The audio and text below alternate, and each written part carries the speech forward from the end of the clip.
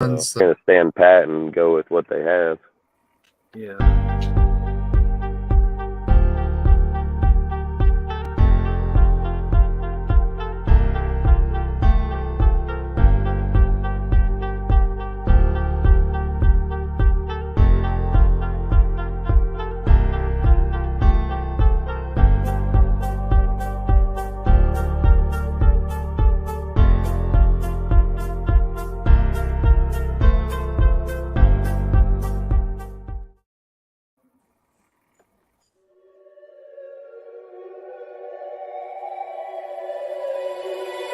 I wake up to the sounds of the silence that allows for my mind to run around with my ear up to the ground. I'm searching to behold the stories that I told when my back is to the world. Was smiling when I turned.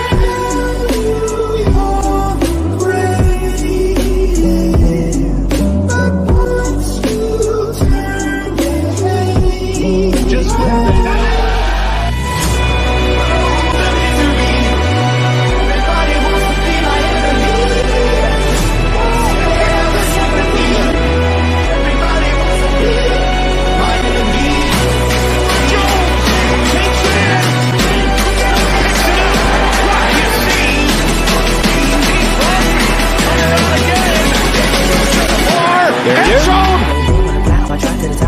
shape, thinking out the box, I'm an astronaut. I'm blasting off a planet, rocking cause catastrophe, and it matters more because I had it. Now I had a problem. I had to go in opposition, kind of shocking. They were static with precision. I'm automatic, quarterback.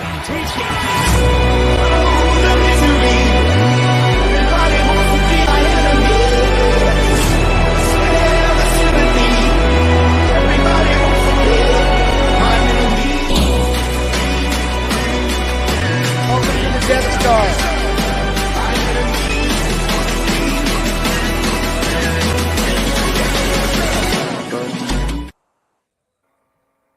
What is good, Raider Nation? Welcome back to yet another episode of Raiders Live News Talk. I'm joined by my friends Dustin, Rudy, Cortez, and Sergio. Say what's up, everybody. What's good, Raider Nation? Hey, just to let you guys Salute, know, Raider Nation. Appreciate y'all showing up like always, and everybody in the chat, mods and all. Appreciate y'all, man. See, Dustin, I always have backup. See, my next choice, well, Levis. Changing your tune a little bit from Stroud to Levis. I guess the Stroud thing ain't Hey, happening. he's gonna have one for all of them, even Bryce. Yeah, no, I mean, exactly. Yeah, I got one more. I'll show you. Everyone. Like I said, thank you to the members of this panel for showing up. Thank you to the mods in the chat for holding it down. We wouldn't be able to do this without you, as always. And last but not least, thank you to our viewers for commenting and watching along with us as we begin our episode. We got another great one for you guys, as always. Just a quick reminder before we get started. If you haven't already, if you could just like this video, subscribe, and hit the notification bell for the 3 platforms that we're broadcasting to currently. That's the Death Star Report YouTube channel, the DSR Aftermath YouTube channel, and the Death Star Report Twitch channel. We've already posted links to all 3 of those platforms. If you scroll up a little bit in the comments section, to find URLs to all of those platforms. So when you get a chance, if you could check those out, like I said, like this video, subscribe, and hit the notification bell. We appreciate it tremendously because it helps us out tremendously. And as a last reminder, we also have a Discord link that we just posted as well. If you scroll up a little bit in the comments section. And so we'd also... Did you get it or you want me to drop it? What? Did you get it? Yeah. You can drop it. Or Cortez. It's a great community. We'd love to have you guys as well there. You know, we have a Raiders chat. We have a general chat, just talking about life in general. We talk about baseball, basketball, sometimes NHL if you guys are into that. We have free giveaways. We have, links to a whole bunch of YouTube videos, free giveaways, all kinds of things like that. So like I said, it's a multifaceted community. It is, generally a Raiders thing, but like I said, we're one big happy family, and we talk about a whole bunch of different things.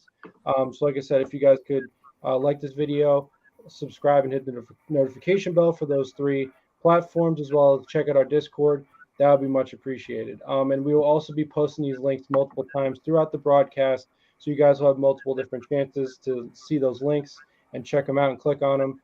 So if you guys could check those out, that would be greatly appreciated, and we thank you in advance for that. There's somebody saying that, Chow. Take that mask off. No. Never reveals identity.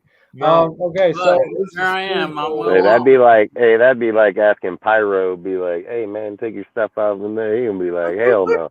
No. no. Like Look, that's Deadpool, our but new look at his mask. quarterback soon. No. So without further ado, our first topic of today is just going to be basically in the quarterback position. So basically, as we all heard, I'm sure, Derek Carr is very much, he's very much moved on from the Raiders. He's on to he's on to other teams and bigger and brighter things, you might say. Hopefully not too big or too brighter, because we don't want him to succeed too well and without him. But he was recently spotted out to dinner with Jets head coach Robert Saleh. So that's potential for him as well. And so while Derek Carr is, obviously, free to sign with whomever he wants, which could be a competitor as early as next year for the Raiders. Obviously, the Raiders need to focus on a QB of their own to match, if not exceed, the performance of a guy like Derek Carr, to hopefully bring this franchise to the next level and continue the foundation that Derek Carr at least provided for us over these past 9 years. So our first topic is going to be Sergio. So Sergio, if you'd like to get us started on your QB comparison, what you believe a prospect QB, certain prospects equal out to or translate to when it comes to comparable NFL quarterbacks. Yeah, so this has been something that is kind of important when you're looking at a prospect. Like, what NFL player do they relate to the most? Not saying that they'll be exactly like that player, but you'll probably get a sense of it. So so far, with the top guy that we've been always talking about, like CJ Stroud all the time. Considering the situation he's in with Ohio State, I have him more like a Geno Smith, like this season's Geno Smith, surrounded by really good weapons, really good coaching staff, defense always gets you the ball. So but he's also really good pocket passer, one of the best accurate quarterbacks, really tough whenever he gets hit, but he's his mobility is a little inconsistent, and you don't know if say we have him, can he handle adversity? Can he handle when a team falls apart and stuff like that? Now, the other top guys, I'm only going to go maybe top 4 guys. Anthony Richardson, obviously everyone's saying he's the next Cam Newton, next Lamar Jackson. Mm-hmm.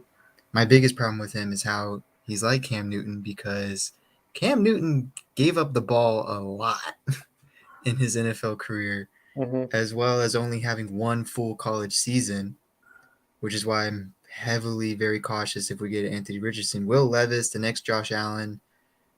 Again, I don't know if I want a guy that just gives the ball all the time, no matter how athletic, how great he is.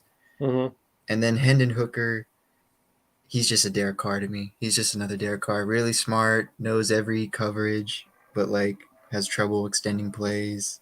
And he's we recently went through a bad leg injury. Needs everyone in the offense to keep up and get going. So yeah, the top 4 he's guys. Older too. He's older. Yes.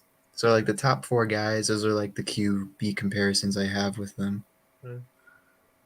Yeah, those are definitely interesting, Sergio. I first of all, I definitely agree with you as far as the Anthony Richardson comparisons. I mean, obviously, you got an athletic guy who you could argue is a run first guy, can definitely get it done on his feet.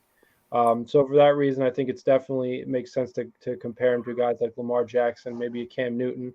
I would probably lean more towards a Cam Newton, just because it seems like his body type and his frame seem to lean more towards a Cam Newton as opposed to just a completely elusive guy in Lamar Jackson. I mean, to me, it seemed like the key to Anthony Richards' game in college was, that QB power, right? Just basically just getting the snap and immediately just becoming a running back, which he did to great effect, it seemed, throughout at least this past season.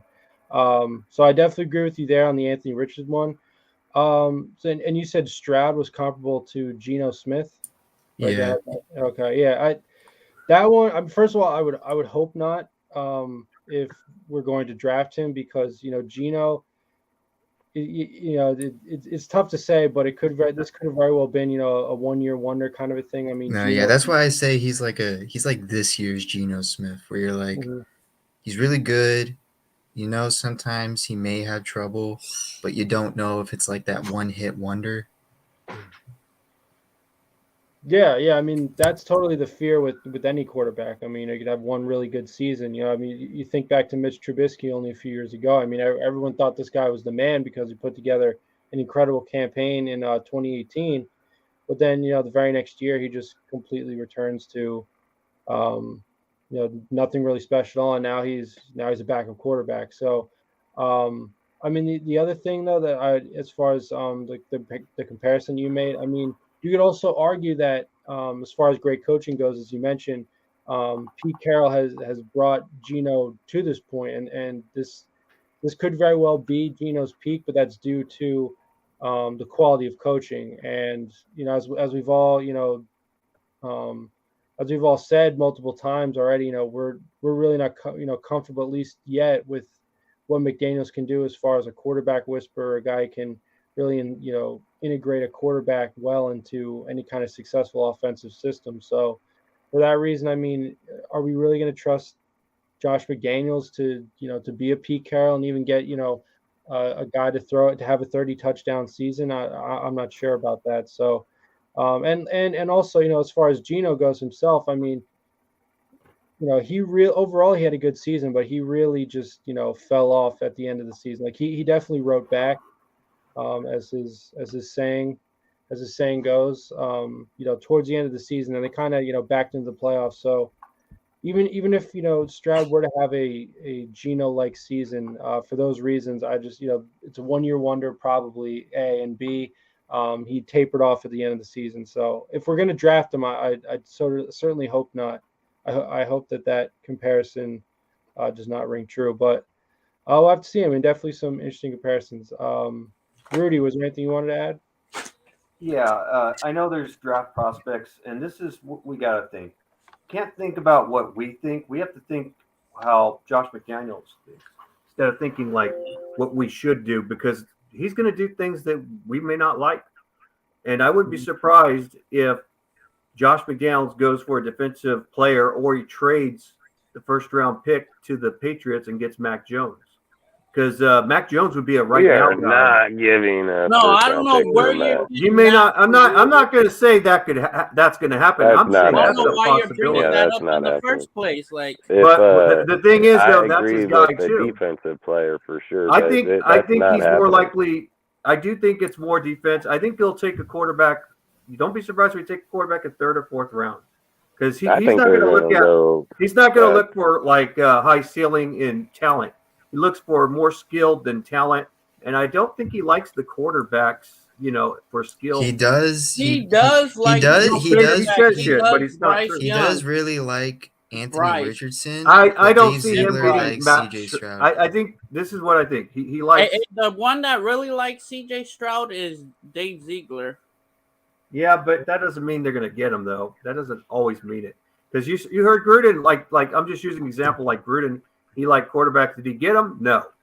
Just because he likes them doesn't mean they'll get him. I think at the end of the day, it's going to be Will Levis, dude, because I think it's Will Levis going to be to the Raiders, because as long as he doesn't get picked before us, they fucking changed the betting odds for the number 1 quarterback to go in the draft was at 20-1. He dropped to 9-1, and he dropped to 9-1 when motherfucking Ziegler had that fucking deal about it and said, when they asked him where do you see him, he said he's the most NFL QB ready, and I can see him going 1st overall.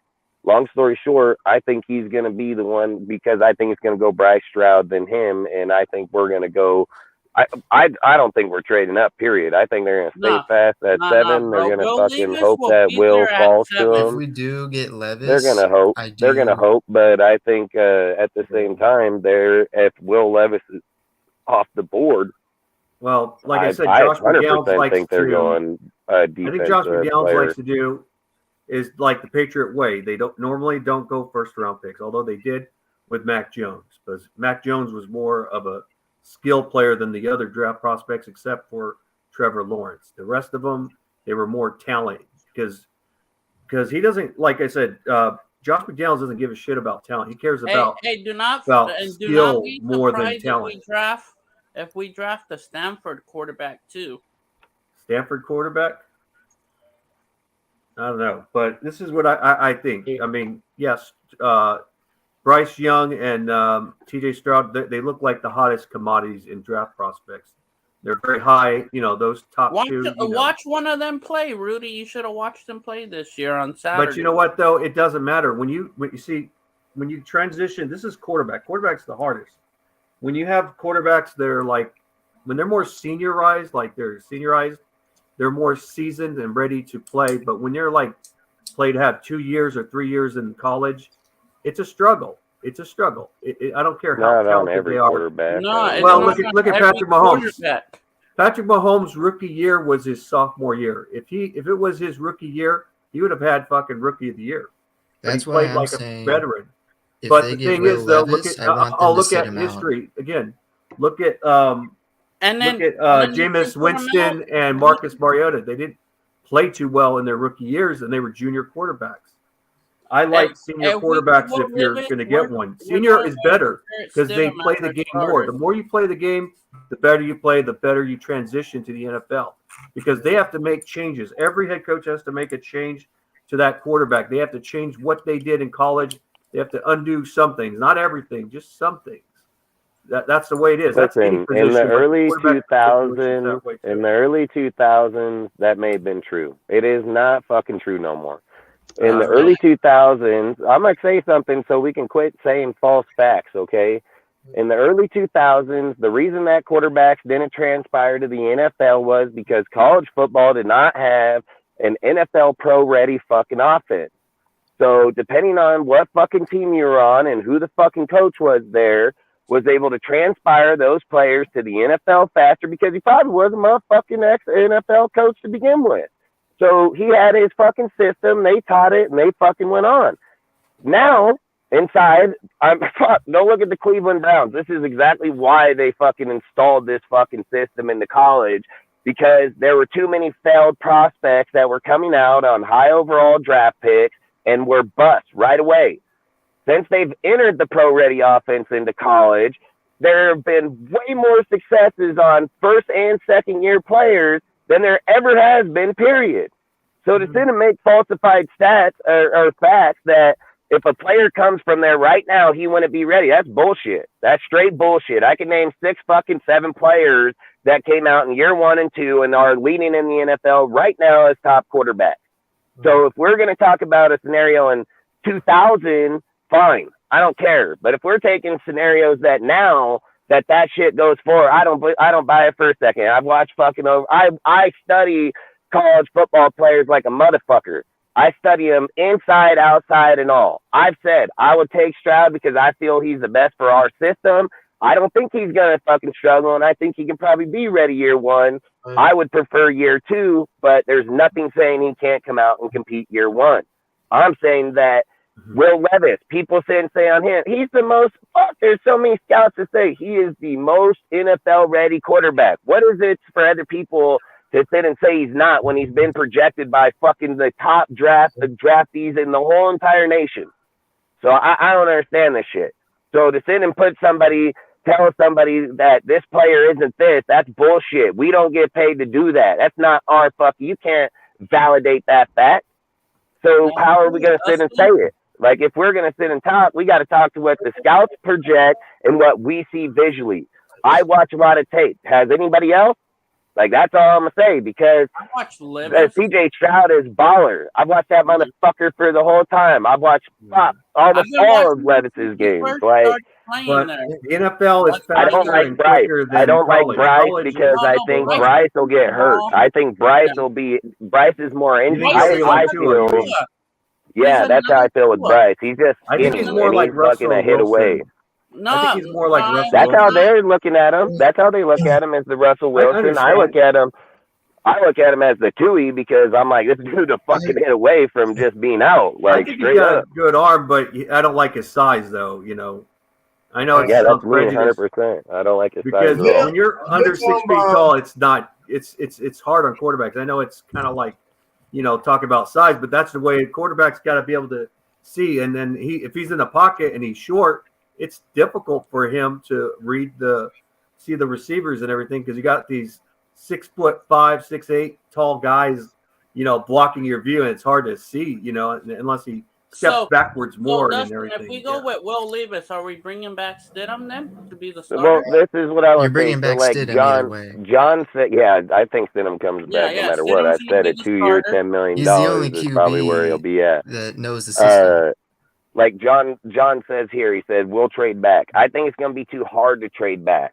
So this is why I think we stay pat where we're at. I don't think we trade out of our spot. I don't think we trade up, because if you're trading back to go for a quarterback, right? And I'm just using this as a scenario. I'm just saying it. I'm not saying this is how it would be. If they're projecting that say that they want AR, right? And they're saying that they project them anywhere between the 20th and the second round and going into the second round. How do you trade back and find the right partner where that value, it matters? If you go to the 20th pick in the first round and you feel that AR is your franchise quarterback, but you could have got him in the second round in the fucking 7th overall pick, why wouldn't you just stay pat?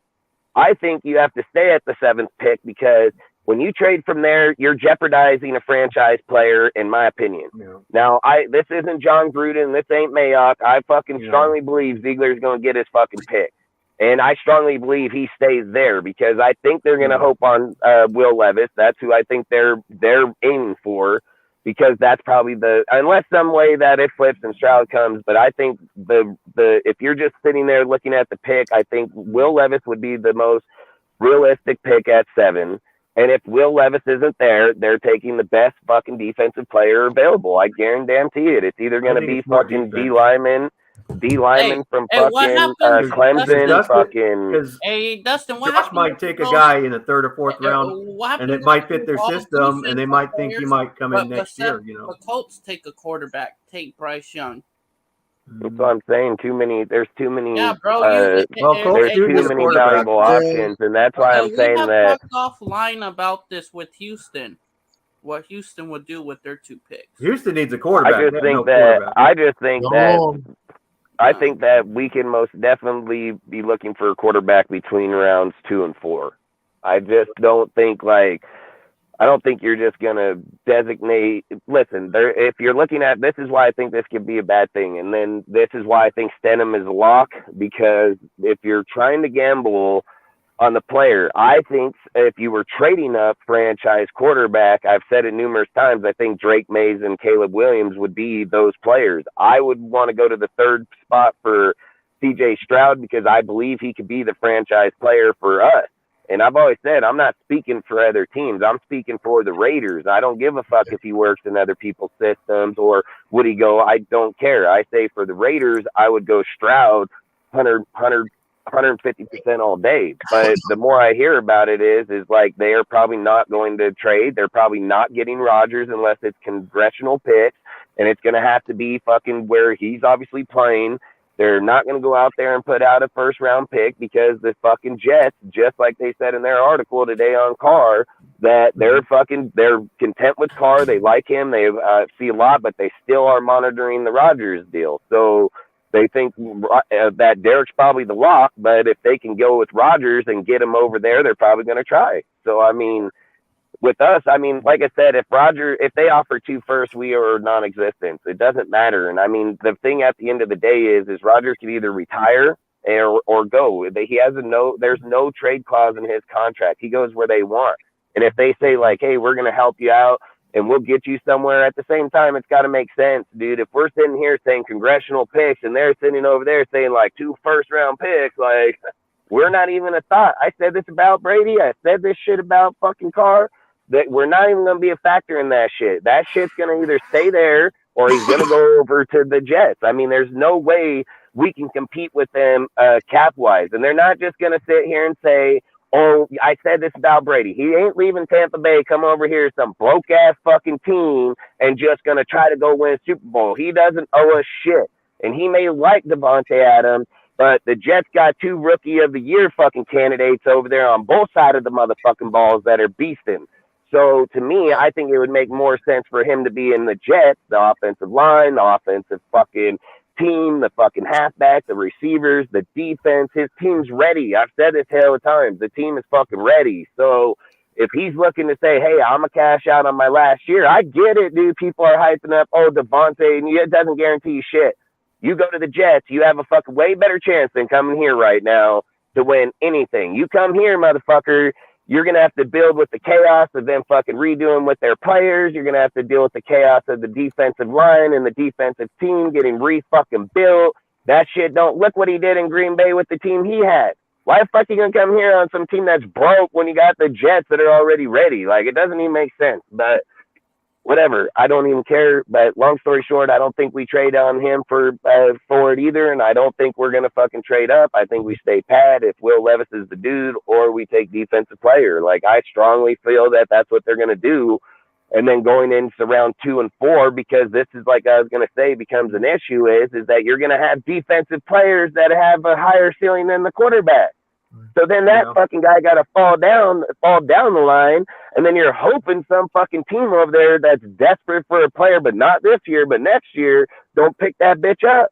So that's where it becomes a real gamble in that point. And then, I mean, I don't know if we're going to sit here and say, oh, we're taking quarterbacks in 2 through 4, and they're going to be franchise quarterbacks. I mean, I don't know about that, but like I said, I mean, I think you roll with Stenham, dude, even if we lose or not, I've said, trade Josh for next year's draft pick, dude. Like I've said this hell of times, trade Josh, next year draft pick. That way, if we do have a bad season, we take our first, take that first from next year with Josh and trade the fuck up and go get our quarterback, dude. Like, it doesn't make sense this year to do that because the bigger board's next year. So if you're sitting up there and you trade away Josh right now, I feel like that's a wasted draft pick. Like, you're wasting your draft pick. There's only so much talent in one draft. Like, you can't have fucking 30 draft picks over here and think like you're going to build this great team. Like, we have 11, dude. Like, we may have 13. I think that's plenty fucking enough for 1 year. We need to think about next year where I think if we go out there with Stroud or whoever the fuck I don't care. Go get Jimmy. It ain't going to happen. You can't build the defense having those players on your team unless he's getting signed for $20 million. But long story short, if you're going to go out and do the picks, I think it would make sense to do it next year where you get an actual franchise player. So, like I said, I think there's a lot here, man. I don't know. I mean, fuck, I don't know. I just say straight up, I think I would hope for Stroud, but I think Levis is where we're going to be. And it can be fucking Jake from fucking goddamn Fresno for all we know, you know? So who they want. That's why I've always said we can't put words in their mouth. We can analyze the player to what we think is the best fit for them. They may think defense is the better pick for them and Drake. And I'm just saying Jake could be a option down, and I'm not saying him. I'm just saying like him or somebody later. You know, like we could have the whole thing miscued massively, just like we have had all year long. Like, every time we think we know these fuckers are doing, nobody knows. Dude, these fucking guys go on their own beaten path, and they don't tell nobody. So motherfuckers out there claiming like, oh, you're full of shit. You're just fucking guessing like the rest of motherfuckers, like straight up. Yeah. I think right now it is a guessing game with the draft. And I do believe it's going to be defense, and they'll still go quarterback. They'll go quarterback, like you're saying. You're saying 2nd to 4th round pick within that range of getting a quarterback. And I said it myself. It's like more likely 3rd or 4th round pick. Right. But, I think Josh McDaniels, he does like they do. He's doing it the Patriot way. He wants to do it that way, but make it his way, is that he's going to go for skill position more than talent. He wants a guy that's more skilled, even if it means less talent, which most people, we always think talent more than skill, or we go for guys within the talent and skill area, which is usually the best quarterback, but he might look at something that we don't think like, oh, that guy, he's a bum. But then he's going to say, well, look at him a lot carefully. And that's what Josh McDaniels. Yeah, but I think we're just like, I've been thinking about this a lot over the weekend. I think we are way the fuck off the path. Like, I don't think he wants a guy like fucking Rodgers in his system. I really don't. I believe, like, if you look at the way look, when Brady was picked, he was picked in the fucking 2000. They had Drew Bledsoe there. They didn't even think the dude was going to pan out. But Brady came in there and he played just good football. He wasn't nothing except, like, he wasn't like, oh man, look at the way this guy's lighting up the board, or look at the way he played good football within a system that had good football. So the defense was able to control. They were able to maintain games a lot better. So he looked better than what he really was. And I'm not going to say over the years he didn't get better or not. I'm just saying I feel like they don't need a high-powered player. Like, I believe that they feel like they just need a quarterback that can run the shit the way that they want, because they're planning on that the defense is going to take over games this year. Like, I strongly believe that's where they're heading. I've said it. They're going to get depth. They're not going to be going after high-caliber names. They're just going to get a lot of good players that play good on first or second string. Like, straight up just fucking between the two. So, and look, that's better for us anyway. So it doesn't matter. Like, do we agree that they're not going after people? Who gives a fuck what names they are? I've said this even in the beginning of the year. What's it matter what the person's name is, as long as he's getting the tackles or catching the yards? Like, it shouldn't matter what the fucking guy's name is. It shouldn't matter what we're paying him. If this guy can go get a $2 million player or a $5 million player and him produce for 17 straight games and take you to the Super Bowl and win, then what the fuck does it matter? Like, I think where we get too carried away is like, people are like, we have to have Jerome Payne on the, or we have to have Jesse Bates, or we have to have this guy, or Ramsey, or we have to have this. No, you don't. No, the fuck you don't, because they never had that.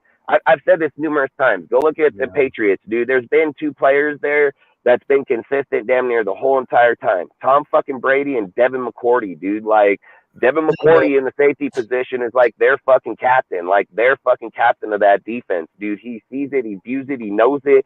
Like, his job is not, he's not going anywhere unless he wants to. You know what I mean? Like, everybody else on there, I've said this hell of times about their jerseys. Why ain't you buying names of other people there? Because motherfuckers don't do it like that. It's like you're getting a quarterback, a receiver, and fucking maybe one other, or defense. But they don't got 20 players over there like the Raiders here with 15 fucking players here. Like, oh, I got to wear all their jerseys. Like, they ain't even like that. No. So long story short, what's it matter if that's their system? It may not fit us. It may not be what we want. But if we're analyzing the football games fairly as non-biased fucking fans, then if they did have the defense they needed, we would have been better. There's no fucking doubt about it, dude. 7 points, give or take, out of 12 games last year by 7 fucking points. Like, defenses matter in there. And if it's an offense, dude, and you have Jacobs, like, and this is something, like I said, I think they were tanking the whole time. So to sit here and say, well, if they ran this play or they did, I'm not even do that, because we're just talking on a subject that they probably did intentionally. Just like I've said about if Brian Flores wanted to tank games, all he'd have to do is call man zero in one part of the game. That was a crucial part. Put him on the line, dudes overthrow, get a touchdown, and then the game plays on. All somebody's going to talk about is how horrible a play that was at that point in the game, but they're never going to say he was trying to tank a game. But intentionally he was. Like I said, you can put plays with inside at certain crucial points that'll determine the outcome of a fucking game for sure. Determine turnovers, where the ball lies, where they're getting it back at. That shit matters. So they couldn't say like him on that. I'm not going to speak on that point, but long story short, he has the offense. They have fucking defense in play, regardless if we agree or not. They're there. They just need the players to be there. And when you got $43 million, and say you get some contracts to restructure, you're looking more around the $50, $60 million, just depending on who restructures and how much. And then when people restructure, you got to remember, if a guy restructures for 10, you're only getting 8. You're not getting the full $10 million. So you're only getting $8 million. But long story short, you can restructure X amount of contracts. So let's just say that if we go from 43 to 55 million or so, and you're able to go and revamp your defense with all types of players. The offense, like I say, why would they go to free agency and look for the tackle when they've been famous, which they hit on theirs right away, that the Patriot way, dude, they draft fucking offensive tackles and guards from round 3 to 5. They drafted Parham in 3 and hit on that motherfucker. So I would just let them keep picking their players between those routes for the offensive line, and go to free agency on key players that are going to matter, like a fucking linebacker for our team, because that's where the captain is regardless. Like, or a fucking cornerback that's a young player that's fucking shut down. Like, somebody that fucking matters. Like, there's not a Sauce Gardner in every fucking draft, dude. So we need to get a proven spot where you're gonna fucking most likely get him in free agent that he plays. College is so hard in those positions because it's a man's game. You come from a kid game to a man game, and sometimes it's just a fucking player just faster, bigger, and better than you, period. Like, but again, long story short, I mean, like I said, I think they've got a whole different plan in place, dude, that how they are viewing it, how they're going to fix this team, and I think they're about to do it. I mean, they've already got rid of the scouting people like in Crockett and them because it didn't fit their shit. They're going to blame this D lineman dude, but I think it's bull, but we could talk that later because I think somebody's subject. But outside of it, it's like we're going to put here, but at the same time, maybe it needs to be done too. So I just said when their system works, it works. If they're not on it, it's not going to work, man. I mean, plain and simple. And if the defense was intact, we'd had a better team. Done. Didn't Tom Brady want to play for the 49ers? Yeah, and I mean, I hear more and more reports after that Tom Brady never even thought about coming here to the Raiders right now. You know, like I was telling Cortez this earlier, whoever this fucking guy that's going out and spreading all those fucking rumors, that fool probably should be the fuck off his job because he's been over there claiming that fucking J.C. Jackson was a high sought after person for us, that Tom Brady was a high. I said it on our show multiple times. If that shit was even in play, that'd be tampering like a motherfucker, dude. Like, that's just somebody's fucking opinion, and he never even had intention to come. So that's all I say is like too many people are putting out too much bullshit, dude, and then they're running with it, and then they're telling the nation that that's shit that's happening. Like, that's not even cool, man. Like, it's not even cool at all, bro. Hold on a sec. Who thinks again, Mac Jones? I put that in there just to be a troll. I mean, if Bill Belichick were to say he wanted to trade him, we're not getting would take it. Mac Jones is not. I don't think they're going to, though. I think. Listen, if Bill Belichick came to Ziegler, and told Ziegler, I will give you Mac Jones for the first pick, 7th overall, he'll laugh at him. He'll laugh at him. He'll say, I just shipped Carr's ass out. Your quarterback got like, what, negative touchdown to interception? Anything I'm going to give you a fucking first-round pick? Get the fuck up out of this, bitch. Oh, that's another thing people are forgetting. I don't even know where that idea came from, dude. We shipped off Carr with 3,500 yards, 24 touchdowns, 14 interceptions, which we could agree that 3 to 4 of those interceptions ain't even him. But long story short, on paper, it was 24, 14, and 3,500. Yeah. Jones is garbage as fuck. And we going to go give up our first-round pick for this dink-ass motherfucker that worked under Josh over there in a Pro Bowl year. And I don't know. Hell no. Like, it's not happening. It's another thing that people are forgetting. In my personal opinion. Why would he go give up the first pick? He can just sign Jimmy for $20 million. Why would he do that? Why would he go for that motherfucker? Like, that don't even make sense. The thing that people are forgetting is, like, forget what McDaniels is thinking. Ziegler got rid of Carr. Well, Ziegler in his mind is thinking, okay, I just got rid of Derek Carr.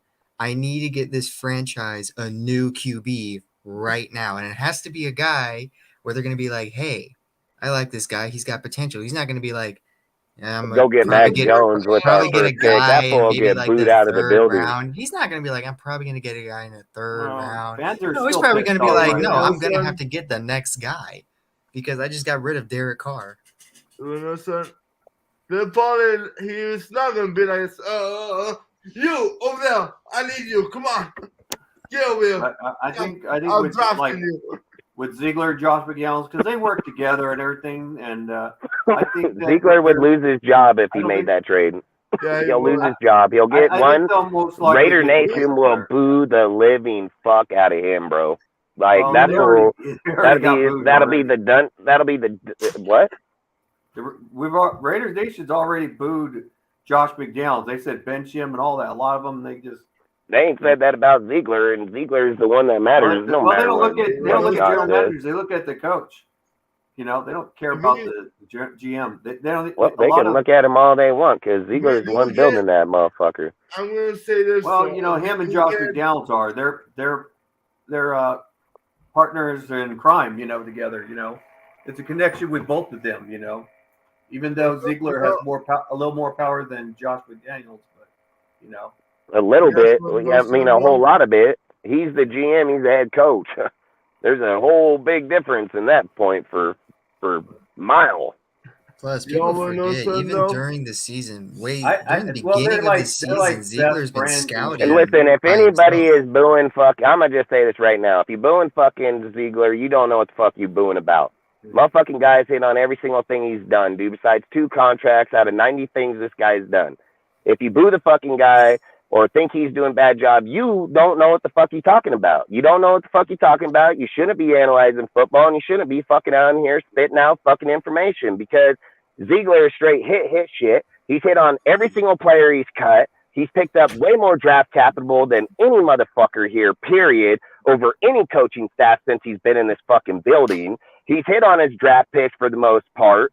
So to sit and say, like, Ziegler is any part of a fucking Josh's offensive play calling, which he did fucking just fine in certain points, then I don't know what to fucking tell you. Because you motherfuckers are wrong. The defense is garbage. The team was depleted. The guy calling bullshit-ass fucking plays over there.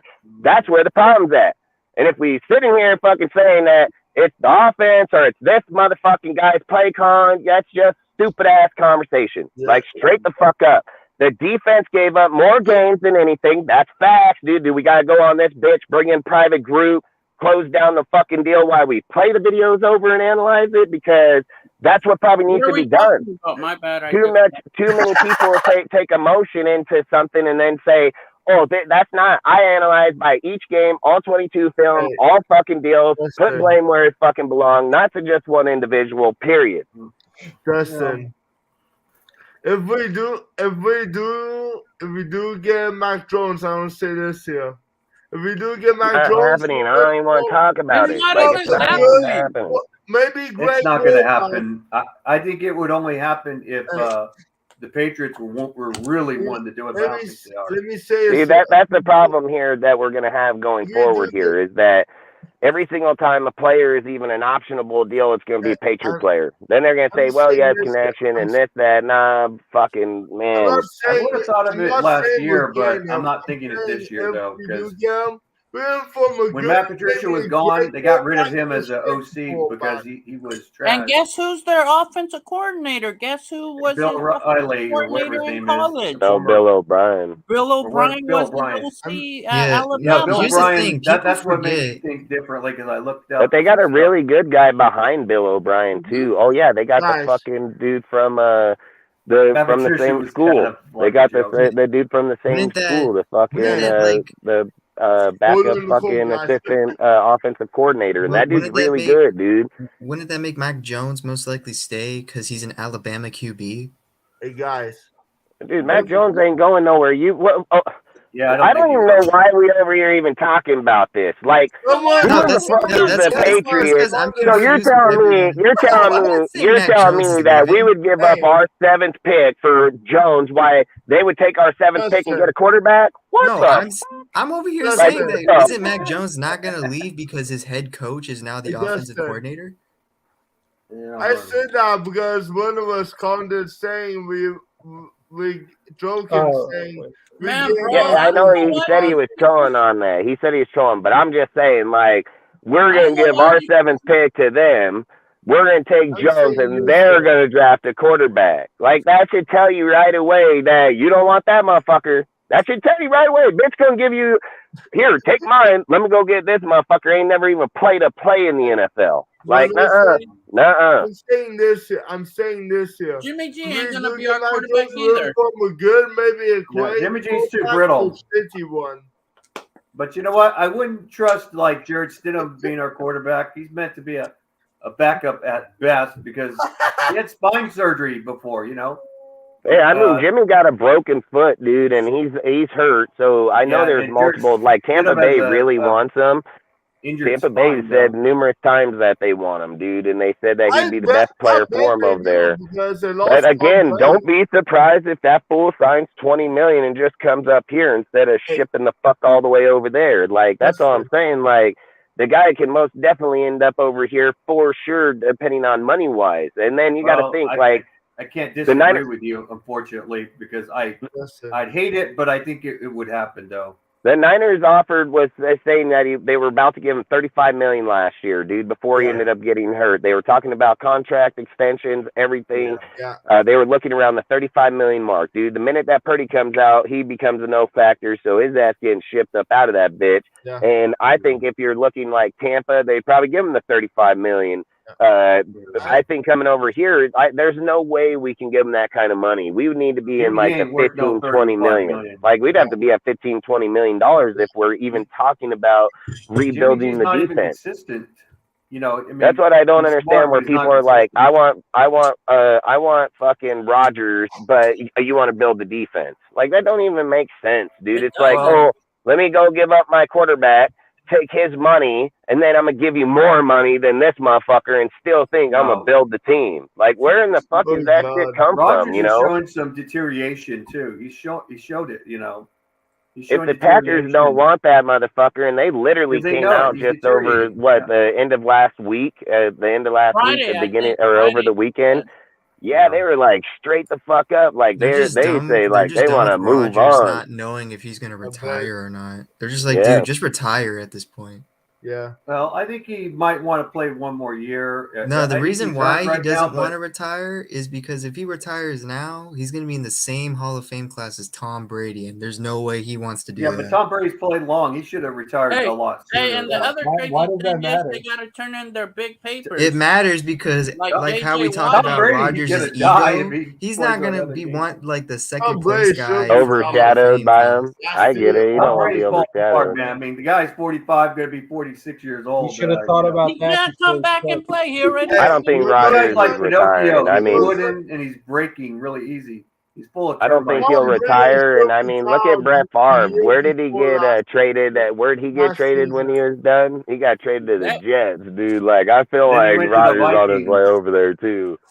They went to the Vikings. And I don't think Rodgers is not going to play for him. Like, I really don't. I think if Rodgers gets shipped over to New York, dude, and sees that roster, there's no fucking way he's just like, well, I'm going to retire. Like, no way. No. There's no way. He's playing with them for a year, dude. So if I'm just saying, like, if that dude's serious about giving up a first and we're not even considering a first, then he's going to the Jets. I mean, fucking straight up. And I wouldn't give up the 7th overall pick for Rodgers. There's no way. They're 100% interested in him. No, hell no. The report said today, dude, that they've had a great meeting with Derek Carr and that they feel him as a top candidate, but they're still monitoring the fucking Aaron Rodgers fucking deal. Well, they're probably just doing like, contract comparison. I think it's going to go like this. I think this is how it's going to go. If they can trade for Rodgers, Rodgers will be their quarterback, and if not, Derek Carr is their quarterback. Like that's exactly where I think they're at right now. If I was Tampa Bay, I would try to go after either Derek Carr or Aaron Rodgers. Tampa Bay needs a quarterback. They're not going to go nowhere. They are a playoff ways, and they're still a playoff team. If they have a quarterback like Derek Carr or Aaron Rodgers. And they're rebuilding that whole team right now. They're rebuilding that whole offense. Well, the offense and defensive coaches is what I should say. They're rebuilding the coaching staff. Tampa Bay needs a quarterback, though. That's the thing. They do. James. Everybody will be overshadowed by TB12 facts. Yeah. I think what it was is that, Tom Brady. Smart. He went to Tampa Bay because they had weapons on offense. They had a good defense. He went to a team that he would fit in better, and that was the smartest move that Tom Brady made. And I don't even like Tom Brady, but I give him that he made a smart move going to Tampa Bay. An easier weak division, but with a lot of talent, Yeah, but you know what I think is hella funny about what's up, Raph? Appreciate you, bro. Yo, Raph.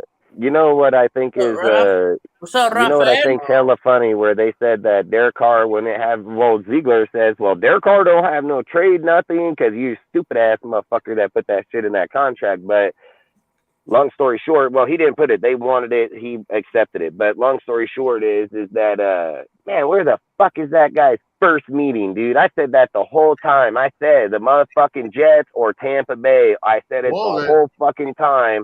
This motherfucker's first meeting off the deal was motherfucking Jets. Like, that's what I'm just saying. Like, fucking, we're just way the fuck off, dude. Way off.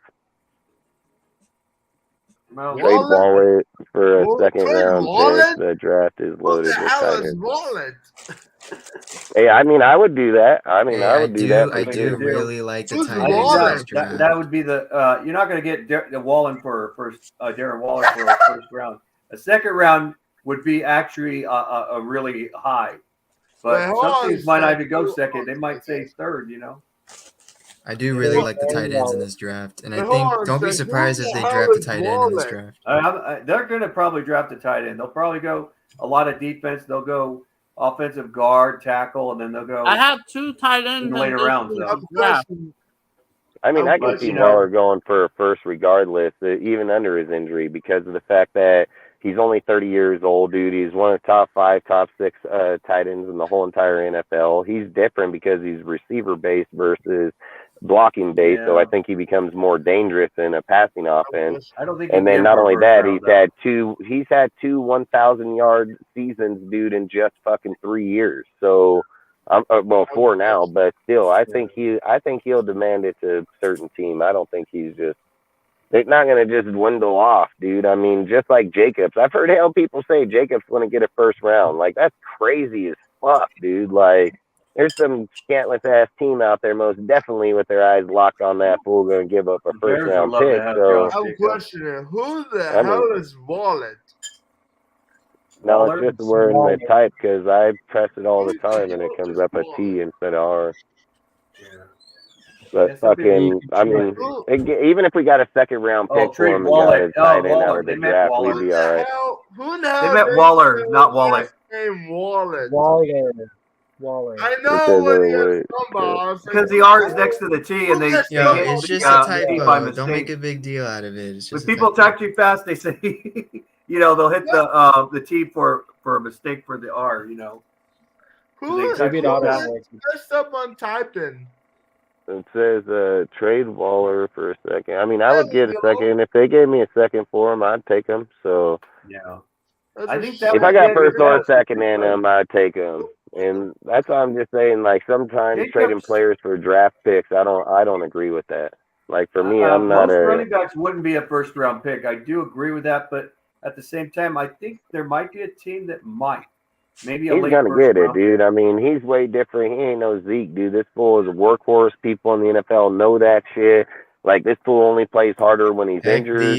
the defensive player of Jacobs the year is said way that different Jacobs is the breed. best running back. Yeah, I mean, Yeah, he's a way because different breed, man.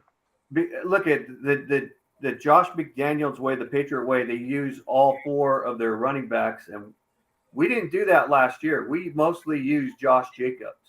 I mean, when your quarterback is the second leading rusher, there's a fail right there in the running back scheme. They've got to make a change in that because you can't have a quarterback being the second leading rusher. I mean, I'm guessing they did that because they never expected Jacobs to have this type of season. Yeah. And I'm guessing they just kept rolling with Jacobs. So they're like, well, he's most likely going to get a first down every time you give him the ball. So Might as well just go for it. But remember, they I've had said that they numerous had a Patriot times. running back on the I've team. spoke that numerous times, John. What's I've his said name? that hell of times. I think Buffalo would be the candidate to give up that pick for him for sure. I've been That's thinking where they about lack, that for dude. a while. It's where they What's his lack. name? His I've been first name's saying this Bolden? for months. I've been saying this for months, dude. I said this And in the he sucked beginning of the ass. season when we were talking about giving him up. Well, when I was talking about giving him up. I can remember last names better than. Yeah, I mean, also you have to take in consideration that because Green Bay has expressed interest in Waller before that Rodgers Waller trade could happen. That's another thing on the table as well. And then as far as Buffalo goes, I mean they're pretty much in a win now situation. I mean they're not looking to rebuild unless they choke again, which the Bills, it totally could happen. But I think they for were right looking now, like a great team. They choked on the Cincinnati Bengals. Bro, I'm did. so happy I predicted that.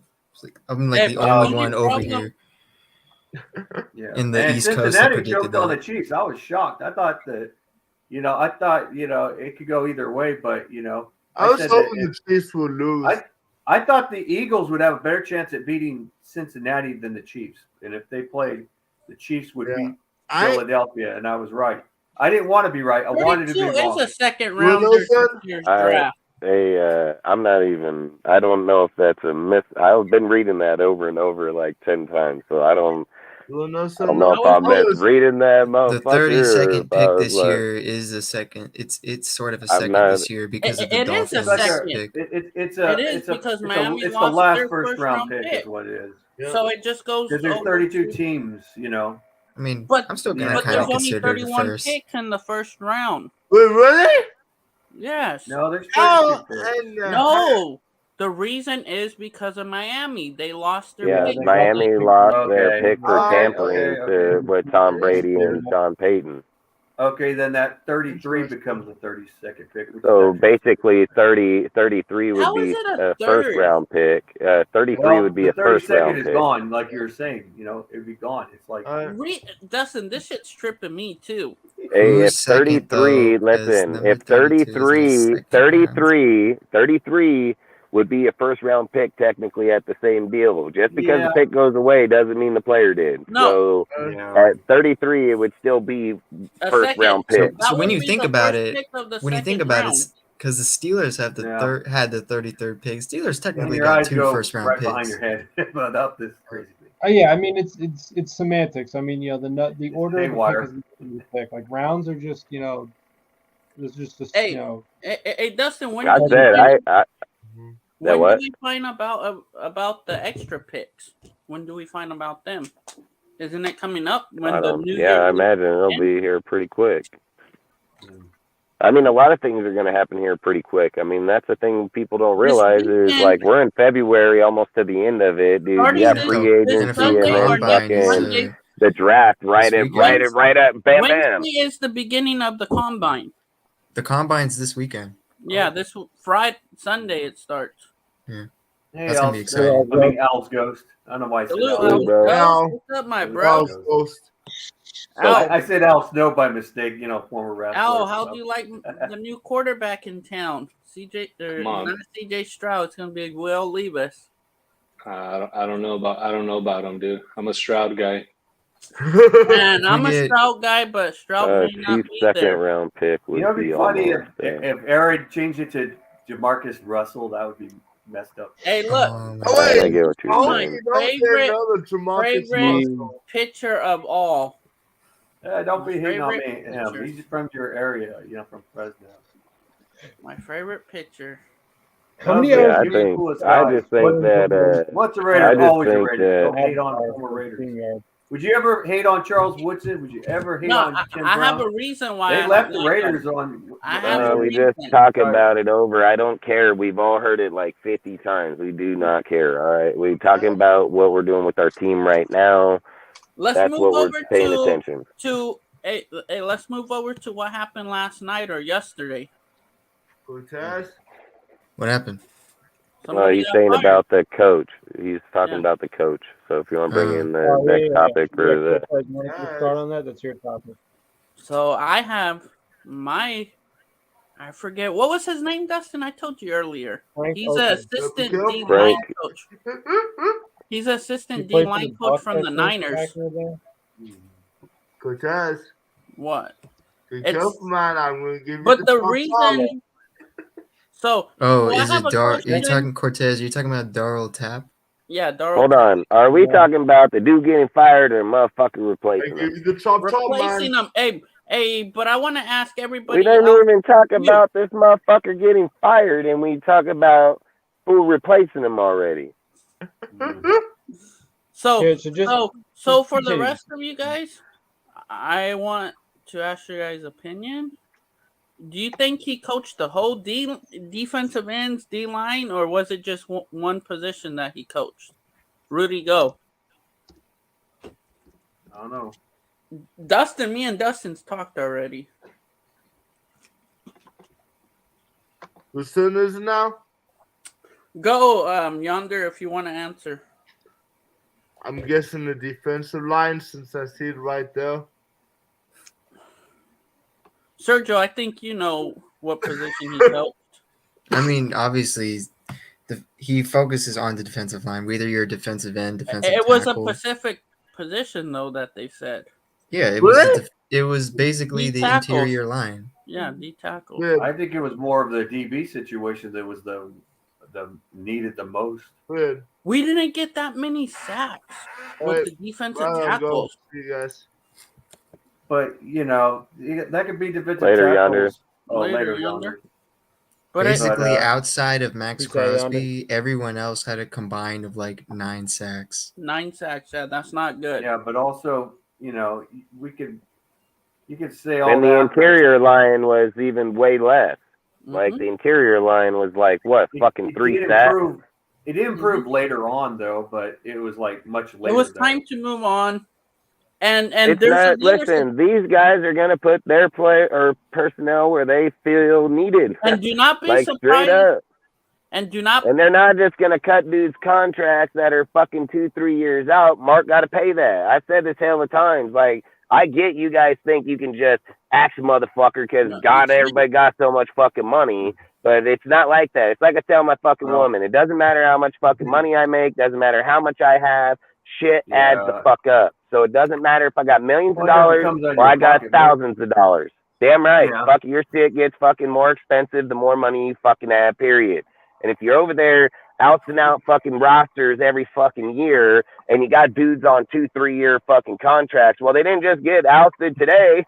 You still paying them 3 years down the road. Like, that's how that shit works. So, like, you can't just go in there. They're going to 86 every motherfucker off this team until it's their people, period. Done. That's what they're going to do. So, my fucking guy comes up. It doesn't matter. That wasn't theirs. Bye. See you fuck later. Next motherfucker Yeah. come back here. Like, that's exactly what they're going to do until it's theirs. Ziegler literally said that when he went into that fucking office, and I've said this hell of times, nobody knows what the fuck they talk about. Nobody knew what their plan. And what did Ziegler say? He said, we never even fucking pitched out our Mark Davis a Super Bowl idea. He said he pitched him the fucking rebuild from the get-go. Mark just said it at the interview where he said it was going to be the Super Bowl. They picked him. He said it right out of his own mouth. You can go look that video up right fucking now.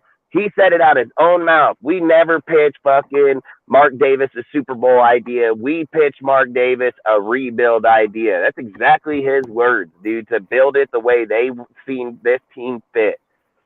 So when motherfuckers going out there and putting words in other people's mouth, dude, they said the whole time their plan wasn't to do that. But everybody out here just thinks they know, like, oh, it's Super Bowl, it's Super Bowl, it's Super Bowl. Ah, motherfucker, that dude said the whole time he wasn't even planning on it.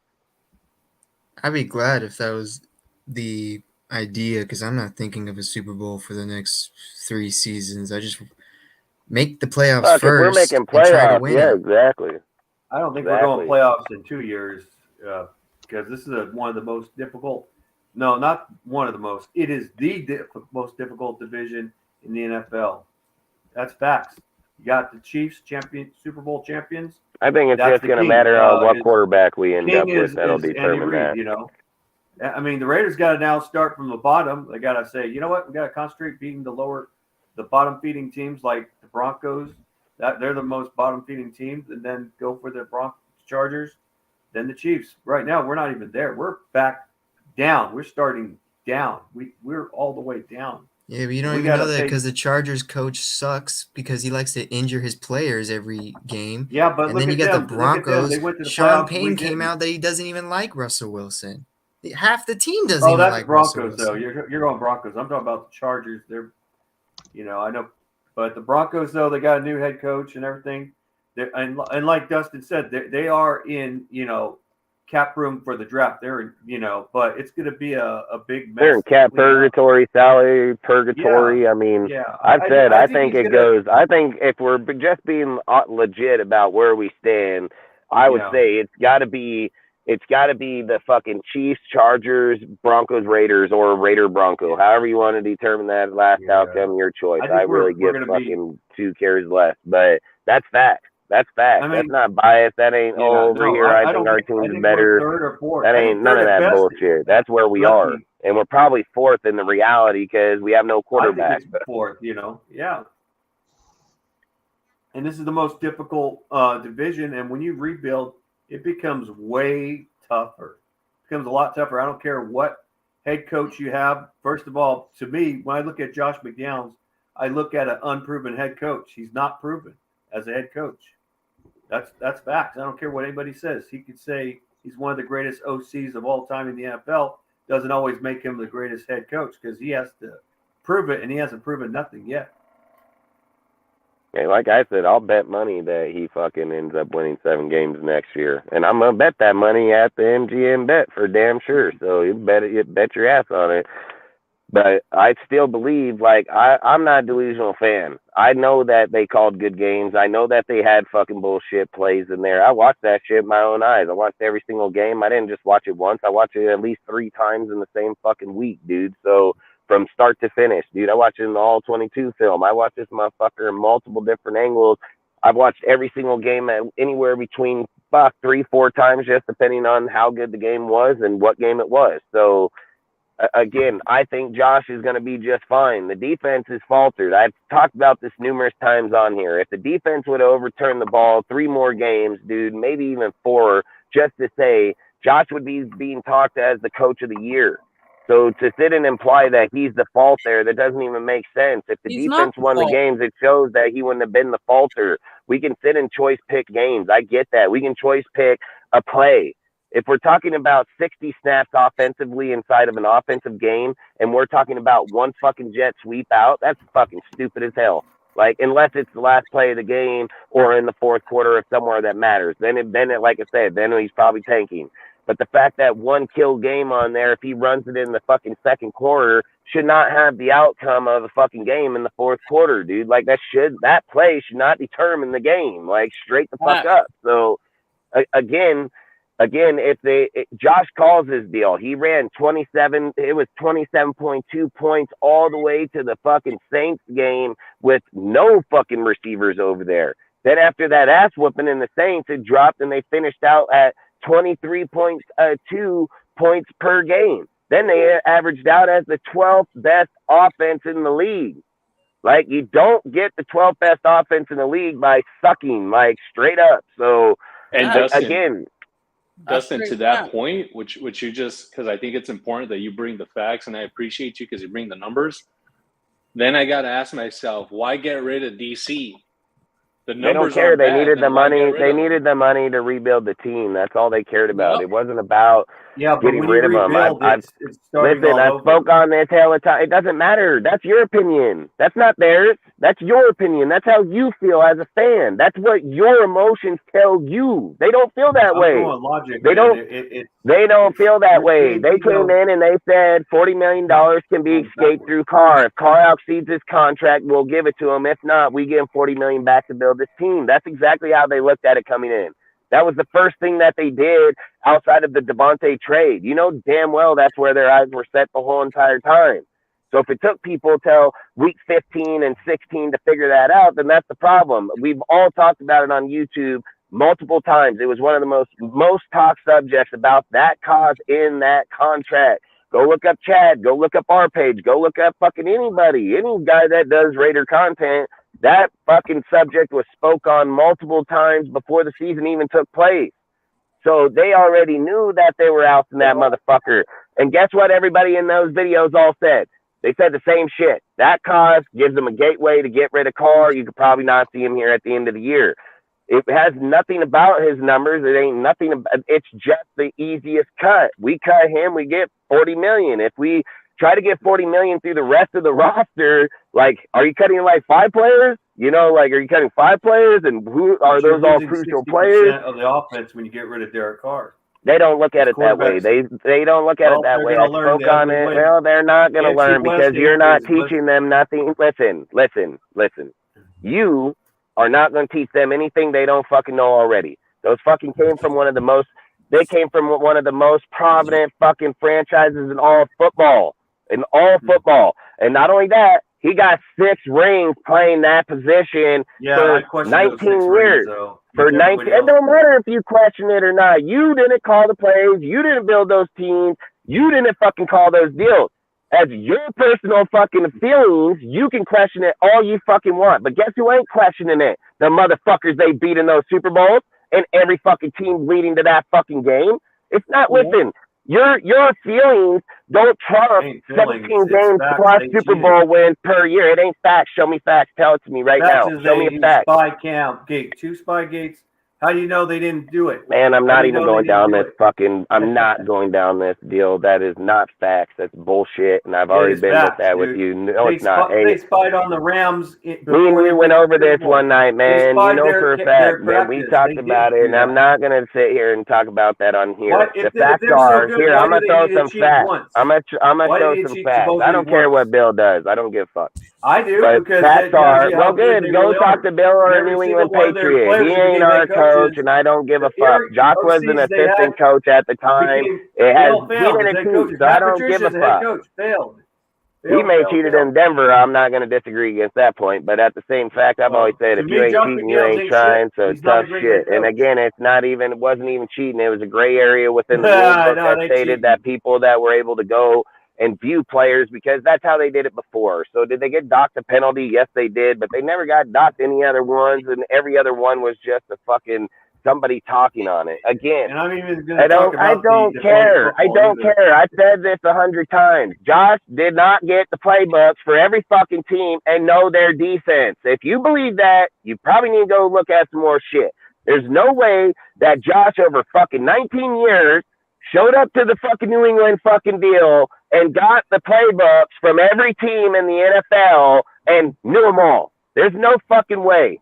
Josh built those teams. He created those fucking teams. He created those offenses, just like he said in multiple deals. Same with Bill Belichick. Bill Belichick said the reason that Josh is so good at offensive play calling is because he does not run the same shit twice in a row. He alters his playbooks year in and year out. It's why it's one of the most complex playbooks because they're not running the same plays back to back to back years like other fucking teams are doing. So again, we've made accusations that he can't build a quarterback. What one hasn't he built? What one hasn't he built? He was there. I don't give a fuck. All four quarterbacks that played under him have all been successful, and one of them are right now the second one in the fucking free agent right now. It's different when you're an OC. I don't. Your personal feeling on a motherfucking OC or AC is it is because you're fucking dictating somebody's career off of a fucking AC or OC. That's not true. It's not true. He's not a great head head coach. He has 6 wins, motherfucker. He got 6 wins this year, more than Gruden and anybody that came in a tender of a change. It doesn't matter. Listen, I get that motherfuckers can go and bag a guy. Go ahead, bag him. It's your personal opinion, but it's not facts. It's not factual truth. It doesn't have shit to sit behind it. Listen, the facts are I can name 7 fucking head coaches that had all losing fucking records, way worse than Josh, that are Hall of Fame motherfucking head coaches. So again, if you're gonna talk about something, I always say it, judge fairly. Don't fucking bring your biased ass shit to a conversation because it's not factual truth. There's multiple coaches, that had way worse records than them and are motherfucking Hall of Famers and some of the best to ever go down in the game. And that's facts. And if you don't believe it, Google it. It'll pop right the fuck up. So they started out on bad teams when they built up. It doesn't matter. I don't care. It did it to Josh. Josh been on one team. No and then owner would have sitting let here, him do what he did. He You're should have been implying- on the hot seat. Said you fucked up on Arizona. That was a game You're we should have won. That was implying 100% his fault. 100% his fault. It's his fault the players got injured. It's his fault the players got injured, right? It's his fault. No, it's his fault that Waller sat out for 9 games, right? It's his fault. Then they came back It's and his beat. fault. I mean, let's talk facts. If we're talking facts, let's talk facts. Is it his fault that Waller and Renfro were injured? Is it his fault that the linemen got injured where they had to rotate it 21 fucking times? Is it his fault that 10 different fucking players defensively are fucking injured? We are not the Chiefs. We are not the Chiefs. Why wouldn't we have a conversation? These are the most top subjects. I've spoke about this multiple times. One, we defer to another coach. One, we defer to another fucking team. Stay on the point. Stay on the subject. Stay on what the fucking topic is, because I didn't say shit about Kansas City or fucking Andy Reid. I said about where the fucking team is and where we are right here, right now. That's what I have said. I don't defer conversation of past tense in a coach, a player, or anybody when we're talking about here and now. That has nothing to do with anything. Again, if people bring biasness to a fucking certain error, a certain person, a certain fucking deal, how do you make your team fair today? How do you make it fair today? You don't. You know what? That's first, unjust to when your at first team. I didn't like the idea, but then when they brought Devontae Adams to other players, I did believe in Josh McDaniels. I did. But then when it started being a shit sandwich, I saw a lot of flaws. When all the players got Why injured, you just figured it's easy to point the finger to him. I get it. I get it, head man. coach Like is let's always just be responsible. like that. It doesn't How matter. is it his fault He's Again, responsible. players are The head getting coach hurt? manages. hey, you're right. The You're right. In offense, the special NFL, teams, they do view it to that extent. But I don't just sit here and say I'm looking for scapegoats. So okay, I don't Well, do that. So it No, doesn't I'm not matter. even And going it's by Arizona too. I'm going by other his five stats teams are that better we than 12 other teams. We So should have been that's a 11 and bullshit 6. statement. It's a He bullshit has good play statement. calling, but he's been Damn right he sandbagging. does. So that's his job. He's offensive coordinator. He's offensive mind. He never wanted cars, so it doesn't matter. It doesn't matter. It don't matter. Like, that's the thing. It doesn't fucking matter how your personal feelings are. It doesn't matter. When he got here, and Josh, hey, listen, I guarantee you this is what they said when they sat at that table. They sat down and fucking Ziegler said, in order to rebuild this team the way we got, are you cool without Carr? He said, yeah, I'm cool with that. I'm going to send him. Let's trade for him. Like, fuck, straight up. And Derek Like, Carr's straight gonna the go fuck somewhere, up. and we're gonna go shit. He doesn't care. He bases his skill set that if he gets the team that he wants, he's going to go knock him out. Bronco So fans are laughing that's our all that their matters, asses man. at us. The Chargers are laughing at us, and even the Chiefs, they're really laughing their ass up. They can laugh all they want, man. You know who I'm laughing at? I'm laughing at the Broncos. I'm laughing at the Broncos because they got a big-ass fucking team, no players, no nothing. How can the Broncos laugh at us when they don't have anything? A decrepit, decreasing down quarterback. Great, good. I don't give a fuck. I'll take Stenham over him. I'll take Stenham. Nah, hell no. I'll put Stenham on him. We got I'll nothing. take Stenham. Yeah, Stidham all day. He never got a fucking win. He lost. Neither. Oh my god. Are He we played one really? game for us. against the 2 games. 49ers. Yeah. Sucked ass. You really gonna say Stidham was bad? Jared Stidham. He put up really played. 363 He got yards. exposed That's by the more than Chiefs. Carr's done in the last fucking That 4 Chiefs years. game Derek means Carr nothing better because than him. one, Why did they just fucking bench Derek Carr that from there? Chiefs You know game. why You they wanna didn't know bench why him? that Chiefs game Because he meant would have nothing? fucking fell. You We want to know would've why had that Chiefs game meant nothing. nothing? We'd have been 3 losses if they benched Derek Carr sooner. You want to know That's why not that even- Chiefs game that's doesn't not matter? even- Take that Because back. one, 2 because losses. one, that was the last game of the season. 2, it didn't matter whoever won or didn't win. Josh 3, McDaniels knows how good Derek Carr is. He knows he's better than. so if Derek we Stidham. He did just bench didn't Carr, fucking we want would it somehow anyway. be in a 2-win Because if he streak. wanted Yeah, to gone, he would have benched him sooner, but he did. But that's my He did point. it That's my late. point. If he knows, you just said it out of your own He mouth. knows Derek Carr's better than Jared Stidham. Derek That's Carr right, throws and the he ball still way benched more him. fucking accurate than And him. he You're still gonna say benched you're throw him. out of the saying he pocket. benched Derek Jared Carr still 'cause can't throw outside the pocket. he He just can't- did he- in the Niners game. Yeah, No, yeah. he did. He fucking ran. He can't run on his right. Did He you can't not see fucking the throw it. Devontae Adams touchdown? I seen Hey, that. He threw the ball, we but probably didn't watch he the couldn't game fucking because do it when to he's sit running and for his say fucking that life, though.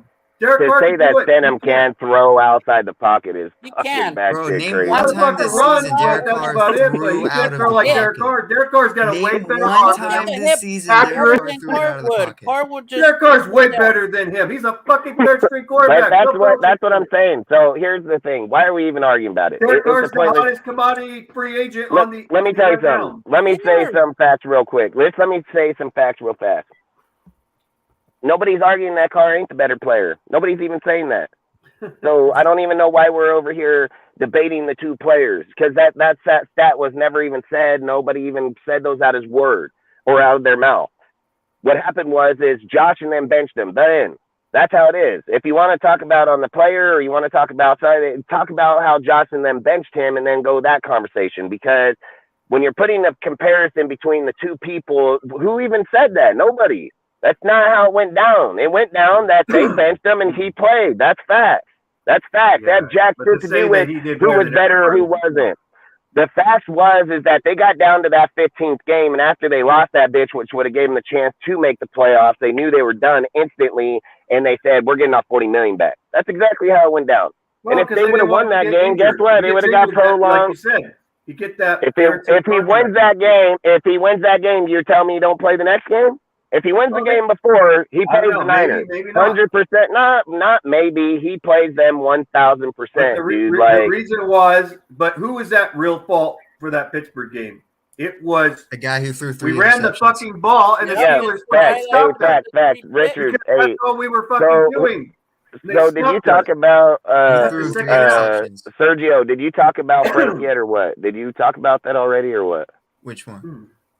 Was that your subject about Frank, the fucking D lineman coach? No, that was Cortez. No, whose subject was it? Or Al's? I think it was Al's about him getting fired. I mean, guys. Those have the same topic pretty much. So go for I it. think it's the same one's topic. firing and one's replacing. So I'm just saying, one's right. firing, one's replacing. We need to talk about firing before we talk about replacing. So, guys, as you guys may have heard, Frank Oakham, our defensive line coach, got his walking papers today. Frank Oakham, former player, not sure if you guys are familiar with his career, but he had a pretty lengthy NFL career. Younger guy, 37 years old. It seems, just looking at his profile here as a player, he played for the Texans, Seahawks, Bucks, the Giants, and he had a brief stint over at the Canadian Football League. And then he really started his coaching career back at Rice University in 2014. He was there for a few years, went to Baylor. And then Matt Rule, I think that's where he actually linked up with Matt Rule at Baylor, and then followed Matt Rule to the Carolina Panthers, and he coached the defensive line there for a couple of years. Then came to us last year. As you guys know, the defensive line stats this year were pretty horrendous. It was pretty much a one-man show with Max Crosby. I think we saw some flashes but from he Neil wasn't Farrell coaching and Max Crosby. Somebody else. He was doing the defensive tackles. So that's a good point. I didn't know that, Cortez. Yeah. But the point is, he got his walking papers today, and he got 3 sacks. So it doesn't matter it doesn't matter what part he's fucking coaching. He got 3 sacks. That's why he's gone. Yep. Yeah. So the numbers were just not there, and so he got let go, and so now the question is who's going to go ahead and replace him. Happy to hear thoughts. I was a huge fan of Brenton Buckner when he was here, but he was obviously not available. Go ahead. There's 2 people I could say. Matt Edwards, the assistant, or what's the other one, Sergio, that I said earlier? Daryl Tapp. Yeah, Daryl Tapp from the Niners. He's an assistant over there. That's going to be a tough one there. I don't see that happening. But the Niners lost, losing coaches. Who? Some coaches went with DeMeco Ryan. Yeah, 2 of them. Which was one was a quarterback coach, I think, if I recall, which is going to be the offensive coordinator, which is not. That's a Greg Olson. So I don't think that's a crucial spot. And who was the other guy? I don't remember. Maybe a they didn't lose nobody like that, and I don't see them losing it like that. Like me and you were talking about. So for facts. But you remember how me and you were talking about fucking the Chiefs fucking the offensive coordinator, fucking Beanie or whatever the fuck his name is. I said that morning, me and him were talking, and I told him, I said the only way I can see him even considering that job is if he becomes a fucking assistant head coach or something, of the fact that why would he leave Kansas City that got 2 Super Bowl rings versus Bieniemy, and then guess what? Few hours later they give him assistant head coach because they're probably about to shit can Ron fucking Rivera. All right, guys, I gotta let you guys go. I'm gonna take off. It was nice talking to you. All right, man. Have a good night. Yeah, hey, just go up on Wednesday. I'll hit you up again tomorrow or Wednesday morning. All right. Hey, the crazy thing. All right, man. Have a great night and appreciate you always showing up, brother. Andy Reid's gonna have to use a new play caller now because they. Who is it? Andy Reid's gonna have to go with. Who was Chicago? It's Andy Reid's system, bro. Yeah, fuck. I said that exact thing. I said Matt Nagy was right there behind them, so it's not a loss.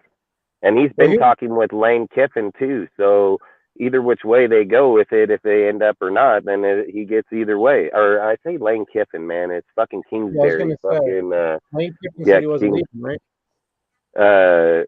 Kiffin ain't leaving. I always say Kiffin's ass for whatever stupid ass reason, but I'm talking about Cliff Kingsbury fucking from Arizona. But there's talks that Cliff Kingsbury might be the OC for the Texans. Yeah, I've heard that Andy Reid has contacted him to be the OC for the Chiefs. OC for the Texans is the Niners quarterback coach. Yeah, it's the Niners QB coach. I wouldn't be surprised if Matt Nagy went to the Chiefs as OC, though. He's already on the squad. He was the assistant coach. Yeah, Matt Nagy been there. He got a Super Bowl ring with them. Oh, I didn't realize that. Mm-hmm. Yeah, he was there all year. Fucking when they let him go over there, he went over to the Chiefs. Yo, forget all these teams. Think about how the Eagles feel. Like their coaching staff is going to get deteriorated since they lost both coordinators. Like you lose both coordinators, you're definitely going to lose a bunch of coaches. Hey, who's that Wisconsin dude that I was? Well, yeah, because most coaching staff that's their players. Coordinator now. What I've been reading, he may become the defense coordinator for the Eagles. Who? The one from Wisconsin. The head coach, intern head coach. I wouldn't doubt it. He's a badass, dude. So I wouldn't doubt it. Number one in the nation in college football. It's funny that was. He was one of our coach candidates for the defensive fucking coordinator, and then this motherfucker gonna go get an interview over here. Like that's what I just think. It's just such garbage that every person that we talk about to bring here they all been hired for other teams already.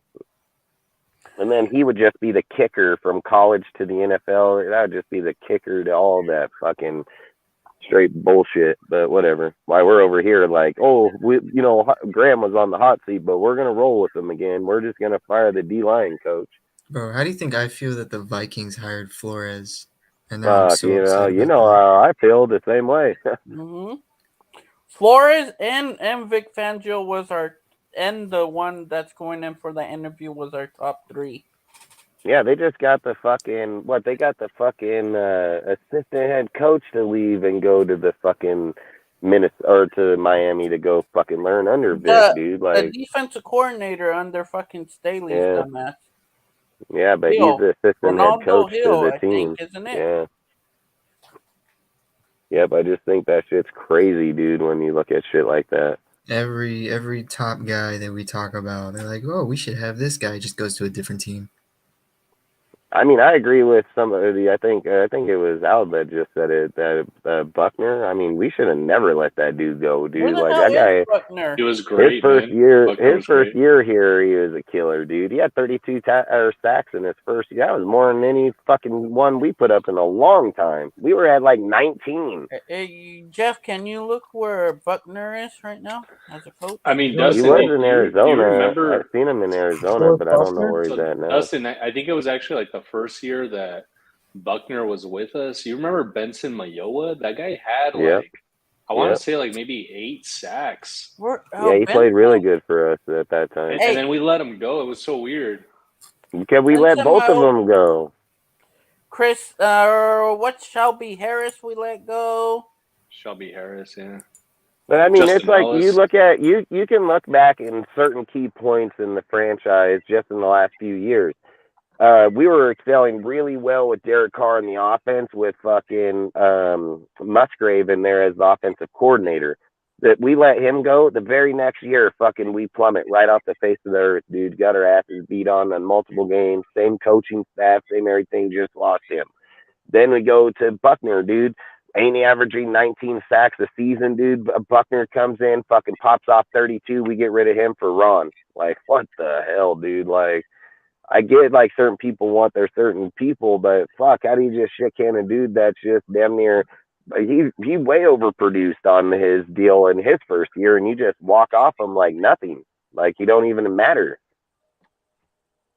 I think we just give away players like the Lakers, dude. You give away players and then they go to other teams and they fucking do hella good and then we want to trade for them back. Like, fucking crazy. Oh, did you find where he's at, Jeff? Right now he's with the Jaguars. Brenson Buckner. Fuck. Even that's why they're probably playing as well as they are too over there with fucking Peterson. Oh yeah, and with fucking Arden Keys over there. But yeah, that's what I'm Arden, saying.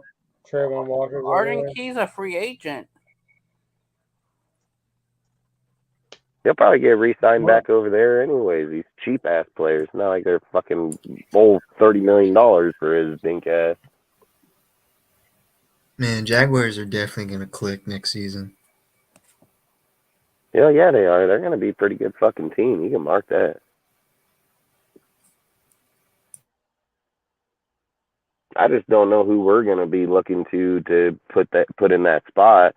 But again, I don't know if that's what we should be paying attention to anyways, because he may have been coaching the defensive line, but who the fuck was coaching the whole defensive, he may have been coaching defensive tackles, but who's coaching the whole defensive line? Is it Graham?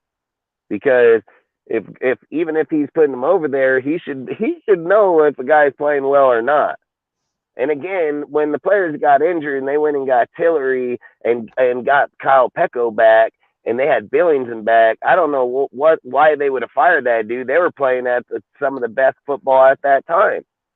And if I recall right, that interior line was ranked 9th overall against the run. So I maybe just fucking, I don't know. I don't get it. But I just think, like I said, they're probably just looking for their own people, I guess. I don't know, man. I really don't.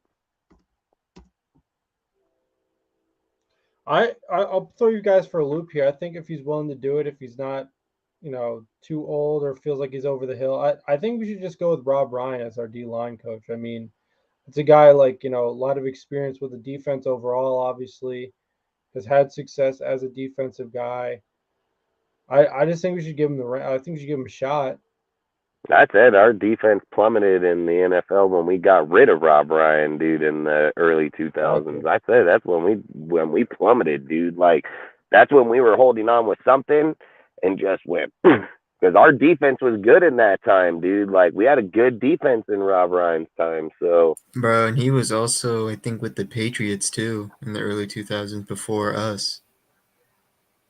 Yeah, I always loved Rob Ryan, man. He's one of my favorite all-time Raider coaches, dude. Like, even to this day, I love that he's back on the Raiders, dude. So, but I don't know how they're looking at him. And I mean, he has that same role as I guess he has the same role as Vic had over there in the Eagles. So, and I mean, the Eagles lost massive personnel, bro. I mean, massive personnel when you're thinking about it. So, I mean, Vic just run that whole damn team, like, and then he's gone. Then you lose the defensive coordinator there, which that guy should be gone anyways. And Arizona's dumbass team to hire that motherfucker. I mean, he didn't even get a stop. He didn't stop the Chiefs in the whole second half, and you give that fool a 5-year contract. Like, why? Why? I don't even get that shit, but whatever. That dude must just have money to throw away, dude, because he owes Kingsbury fucking 5-year contract still, 4 more. So. Bro, I'm telling you, I don't think Cardinals are going to go anywhere, because how do you get hired as a coach right away like that? Yeah, that guy. When your defense literally, like, no matter how the game ended, your defense lost the game. Dude, your defense got snuffed the whole second half. The whole entire second half. He didn't get a stop at the whole second half going into the end zone. Not only that, I was saying like, the entire. He didn't stop him once. I was saying the entire game. I was telling everyone, I'm like, isn't it kind of weird how both teams are scoring the same amount of points, but the Chiefs are easily getting down the field way quicker than the Eagles are. Well, whose name is the Batman of Raider Nation? Who had that name? That was Rudy. Oh, was it? I was like, what the hell is that? Can we get a new QB already? I can't. I'm getting tired of these quarterback arguments. That's what I'm saying, dude. It's going to be a fucking... Dude, I was just telling Cortez today, man. I'm like, I told him, I'm like, I don't even really even want to do lives right now because it's fucking go rambling on Derek Carr for like fucking hour and a half every single time. I literally predicted this like, we can't do that shit. I literally predicted. I put it on my story on Instagram. I was like, "This is what I'm gonna be in store for tonight," and it's that Spider-Man meme where they're all pointing at each other, and it's like, "Car sucks, defense sucks, coaching sucks," and I'm like, "This is what I'm gonna be in store for tonight." That's where we're at because that's the subject people get stuck on and then just go with it, dude. And it gets played out. Like to sit and listen to it when it happened and going through it while it was happening, great. I have no issue. But the fact that we'll still be talking on the fact that he's not even here no more, dude. Like I get it, dude. We can talk about the games that he played great. We can talk about those games, but to sit and act like if we talk about him as no just to our team going forward, period. He's not here. He won't play on it. He ain't going to be there with the coaches. I've always said it doesn't matter how we feel. We don't know how they felt. They obviously knew from day one they needed that money. Like dude, Ziegler said in the deal, he never pitched a Super Bowl. He pitched a rebuild. So they obviously knew they needed that money from day fucking one.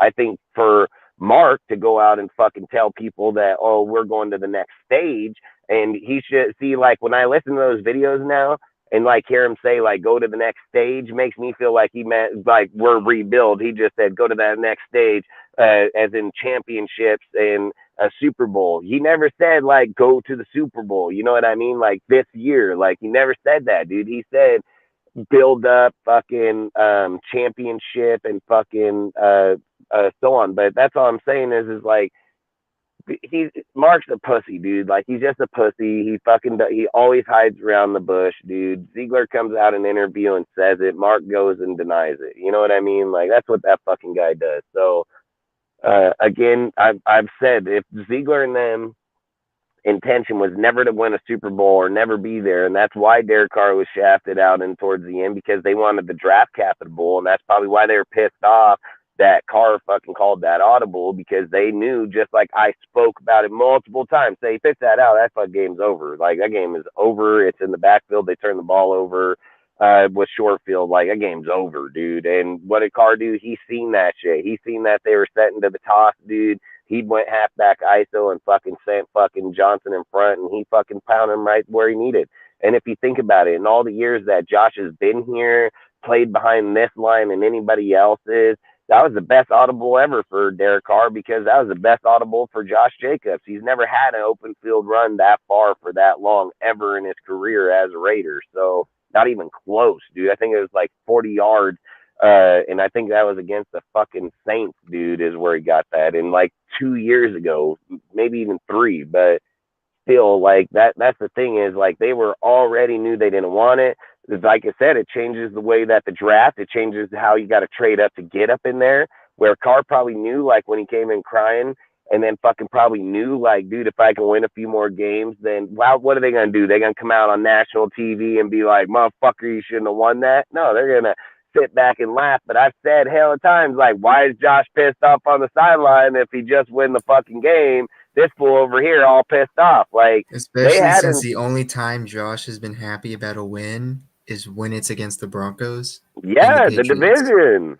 The division. I said, dude, that fool got that shit on clap, dude. Like, he had that on clap with them, dude. So, like I said, man, they had that shit in tension the whole entire time. Listen, I remember we were talking about this way back. Like, I think it was one of my topics. I was like, is this actually a good idea that we're winning games? Because we are nowhere close to make a playoff spot. So what's the point of winning these games?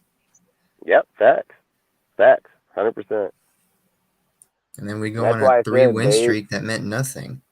Yep, they didn't want to win on those 3 wins, dude. Like they didn't. I think they were watching the way that the wins were. So they were like, okay, if we get a win here, but if we lose, we're right back in it. You know what I mean? Just Carr screwed it up with that fucking Seattle deal where it put us too far out. So it didn't matter. No matter what, we were never going to get back to that point. But isn't it weird that we went from the 11th pick and then they said, like, what was it, like 3 weeks before the end of the season? They said if we were to lose all these games, we'd end up at the 7th. And what do you know? We ended up there anyways.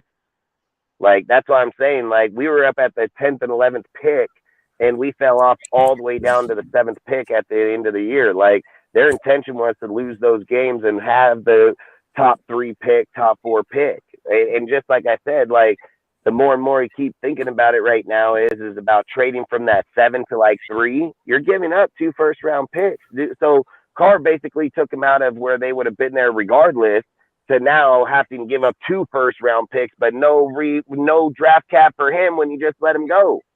Like he literally just said like that, dude. Like literally it was just like, yeah, fuck you.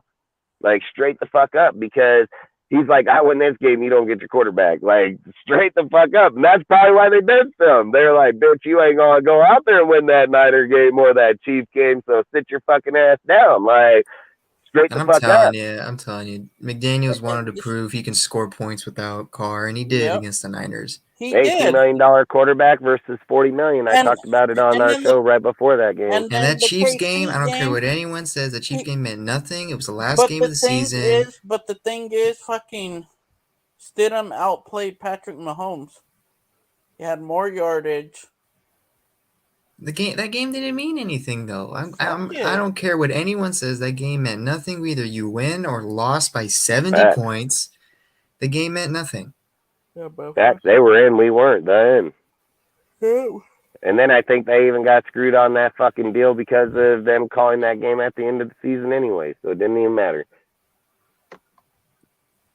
That's why I just say, like, to them, they didn't care. I talked about, so look, that video got 1,000 views in that one fucking video, and that was the one I talked about on the Friday night before that fucking game, that if Stidham fucking went out there, all they wanted to see was a $2 million quarterback put up the same shit that a $40 million quarterback was.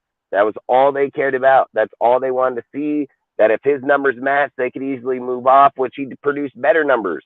He had 363 yards, dude. He had 3 touchdowns. He had 400 total yards. Yeah, exactly. He had 153 and 2 touchdowns to Devontae alone. You know what I mean? So, like, they showed right there that this $2 million quarterback, and I spoke on it multiple times. Why is everybody so set on a $40 million quarterback's name? Like, you're not going home and buying his cookware. You're not going home and buying the pants that he wears at his house or shit like that. You're buying a fucking jersey that has his name on the back that has a Raider motherfucking shield on it. So that's what I'm saying. You're buying what he's producing on the field. That's whose shit you're buying. So when you're sitting there fucking saying that I got a guy that does this for $2 million putting up the same shit than you putting up the same shit for $40 million. And as much as I've said how much I can care that they let him go or not, like, he's our quarterback. But let's be honest, we had 2 players on the offense that have 1,500 yards apiece, fucking Devontae and Josh, and we only won 6 games. So what the fuck's the difference? You know, so like I said, I don't think they care. I don't think they're worried about the numbers. That's why I said I would just hold on to your seat here, because I think, in all honest to God, they just want a dude that can throw the ball down, pick up the first downs. They're going to probably look for a short, accurate, accurate quarterback that can fucking complete passes. Like, I believe that they want a guy that completes a lot of short passes and fucking moves the chains. Like, I don't think they care about a guy that's throwing the ball down 60 yards downfield. Like, if Devontae gets past this guy and he's open, like, they'll throw it. But I don't think they're just going to go into each game scheming that down the deal. They know Devontae is a better route runner in the short yardage. That's where he makes up all. He's not Randy Moss. That's 2 different types of receivers, 2 different types of gameplay. Randy Moss stretched the field downfield and go big right away. Devontae isn't that type player. Devontae is the more route running type receiver, where you give him the ball and then his legs make the play. Like, he will sucker you out of your fucking move and then take the fuck off. Like, he's way more skill set player than he is just straight big play down the field. Can he get him? Yeah, he can, but he ain't going to go out there and just burn anybody. He runs a damn 4.56 40, dude. So again, like I said, I would say, and like I said, I don't think it matters. If Stidham went out there and threw the yards the same way on 7 receptions for 153, what's it matter what the fucking guy's name is? I think all they care about is are they getting value for the fucking money, and can he go out there and win as in calling the plays? That's why I keep thinking Jimmy's getting more and more and more dangerous, dude. Like, as much as I hate to even say it, like, he could be most dangerous fucking quarterback there just because of the fact that that's him. And I don't want him. Like, I don't want him. And that's the only reason why I say danger, because I mean is in a bad way. Like, this bitch is danger. Like, get the hell on out of here. But that's why I also think they're going to use that first pick for a QB. Even if it's, like, say, a QB that they're going to have him sit for a year, They're gonna use that pick on QB. Yeah, but it won't be realistic to take anybody outside of Will Levis past 7. So if you're Yeah, that's sitting what I'm at saying. 7, That's what I'm saying. if you're sitting at 7 and Will Levis isn't there, you're sure in the fuck ain't drafting AR at the 7th overall pick. Like, you do that, man. No. Like, no. There are multiple defensive players there that are way more skill set than that motherfucker right now and proven on that motherfucking field. So I'm most definitely taking defensive. Like I said, I'd take Clemson defensive lineman there, dude. I mean, I would take Murphy. I would take fucking numerous players, or is it Murphy or Murray? Yeah, it's Murphy. Yeah, Murphy. So I mean, there's numerous players that'll be right there, dude. I mean, there's numerous cornerbacks that I would take at that same spot. So, like I said, trading back out of there, man, it would just be such a. I think we would take a loss, in my opinion. I'd rather stay there and pick a player right then and there.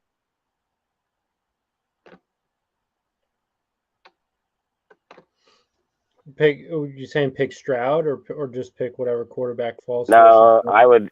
Yeah, like I've been saying, No, like either I it's just think Stroud or if, Levis. Like those, like they're gonna pick either. Yeah, I of those don't two think guys. it's either gonna be like this is how I look at it. If Bryce, Stroud, and Levis come off the board, I'm going defense.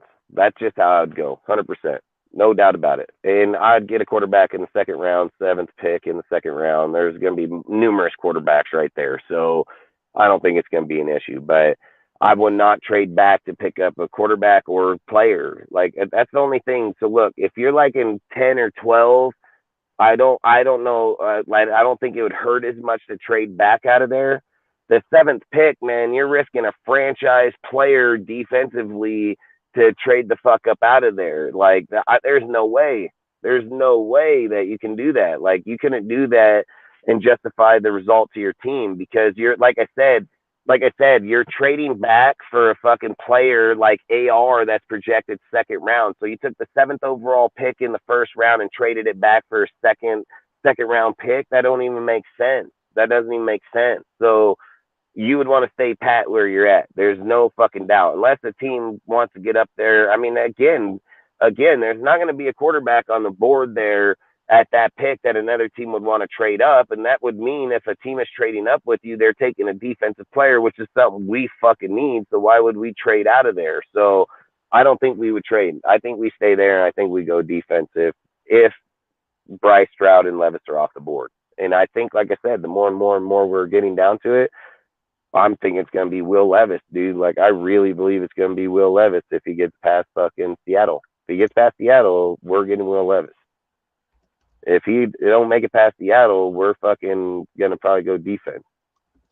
And it's fine. I don't care because I think we need linebacker. I think, look, I get that people say, like, oh, we need to invest to the front line and that's where it's going to, nah, hell no. If you're asking me, if I'm building a team from the ground up and I got Max Crosby at the DN, my pick going to be linebacker or corner next, 100%. I can go back and get defensive linemen to fill those spots. I'm not risking. We've never had our fucking franchise middle linebacker for the longest time, and that's one of the most crucial positions in the whole entire defensive side. So, and again, even shut down corners, dude, like fucking, yeah, the outcome of when you have an Asamoah or fucking Charles over there, dude, makes it a hell of a lot harder for teams just to go straight downfield on you all day when they know you got to meet there. So I'm probably shooting one of those two spots right there, period. Like, I'll probably go, like I said, D lineman from Clemson, he's nice. So, I mean, I would probably go there depending on who the corner is up on the board because there's a few good-ass corners there I would probably take at that 7th pick too. So, and then, like I said, linebacker, I would have to just check in, but I don't know if I would go Drew at that 7th pick because I don't know if Drew, coverage skill-wise, is that guy because I think we would just be getting a Perryman just upgraded, younger fucking Perryman, but which I don't know. There's nothing wrong with it. I just think we need an all-around linebacker. Like, we need a cover run linebacker. We don't need one that's just great at run. We need one that's good at both, you know, and he don't got to be great, just be good. You know what I mean? So to me, I would think that I would stay there and pick one of them. Yeah, I mean, as I've said, I mean, realistically, you're talking about Houston, Indianapolis, and Seattle as far as, maybe Seattle, it depends on the Geno situation, how that shapes up. Um, but yeah, I mean, definitely Houston and Indianapolis, you got to think that those two teams are a lot. I mean, obviously, I guess in theory the Colts are still in play for the Derek Carr sweepstakes, so maybe that problem will alleviate itself. Another thing to look at though, as well, is that now the Bears could be in play as far as needing a quarterback. Holding the number one pick. Ryan Poles, the GM of the Bears, has come out and said basically if the price is right, we're willing to trade Justin Fields. So that could throw another wrench in things as well if a trade like that does indeed happen. I don't think it'll happen. Yeah, that'd be so dumb if that happened. I don't know if they said that, did they? Because I heard that he's willing to trade off the pick, and I've heard that they've talked about going off the quarterback, but he said that it wasn't realistic to trade off the quarterback off of there. So unless he came out with another deal and said that he would trade Fields. Yeah, well, he didn't directly say, at least the quote that I saw. Yeah, because I heard him say basically I heard him say that he would trade off that pick. When people brought up the fact that he was going to trade Justin Fields, he said he wasn't going quarterback. And hell, people said, like, if you can reset the clock with Bryce Young, why wouldn't you do it? And he said, well, it would determine on how, obviously draft compensation. Me personally, I'm sticking with Justin just because, here's something Rudy says all the time, which I do disagree, but Justin Fields almost broke fucking Lamar Jackson's rushing record in last year, and he chose to sit out on it. So that guy knows how to play in the NFL. That to take that shit away from him, I don't know if I would just do that. Plus, maybe if you actually build the team around Justin. That's what I'm saying. You would just because you change quarterback doesn't mean the team changes. Like that doesn't mean that's going to happen. So I give it that Bryce is a better passing quarterback for sure. Like I'm not going to argue that point, but yeah, but they're both basically. Justin is basically just a bigger Bryce Young, a way bigger Bryce Young.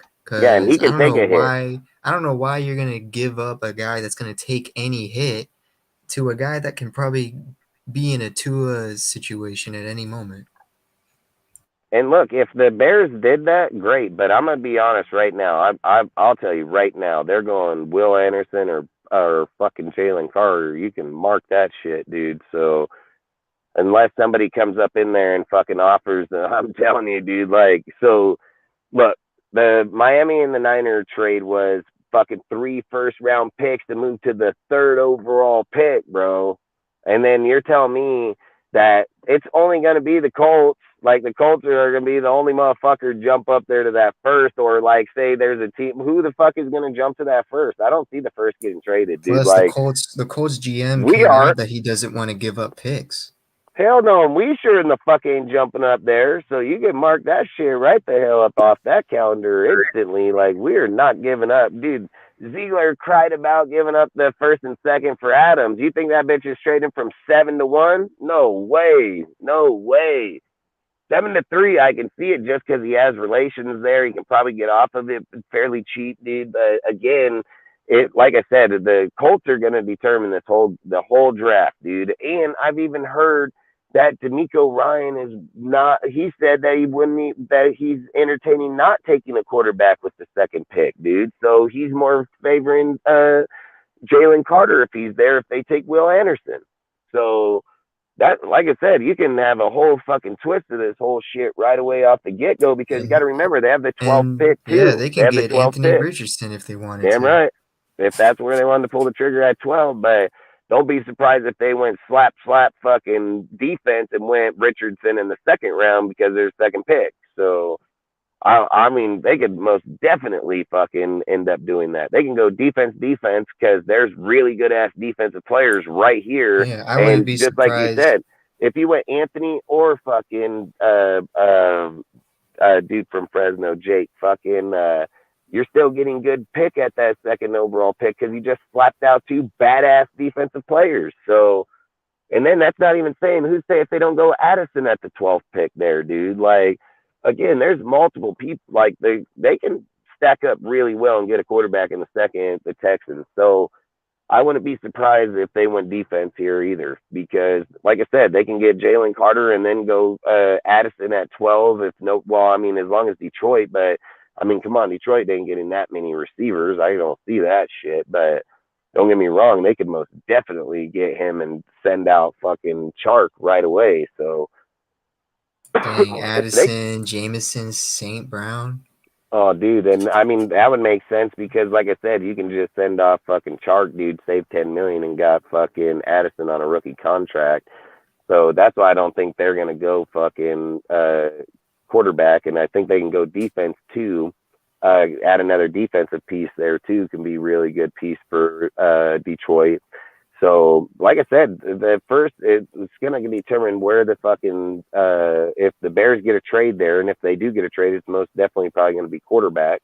And then you got to think about it. They don't want to trade outside the top 10, and I don't even know if they'd want to trade outside the top 5, because then you're just losing your players regardless of what you're getting back. Because if you're assuming that they're gonna go quarterback, and you're sitting around the 5th pick or 4th pick, you're like, okay, I'm gonna get one of these defensive players. Well, at 5, you might not get either of the defensive players. So like I said, I think it's gonna be they want a particular team to trade, and I think it's the Colts, man, or it's gonna be Detroit. Like it has to be 4 or 5, and 5 is still pushing it, but I think they want 4. I think they want the Colts, man. I think they want Colts to go in there. It'd make the most sense. They go quarterback, defense. He gets Will or Jalen, regardless how the outcome comes out.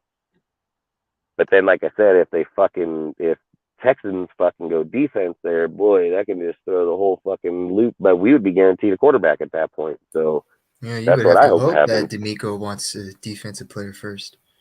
I've seen multiple deals him speaking on Jalen Carter, man. And I've heard multiple reports that the Texans owner has said it's up to him who he wants, not who they want, who he wants. So, and they probably told him that. I mean, again, dude, he got to bridge the gap with Jimmy G too. Like he's been with Jimmy G for the last few years. And if D'Amico goes over there and Jimmy's like, I need a defense that's going to allow me to win. And they're saying like, hey man, we'll go over here and we'll go Jalen and then we'll get Addison for you. Like, I think that's a pretty good deal. You got Brandon Cooks and fucking Addison over there. You know what I mean? Like you're giving him the team. Yeah, exactly. Like you got a good little team put together here. So, like I said, Jimmy can most definitely. They have money. You know what I mean? Like they have money. They can go sign fucking Jimmy and pay him, like, and give him a signing. So, I just think, like I said, it would make sense when you're looking at revamping. He's a defensive mind, dude. Like. He's played phenomenal football for those Niners defensively, dude. And look at it. It only validates even more. They have Trey Lance. Trey Lance sucked dick. Jimmy G come in. They were literally took his books away from him, ready to ship that fool down the road.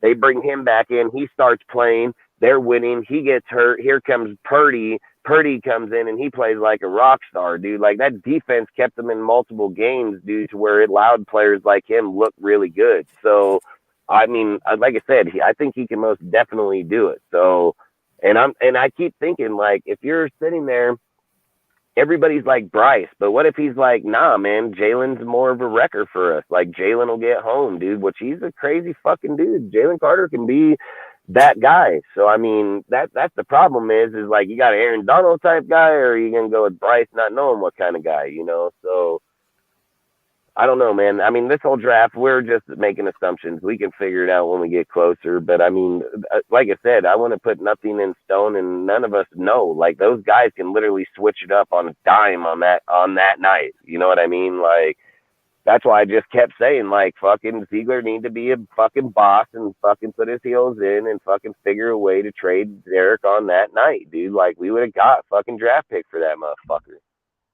But I know why. He just wanted the money for free agents. So I get it. Like, I get it. If the draft was before free agent, he probably would have did that. But the fact that the draft ain't until after free agency, he couldn't do that. So it wasn't going to happen regardless.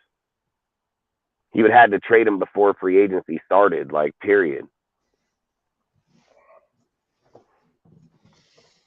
John said, but we can get our linebacker. We can get a linebacker in multiple rounds. Like, we don't got to seek after the second round, and I want Tutu. Like, don't get me wrong. I would love to get Tutu at that 7th pick in the second round, but I mean, and we still could, just depending on how it goes. So, and just because there's a quarterback, I mean, if we went D-line, middle linebacker, or corner with the 7th pick, and that's a foundational piece, what does it matter if we took a quarterback in the second? We were just going to do that in the first. You know what I mean? Like, you just flip it. And that's why I said I'm not a fan of the draft, because too many people valued the round of the draft. Listen, Max Crosby was a 4th round pick, dude, and he was the best player in that whole fucking draft, defensive end.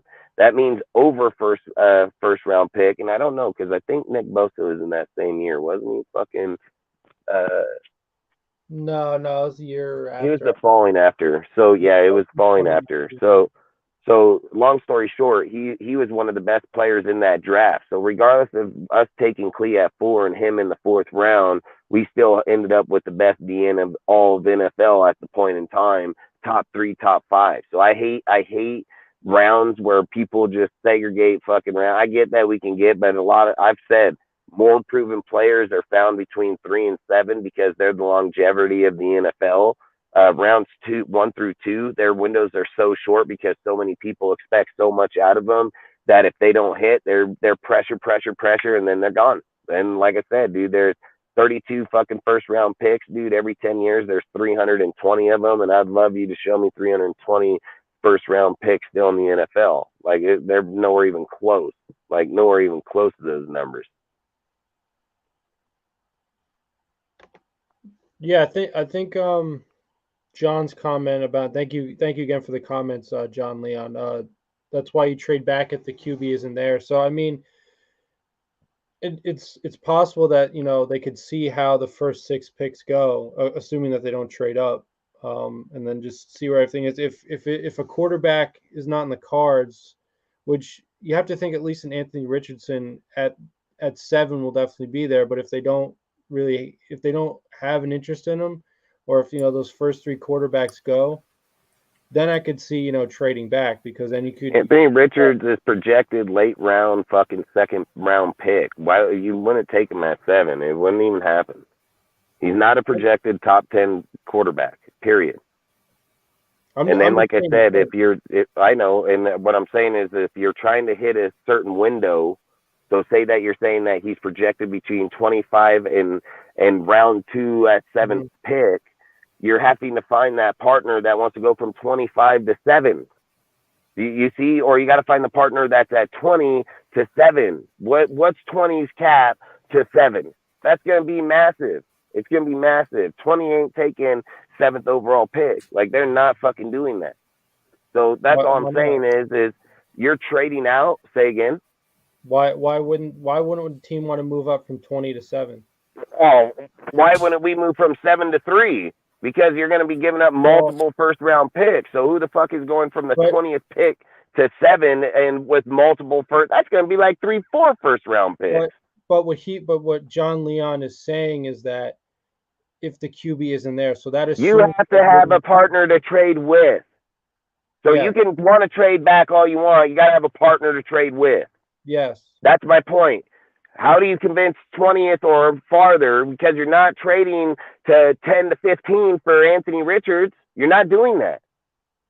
He's going to be projected in the late round, 1st or 2nd, and possibly 3rd round.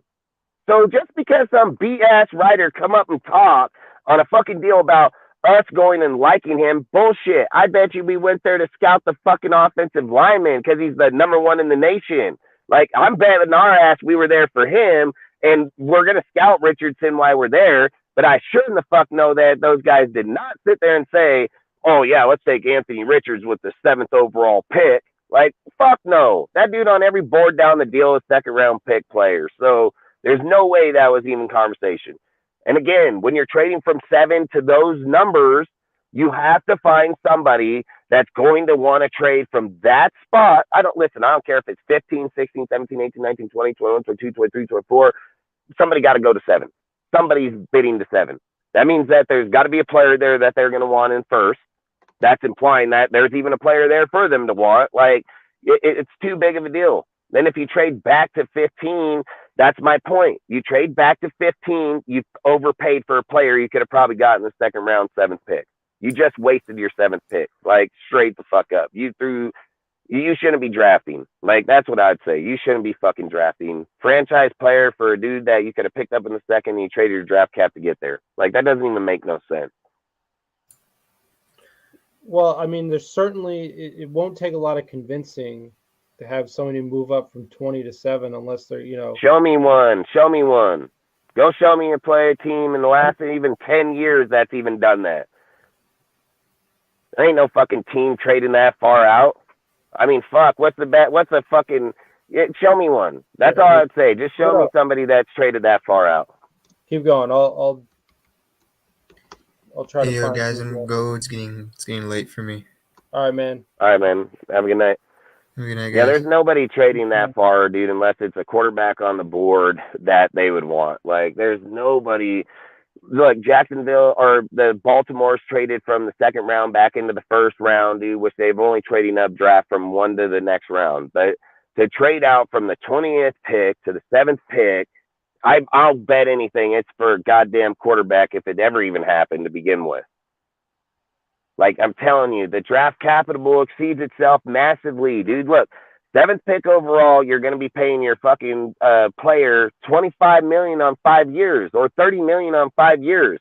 The 20th overall pick is like $20 million for 5 years. There's a massive difference in the fluctuation of the player, which would mean there's massive difference within the draft cap too. Like, you can't sit and say, I can trade from 20 to fucking 7 for a 1st round pick. Okay. Oh, fucking K. Let's see. Well, I mean, the Texans moved up from 25 to 12. The Rams,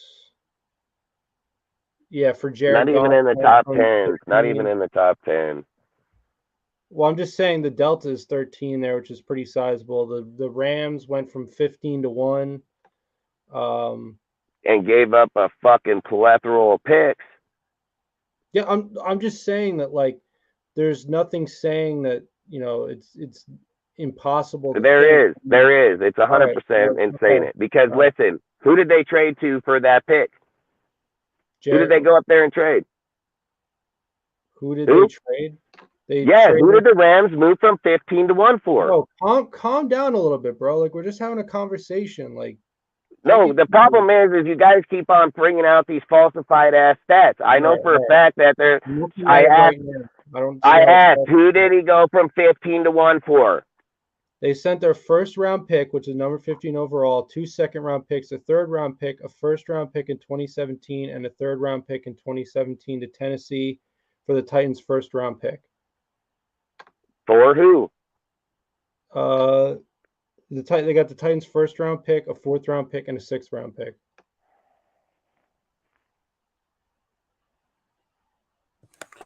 Who did they draft though with that first round? Jared Goff. My fucking point. My exact point. I said this the whole time when we started this conversation. You're only making jumps like that if it's a fucking quarterback. So again, there's nobody trading from 20 to 7 if there's no quarterback. It's not going to happen. Here's a good one. Here, you'll love this. The Broncos went from the 43rd overall pick to the 25th overall pick. So that's 18. So that's top bigger 5 than what we're pick, talking dude. about. Because you were talking about 20 to 7 is 13. No, I'm not. Listen, no, I'm not. Okay, I'm talking about when you're trading from the 20th pick to the 7th, there's a massive fucking deal. Top 10 pick far exceeds a 25 pick. And I don't give a fuck if the guy traded from the fucking 3rd round back to the 2nd round. It is not a top fucking 10 pick. Top 10 picks have very high weight in it, period. So if the only way that we're going to have any type of deal, it's not about the number of picks. I said it already when they traded out the 2nd round back into the 1st to go get Lamar, and they've done this twice for quarterbacks. I said from the 20th pick to the 7th pick, it's most likely not going to happen. And why did I say it? I said it because Why would a team give up that much draft capital if there wasn't a fucking quarterback there? That's exact words I said. Dude, we could rewind this shit and play it again. I didn't say nothing about how many draft picks somebody's trading up from. And I said, what did I say to back it up after it? I said, if it did happen, it happened because they traded for a quarterback. Then you brought up the Rams 15-1. I said, who did they trade for? Motherfucking quarterback, Jared Goff. Like I said, you're not going to get that pick there, dude. It's not going to happen. What defensive player is on that board that matters to a team that much at the 7th pick? It's not going to happen. Where I think it was Richard that said something here a second ago. This would probably be more sense. Like, this would probably make more sense. Is probably trading outside like top 10, top 12. And then taking that pick and jumping back off. But again, you still got to find someone that wants to jump up to there. So if you're going from 12 to 7, that would make sense. 5 picks, probably be right within the area. But that would be the only way I can see it and be justifiable, because you're going to pick up 2 sets of picks and probably 2 first-round picks doing that. So, and you'd have to get 2 first, because if you traded with 12 and then back to 20, you're getting 12 and 20's first pick. So, because then 20 would trade back to 12. So again, like, that would probably be the most sense if they were going to do it that way. But to literally just try to jump back and fade a hole on a player, that nobody's going to do that. I mean, like I said, if people are going to talk on drafting, scouting, they need to pay attention to it, because I know history very well in all NFL. I mean, I don't just study the Raiders, dude. I study football in general. And when you're looking at draft capital, it matters, and it matters massively, dude. And if there's not players there to get to those positions, it's not going to be a seekable trade. So when people are just saying that, well, they'll do it, it ain't been done. So, and when it's been done for quarterbacks. So the odds say it's not happening.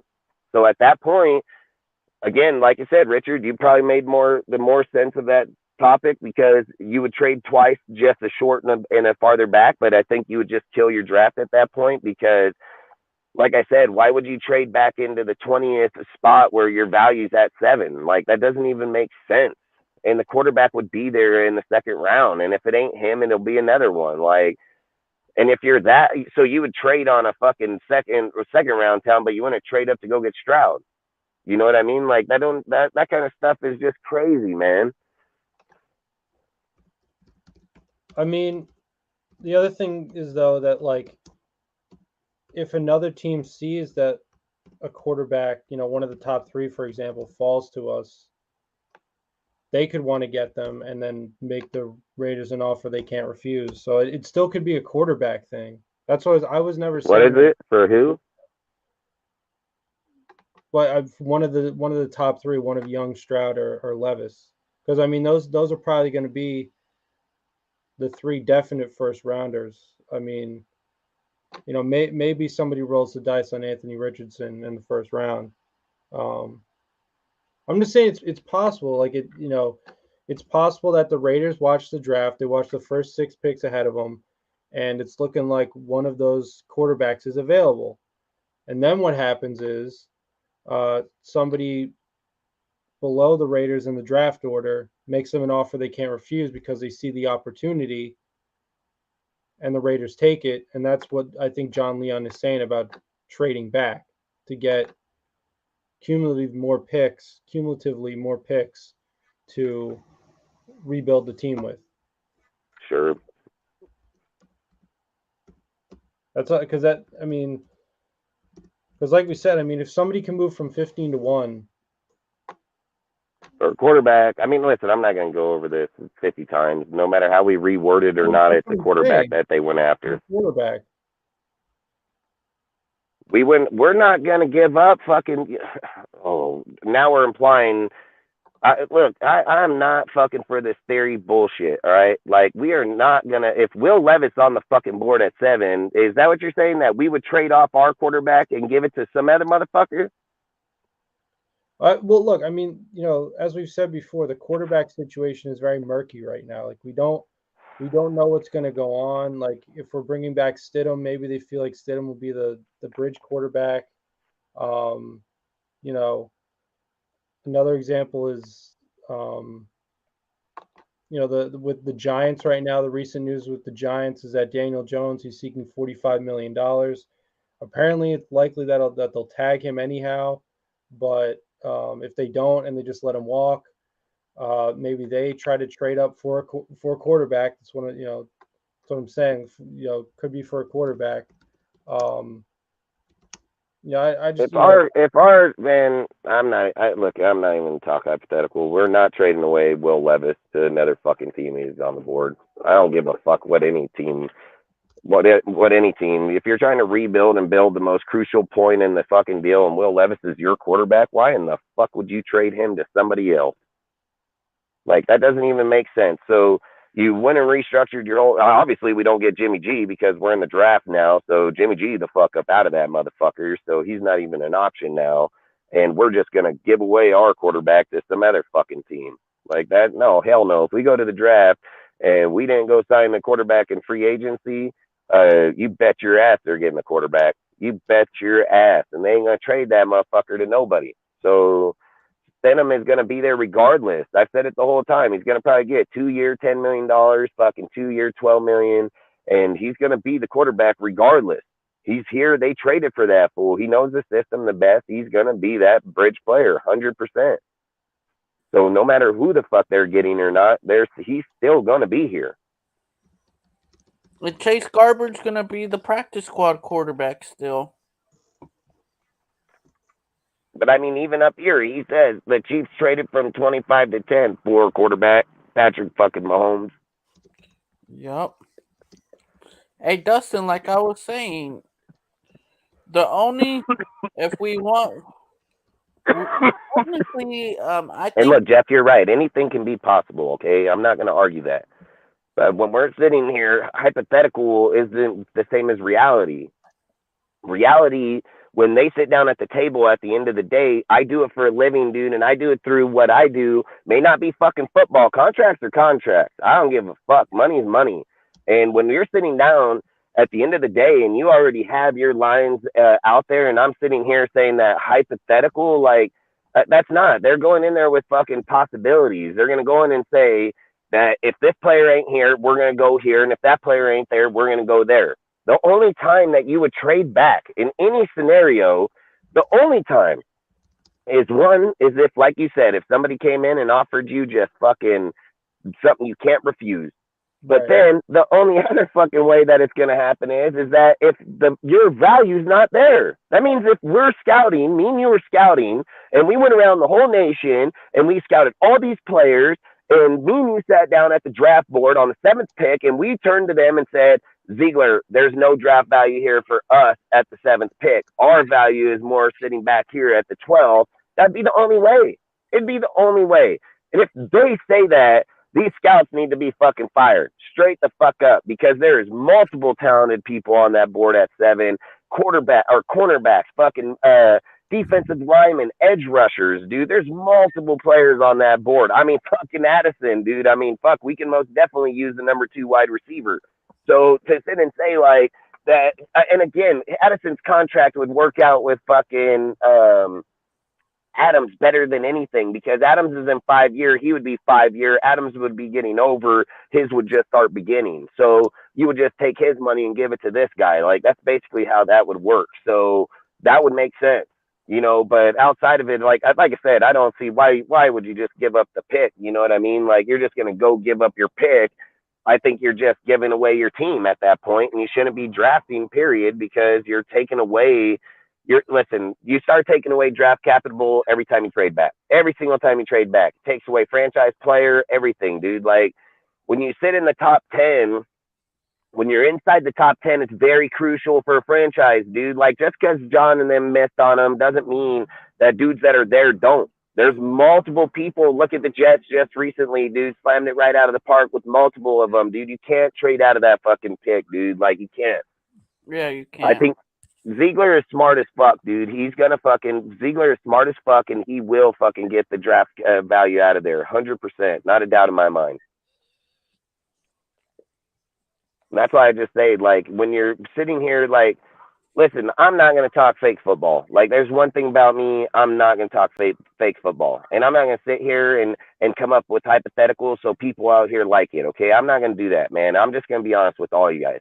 We're going to come here and talk football, I'm going to talk real possibilities, and I'm going to talk shit that's going to probably really fucking happen. I'm not going to sit here and go on fucking pipe dreams or not because, listen, I don't do that shit, nor should anybody do that for our team. When we sit down at the end of the day and guys sit down at the table. I've been talking about this on my channel multiple times when we were talking about the Brady deal and we were talking about the car. I've said this on like 30 videos. You can't tell me that they didn't sit at a fucking table and have that thought in their head already that they were going to release Carr without picks. They already knew that was a possibility, dude. There's no way that they were just like, yeah, bro, let's just go give that and not get them. They already knew. They knew 100%.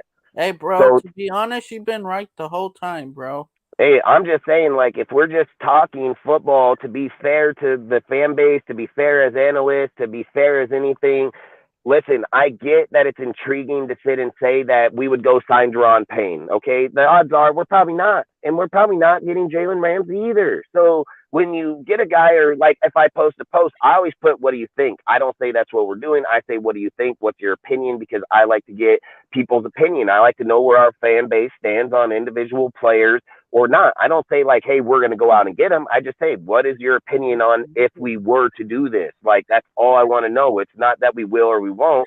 The reality is that we're probably not. It's too much money designated to one area when we already signed Max for $25 million, dude. So you're probably not doing that. You got Chandler over here. Chandler either need restructure, retire, or fuck get back that money.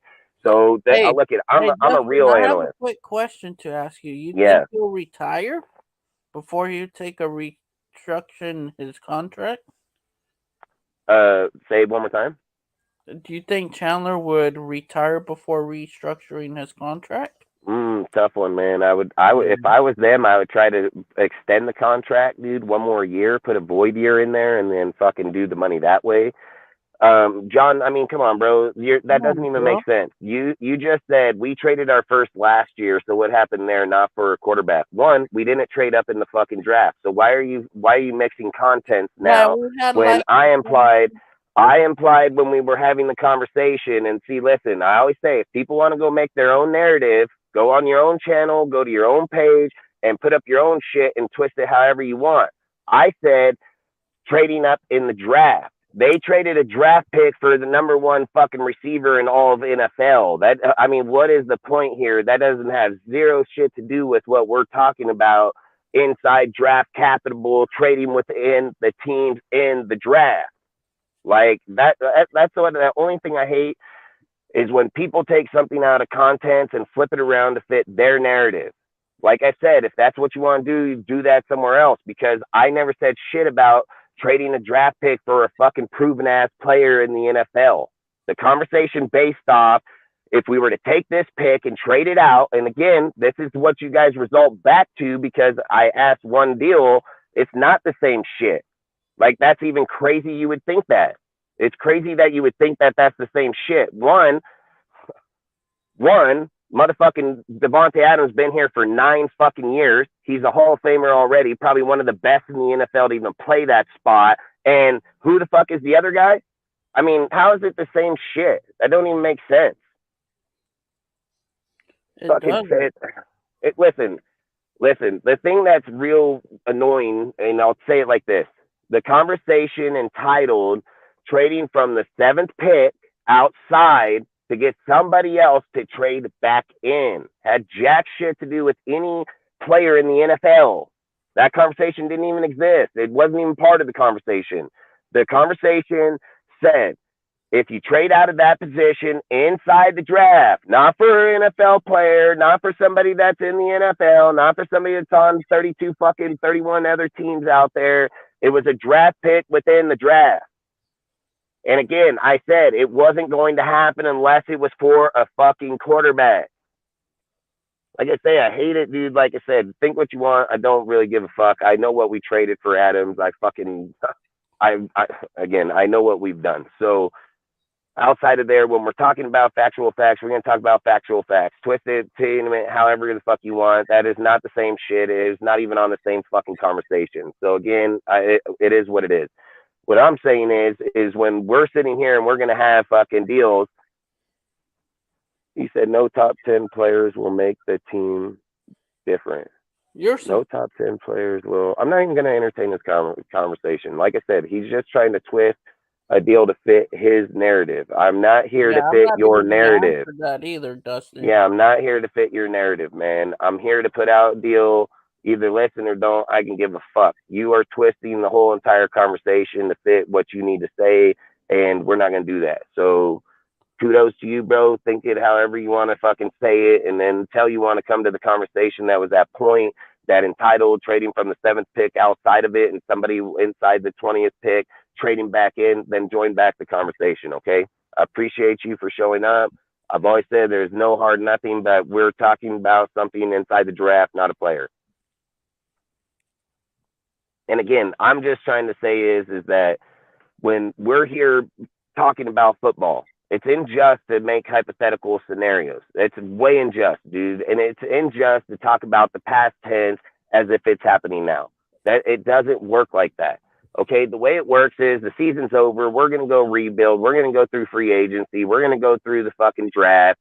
These guys know what the fuck they're lacking and where they're getting it. They obviously got rid of one of our most key position spots, and they had no fucking doubt about it. They had zero qualms of doing it. They don't regret doing it. They don't give a fuck. They went through with it and still got rid of that motherfucker. So they want the money. They need the money to be able to rebuild the team. That's what any good team would do. That's what any good GM would do. And that's why I've said that fucking Ziegler knows what the fuck he's doing. He's a very smart dude. He knows he's been through Belichick the whole time. Ziegler don't get to go do something and then Belichick, if it's wrong, Belichick don't get after him. If Ziegler does something, Belichick's going to be like, no, you ain't doing that shit. You're not picking that guy. And this is why you're not getting him. And then we're not, he's going to tell him why. So it's not like over here where the Raiders organization, you can't develop players. You can't get fucking people. Your quarterback coach can't develop a quarterback. You have no development here, period. It doesn't matter if it's offensively, defensively, nothing. We were claiming Tom Cable was developing the offensive line. That's pretty sad when you take a guy that's all he's done is progress his whole fucking career and then give him credit for developing the fucking deal. Edgar Bennett developing, that motherfucker developing 100%. That dude's balling it, dude. So he 100% developing players over here. Hey, outside of that, I don't know who else we can be talking about. Hey, Dustin, going back to Edgar Bennett, I think, and I'm not going to be off, but I think in like a year or two, he's going to retire. So that's why we got Mick Lombardi's younger brother, Matt. Yeah, take that's over 100%. the wide receiver. I think it's 100%, and he's up there in age, and I mean, he's done a great job. I mean, fuck, I'm not going to argue that, and I mean... He started Devontae back his rookie year. Yeah. I mean, like I said, he's done phenomenal work with Waller, Renfro, anybody that's been here, Zay Jones. Yeah, I mean, he's done phenomenal. Nelson Aguilar. Yeah. Who else?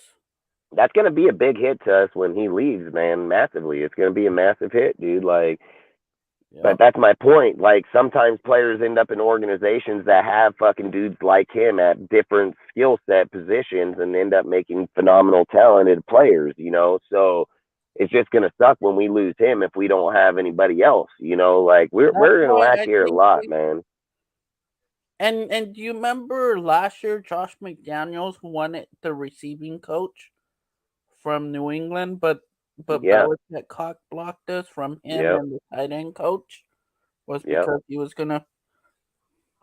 Yeah, what's his name? Drew Pettinger, fucking tight end coach from I think Cleveland. He ended up getting the fucking OC job too, but I can't remember what damn team he went to fucking be that coordinator, man.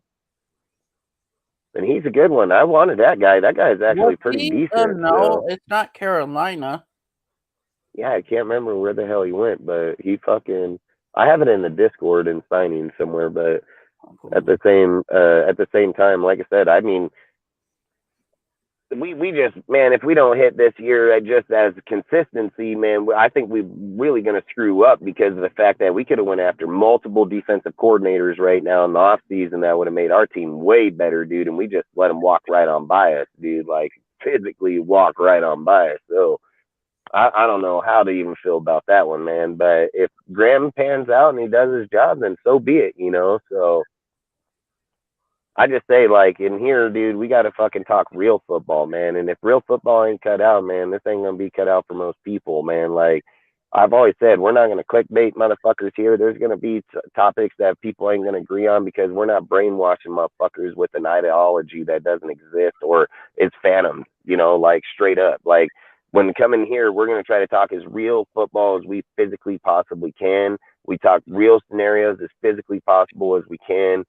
We want to relay football information the best we can. Even if some of us don't have it, we'll go on and help others with it for 100% fact. But to sit here like and say, all I'm saying is when I'm talking about it, you can get upset however you want to take it. It doesn't matter to me. The facts are it hasn't been done in the NFL, let alone is it going to be done unless it's for a particular person. And like I said, it's going to be quarterback. So if it doesn't fit it, whatever, I don't fucking care. I know my shit. I study my shit massively, and I'm very good on my fucking knowledge on football in general, period. So, again, Justin, if I'm it don't fit it, it don't. I gotta switch over to my phone because I gotta go take care of Unc. All right, no problem. But I just say, like, in here, we got to just stay more real because we're doing unjust, dude, when we're coming on the deal and we're having topics for an hour of fucking talking about a quarterback that's gone. And we're talking about him, how he played or not. Well, he didn't play it or not. It doesn't matter. They didn't want him. So why are we still talking about him? We need to talk about what's going to be better for that position. Is it going to be to draft? Is it going to be to just find a player for this year? Are we looking to fall down again for next year? Like, that's what we need to talk about because that's where we're heading next. Like, that's the road we're traveling down right fucking now. It ain't about what happened back here because, like I said, just 1 minute ago, the only way we can go back is by rewinding, but we physically can't go back. So what's back there is back there. There's no going back. So when you sit there and look at it, watch the video, learn from the mistakes, see where it is or not, whatever. They knew from day one, regardless of what anybody thinks or how they feel, they put that deal in the contract from day one. So they knew right away that the only way they were technically going to feel to keep Carr is that if he overexceeded the contract. So basically, if Carr outplayed his contract, so say that they did go to the playoffs, they did win, he'd probably get extended. But the fact that they said, like I said earlier when we were talking with Rudy, is I said if he would have won that game, I think what was it, the Steelers game, if he would have won that game, he would have played the Niners. And if he would have won that game, he would have played the Chiefs. And if he would have lost against the Niners, they would have benched his ass against the Chiefs because there's no playoff, there's no long, and you're not going to be a Raider. Like, that's exactly how that shit was going to go down. I said, look, they fucking they got shit can Nick Foles, dude, right after he won a Super Bowl. So nobody's guaranteed shit, dude, if they don't want him. Like, and that's factual truth. So when we sit and talk about our team, we need to talk about our team as fair, just, as physically possible. We can go out there and say, like, hey, man, what do you think if we get this player? Or, hey, what do you think if we were to get that? There's nothing wrong with that. But to imply like these guys are dipshits and that they're just going to change out their whole entire draft deal, none of us out here get paid to do that shit. So even me, as thorough as I can be on something, they're not taking my advice. So it doesn't matter. As thorough as I can be, as much homework as I can do, no matter how much that Chad Sports does or any other fucking YouTube and deal out here, they're not taking our fucking opinion. They are going to go with their fucking people. They're going to do what they fucking want because that's what they get paid for. They're not going to go over there and say, oh, let me go listen to this fucking guy that don't even fucking make nowhere close to us, didn't even go to school for it, probably didn't even play the fucking sport, but we're going to take his fucking opinion. Like, okay, oh fucking K. Like, these fuckers played the sport, went to college, had degrees in it, been running it, been through every fucking system. But motherfuckers sit over here, like me or not, like, I'm pretty good at what I can read film. I can read players. I'm good at what I do. I ain't got no job for those motherfuckers. Like, straight the fuck up. And they ain't coming to me anytime soon asking me to go fucking scout their fucking teams. Like, straight facts. And they ain't doing that for any fucking YouTuber out here, period. And that's factual truth, dude. Like, I don't give a fuck what some guy may know of somebody or may have an insight to this or that. I can call 15 motherfuckers insights that were bullshit that I called bullshit and hit on all of them pretty much right on the tee. So again, I don't even care to do that shit. I don't even care. It's not about that. It's about giving the information back on our team. That's what we're going to do here, man. That's facts. So we're going to have a lot of hot takes. We're going to have deals, but I'm going to tell you guys, man, one thing we are not going to do is sit and pry on losing the quarterback, okay? Like, straight the fuck up. I've said this to Cortez and multiple people. Like, I really do not like going onto a show where it's the same conversation for fucking week in and week out when you're live 3 times a week and we're fucking sitting here on an hour conversation on the same motherfucking guy. Like, listen, the shit we're gonna do is we'll update that.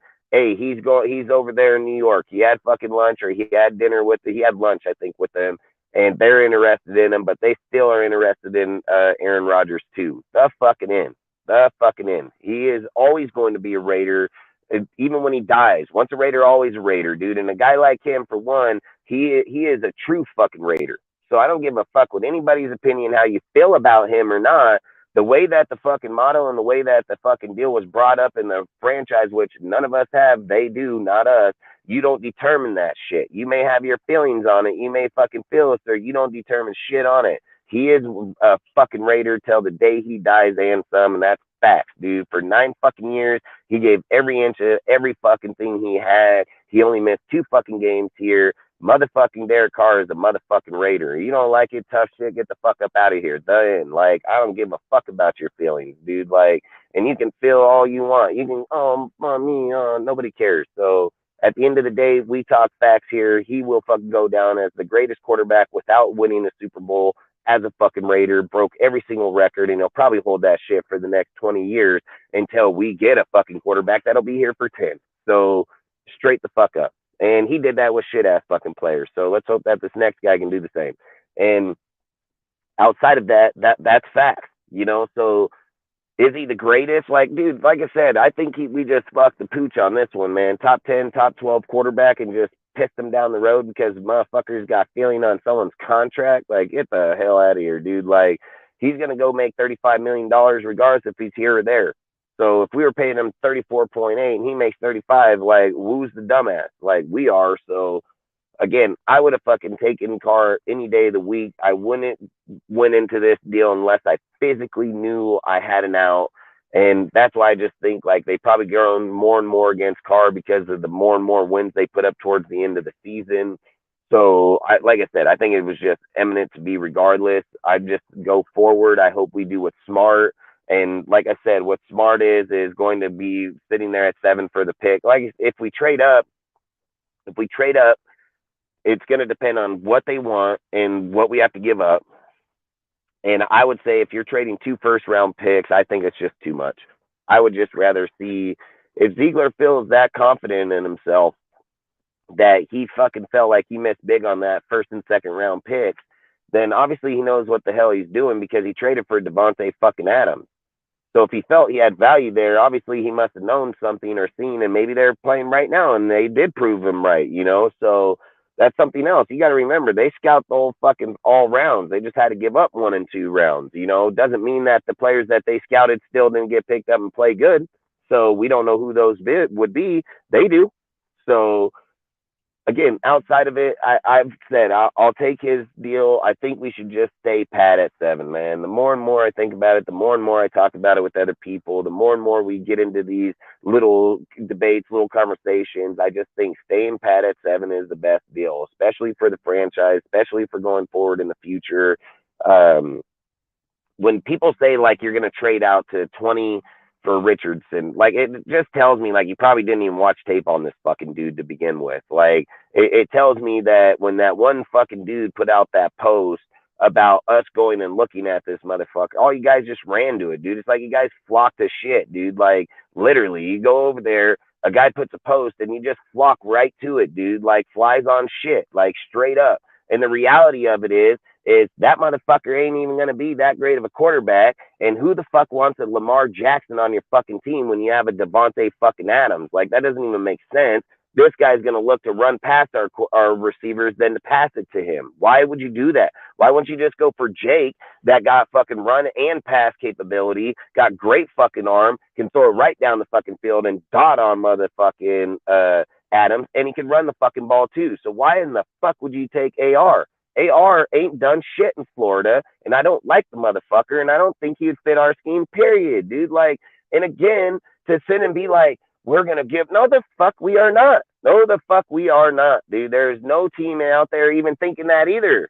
There's no other team out there thinking that shit either. So, again, the guy, listen, I don't know how a player gets better in the off season than he did in the regular season. Like, okay, that's all I'm going to say. We're going to hear another quarterback's going to pop out here. Mark it.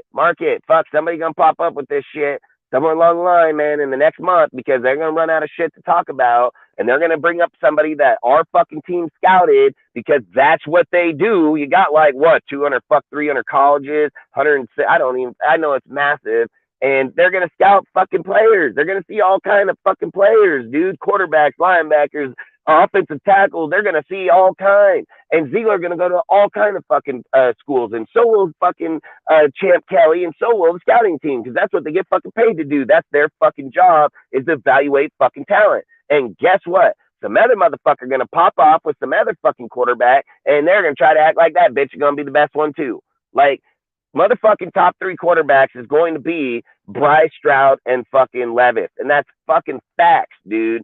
And those were the ones that were talked on. Those were the ones that were shown. Those were the ones that had the ceilings. It was not motherfucking Anthony Richards. It was not motherfucking Jake. It wasn't any of the fucking Stanford. It wasn't any of those fucking guys.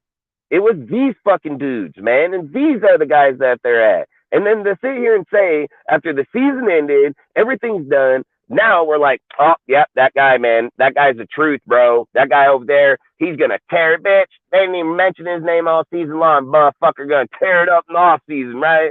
Like, that's crazy. That's just crazy as fuck, dude. Like, again, I don't know where the fuck our fan base is when it comes to fucking listening or watching or even paying attention to shit. Like, straight up, motherfucking guy wasn't ranked outside nowhere. He's been projected fucking late fucking first, second round. He's been more projected in the second round, period. And we got motherfuckers saying that this dude just magically jumps to the 7th pick. Like, no, the fuck he did not. No, he didn't. And listen, there'll probably be only one thing that'll determine if he does that, and that's going to be in the combine. If that motherfucker's in the combine and he just goes out there and just clashes like motherfucking... Listen, they did this shit with Malik Willis just last year. They talked that dink-ass motherfucker up like a motherfucker. They talked about how good he was. Whoa, fucking this and that. That guy is garbage. He has a straight garbage-ass arm. They show in the combine that he hits 2 fucking deep passes on out routes, dude. And then he overthrows a 15-yard pass like 5 times in a row right over dude's head. And they talked him up like, oh, he's going to be one. No, hell no. Hell no, he's not. So... he gonna run. He's gonna run. He's a big body dude and he can run. But man, that guy is not gonna be a good quarterback. I don't give a shit. That guy is not gonna be. I'll say it straight up. I said it multiple times. Malik Willis is garbage, bro. Like, he left Auburn to go to Liberty. Like, get the hell out of here. Like, straight up, that guy is trash. So here we go again with Richardson or Anthony Richards over here with fucking, again, I don't really care. Fucking think whatever you want. The reality is we are not fucking trading out to go get that motherfucker. Like, straight the fuck up. Why would we do that? There's going to be like 10 other quarterbacks that'll fall in the 2nd, 3rd round that are going to be just as well. Like, there's just no way. No way. So outside of that, I mean, if we do, I'll just be mind fucking blown, dude. But I cannot see Ziegler doing it, man. I just don't see him doing it. He didn't do nothing radical inside the draft here this last year. He started out in the 3rd and he went strictly off his fucking draft, dude. Like, straight up. He went off his numbers. I've said if we're going to do something in this draft, the only thing I can see is, because we have multiple 5th, 6th, and 7th. I think we only have 1 6th, though, if I remember right. But we do have multiple 5th and 7th, so I can most definitely see him packaging some of them to move up to go get a more skilled set player. Just so you don't end up with, fucking 13 players that just, like I said, you're going to get to a point inside the draft where the value is not there anymore, let alone, well, you're just hoping, you're like, put out 7 players and let's hope we hit on one. Like, that's what all you're doing, where he can probably just be like, hey, let me trade up or let me package up some of these picks right here and go get back up in the 4th round, where we do get a more valued player, like 100%. So, I just, like I said, man, I mean, you're fucking your whole draft up, dude, when you're trying to hit particular spots, dude. And like I said, the only way it works is like what Richard said earlier on, is if a team that was close by traded and then you traded again, then that would make sense, like, straight up. And that's all I'm just trying to say. Like, and you should probably value that. See, if you're a real fucking Raider fan, you probably value that information, because then you're not fucking giving up fucking X amount of bullshit for nothing. Like, I get it that other people may lie to you motherfuckers and tell you that, but why would you want to trade out of a spot that has a proven player there? Like, that's all I'm saying. 7th pick on the board with the talent that's out in this draft right now, there's going to be a great player there, dude. Like, there's not a fucking doubt about it. And especially the way the draft is going to unfold, that means if there were 3 fucking quarterbacks off, that means there's only 4 defensive players. That's including us. So we 100% getting the good-ass players. So there's no doubt about it.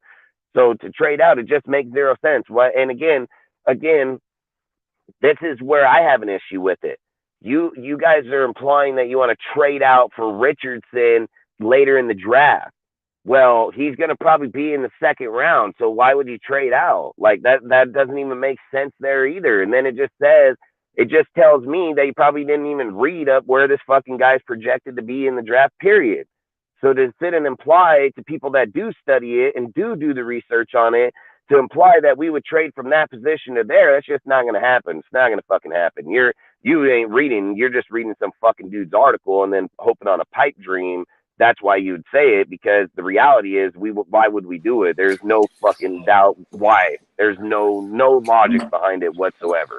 And if they're building the team to rebuild, like I've even spoke on here multiple times, I've said I'd rather rip the Band-Aid off, take the cut, rip it wide the fuck open, clean that bitch out. But I would rather go win playoffs for 4 or 5 years in a row than go win 1 and not be back there for 5 and letting everybody bitch like this every day. It gets ridiculous as fuck, dude, that guys would jeopardize their whole entire franchise the way that our franchise is run for 1 fucking title or 1 playoff appearance. And then just so you can be back in there whining like fucking, like my woman, dude. She'll fucking talk about shit and go off on it for no fucking reason. I don't care. I'm like, motherfucker, I can care fucking less, but she's going to let me fucking hear it. She's going to let me hear it. And I don't have a choice but to hear it. But we do the same shit. Like, we straight do the same shit here, dude. Like, we will fucking go on a shit and then just fucking just harp that motherfucker until it's just blue in the face. And I just really don't like that. I don't like it. I don't like how dudes do that. I don't like, we're sitting here going to go into free agency, and that's going to be our Wednesday show. So I'm probably not going to talk much about it, but I just want to mention on it because of the fact that we're going to go into free agency. Okay. And that's where we're going to hit first.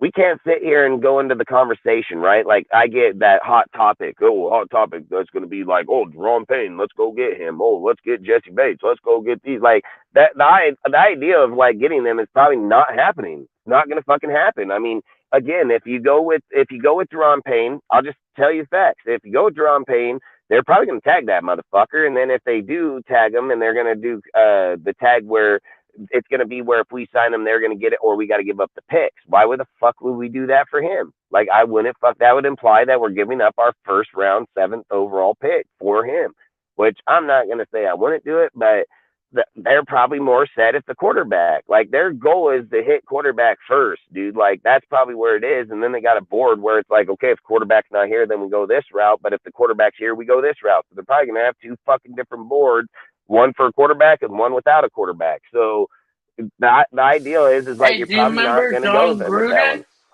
one. Do you remember John Gruden's big ass draft board? That shit was crazy. Oh yeah.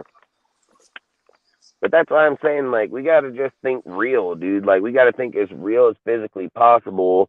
And to go into the free agency would probably be more like probably trying to figure out the linebacker spot. Like, the linebacker spot would probably make most sense in free agency, because if you're looking in the 1st round, I don't know, like, 2nd round would be Tutu. But after that, who the fuck you getting that's got coverage, fucking skill, can play, fucking run pass? Like, you slim down massively instantly. So for me, I'd probably try to address the middle linebacker position in free agency, because you're going to have a guy like Devin Bush there, which I think he would be the most crucial guy for us. And then depending on if he wants to leave out of there, are they going to give him the contract to stay there? We could probably get him for probably fairly good price, or, you know, I don't know. I mean, I think he's going to probably want to be around $15 to $18 million. So if we can get him in there, I would be content with that, because if you're looking at Roquan Smith getting 20, if we're getting Bush for 15 to 17, I mean, I'd do that all day. And that's a massive ad for us, massively. So a quarterback I probably wouldn't address in free agency just because there's multiple quarterbacks that you can take in this draft that are going to be actual, like, really good players. So I probably wouldn't be too worried on corner. D lineman, I'd probably look around, I guess, but I would probably, I mean, I imagine they would probably call and see what Payne, but I don't think there's any real trade going to happen with Payne, period. And then if Ramsey, I mean, I agree with a lot of people. I mean, the only way I'd take Ramsey if he was cut. So I wouldn't trade for Ramsey if they decide to release him. So, like I said, going into free agency, you're probably not going to want to address the guard position unless it's around a $5 million guard, because they've shown that they got multiple 5th round picks, dude. So they've shown they can draft a lineman pretty well. So I would have no issue with them looking for one in the 5th round. So I think they're probably thinking that too. Then you got Haron. You're going to have Illuminor. You're going to have fucking Munford. You got, did I say Haron? I think I said Haron. You know, you got multiple players that are going to be here coming next year. So I don't think it's going to be as big as most people are making it out to be. But I do believe like they'll probably want to address one, you know, somewhere there. Regardless, like I said, I don't think it's going to be an expensive deal.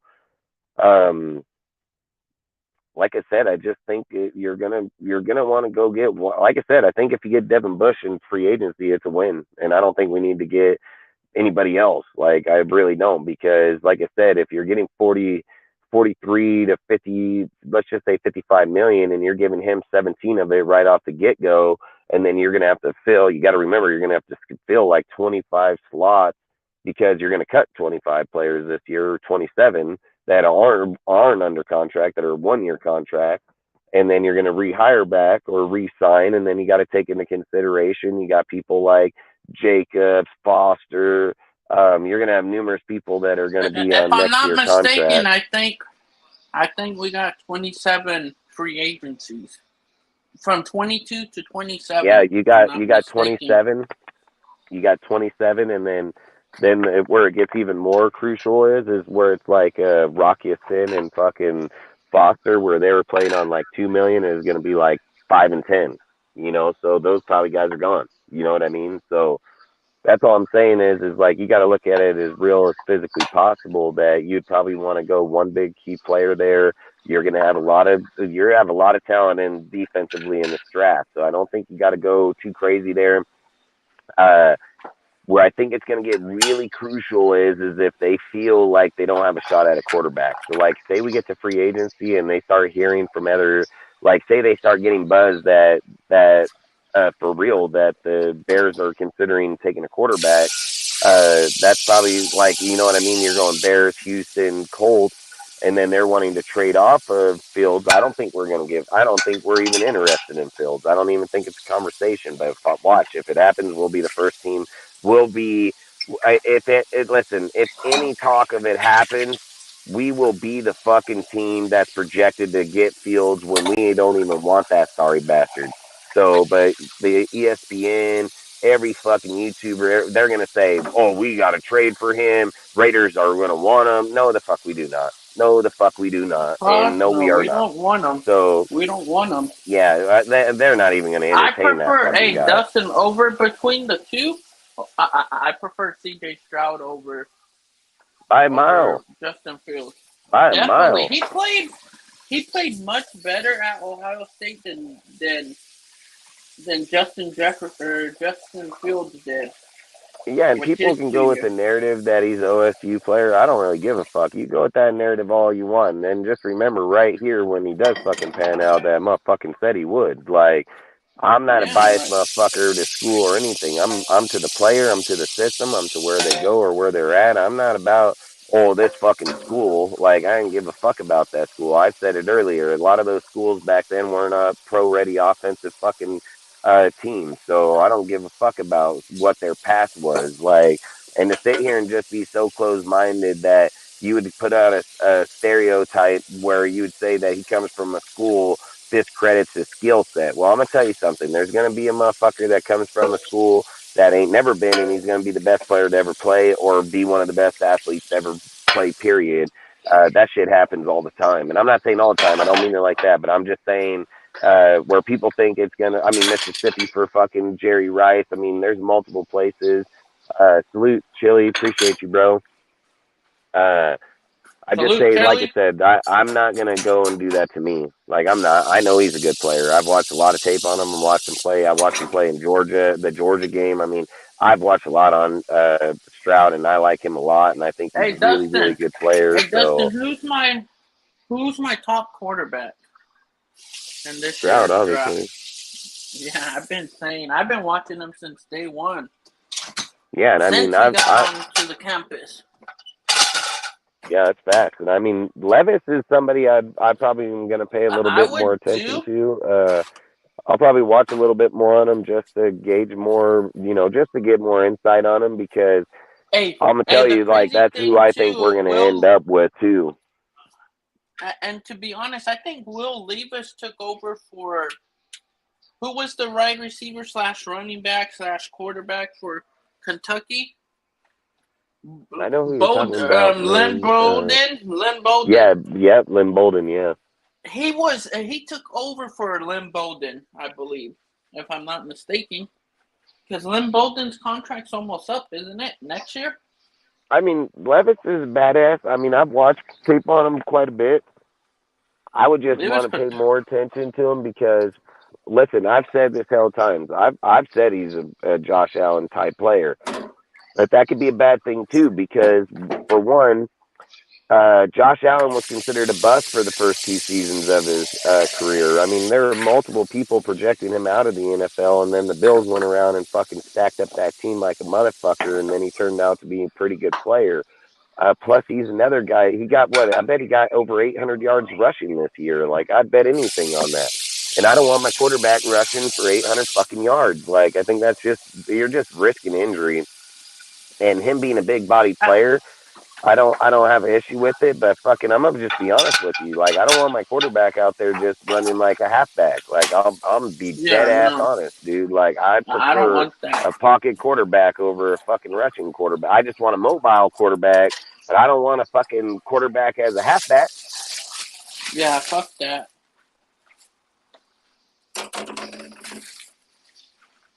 I don't know, man. Like I said, I think with the players we have, we need somebody like I hate even saying Patrick Mahomes, but you need a player that has awareness like him. You need somebody that looks to throw first, dude, waits till the last second before even going to the line, literally going to the line, he'll dump that ball off. Like, that's the kind of player we need going forward, dude. And I mean, if they look at Levis and they feel like they can give him a pocket and give him in there and he's got a good arm and he's got a good accuracy and he's got good awareness, then what's wrong with it? I've said I'm going by who I feel.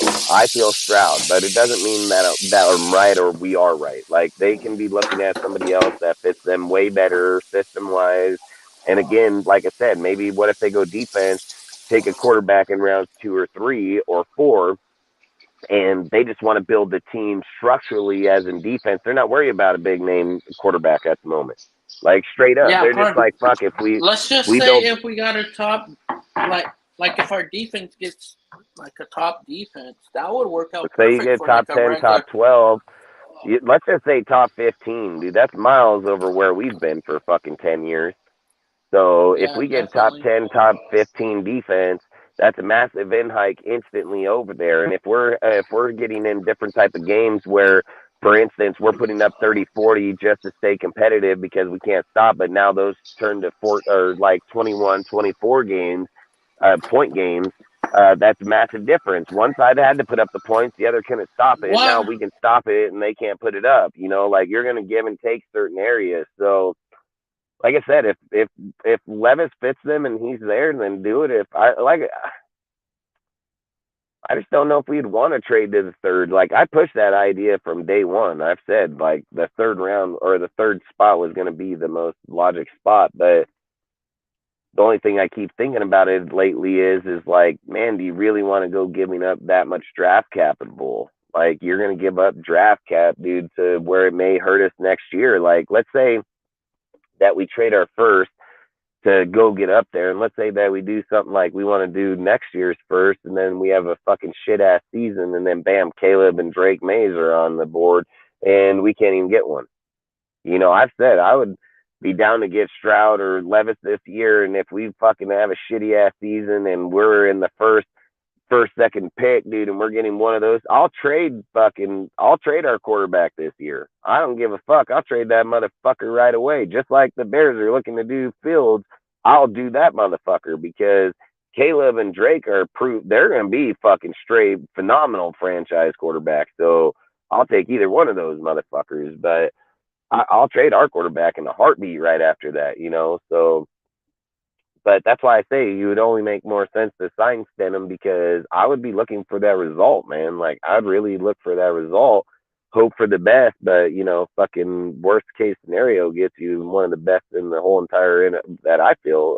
I mean, listen, Caleb Williams is a real deal, man. Like, I would love to have him as our quarterback. Like, I'll just be straight fucking honest right now. I'll take that fool over any motherfucker out there at the moment, over Drake, over Stroud, over Bryce, I'll take Caleb Williams right here, right now, but we ain't getting that. But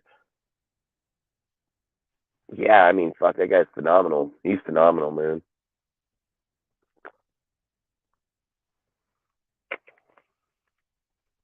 Drake, he's fucking phenomenal too. What do you take over Sam Howell? I think Sam Howell is North Carolina. But either way, I mean, both those guys are fucking phenomenal. I'd take either one of them. But that's all I'm saying is that we could fucking end up in that scenario even with them, still get our players this year. And he's even got draft built up already for next year and 2024. Ziegler's got his shit down, dude. Like, that's why I say Ziegler's a smart fucking dude. So I just hate when people like sit and say like Ziegler and Josh. Like, I'll tell you right now, Ziegler would fire Josh's ass if it came down to it, dude. Like, Jared fucking P. Like, if he was like, hey man, you guys are gonna go, and Ziegler's building up this fucking deal over here, and Josh can't, you know, just put his ideal there. Josh can't put put the ideal together. Like, I don't have any doubt in my mind that Ziegler would fire his ass, dude, like straight up. Said, what are the predictions for the AFC West standings? Me, Chiefs, Chargers, Raiders, Broncos. What's your record prediction for next year? I mean, record prediction is going to be tough because we don't even know who the quarterback is.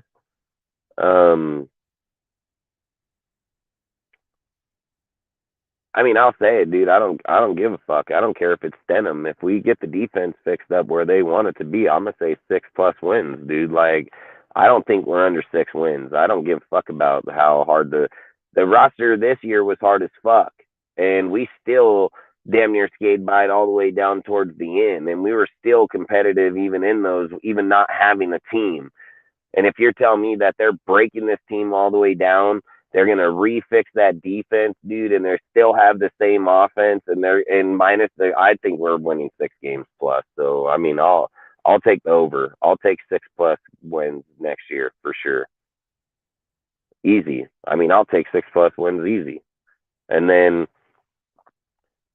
what he said, what is the prediction for? I mean, I pretty much have them in the same. I mean, you can flip the Raiders and Broncos. I mean, I don't either way. I mean, I think, like, if we're just speaking right here, right now, just this second, then I'm saying Chiefs, Chargers, Broncos, Raiders, Broncos. Like I said, those ones can be flipped however the hell you want. I mean, I'd probably put us more in the 4th spot because they at least still have quarterback, main players. Like, our defense is depleted as fucking. They got a fucking top defense.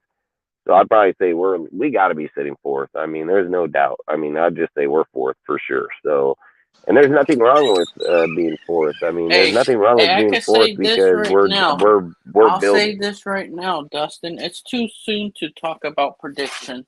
We're barely at the beginning of the off season. It would suck if we were last next year. We haven't been last in a while. I mean, I don't think we're going to be last in the division. Like, I don't really listen. I've said this all year long. Josh got the division down. Like, Josh knows how to win in the division, man. So I don't think that's going to be an issue. I've preached this all year. When people were like, "Oh, I said he ain't losing them Broncos. I said that the whole fucking time. I said this guy can go in there fucking vendetta, and he gonna go get his shit, and he did. He competed against the fucking Chiefs at a pretty good level in the first game.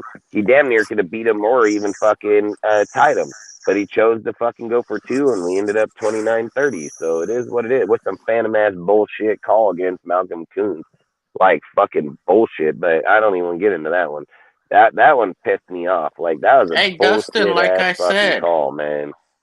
Hey, Dustin, it's too soon to talk about predictions. Yeah, We're I think barely in because the I think beginning. I think until we can get past the draft, we can probably have a more insight on it, because the fact Yeah. that you just have so many pieces going to be overhauled right here. I'm just basing the wins off of if we overhaul the defense. If we overhaul the defense and play with Stenham with the offense we have, I think he's going to win 6 games, like straight the fuck up. I don't give a fuck. I More. think he. I can I see would hope Stidham more. winning I 8. would hit more, but this 2-game bullshit, I don't buy it. Not at all. There's no fucking way no way in hell you're gonna convince me we're only winning 2 fucking games next year with the players we have on our roster, even offensively right now, and then defensively if they go in and get their players. How? We didn't even finish that. We didn't even finish that way with the depleted ass fucking defense to the T. So there's just no way you're convincing me that that's going to happen. So that's why I said the most wins, the top ceiling is 8. The floor is 6. man, this is why I think it's too hard, like you said a second ago, to talk on this right now, because I don't even want to talk about look it. at it like this, man. You can go get a quarterback, right, out of the draft, and he can be the next fucking best quarterback to ever play the fucking game, and he can go out there with this team right fucking now and have 12 fucking wins and go to a playoff, dude, like, and win.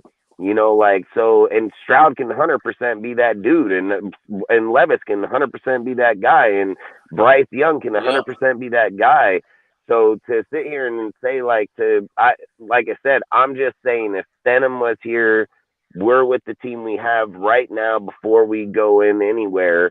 And as long as we fix the defense, I'm saying we're going to win 6 games. Like, I'll say it straight up. I don't think we win under 6 games. I think we win 6 games or more. And I'll bet on it, and I'll show you my ticket when I do, because I've said it. I'm not delusional, man. I'm very fucking smart, and I've said, like, Josh got this offense. Bro. This motherfucker knows his shit. He knows his fucking plays. He knows how to call it.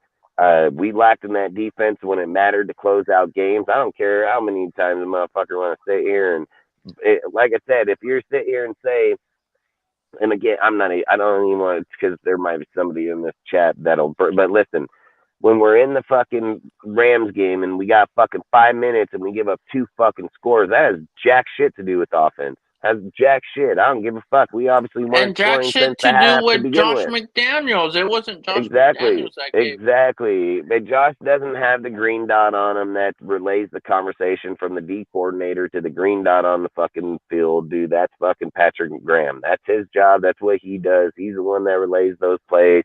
He's the one that holds his paper right here and says, oh, fucking play this play. Like, that's him. It's not has jack shit to do with Josh, dude. So Graham was the one that gave up those points. Graham was the one that fucking gave up that game. And I don't give a fuck if Josh couldn't get the first down. And I don't care if Josh McDaniels called 3 running fucking plays in a row. I can give 2 fucks about it. For 54 fucking minutes, they didn't give up those points to begin with.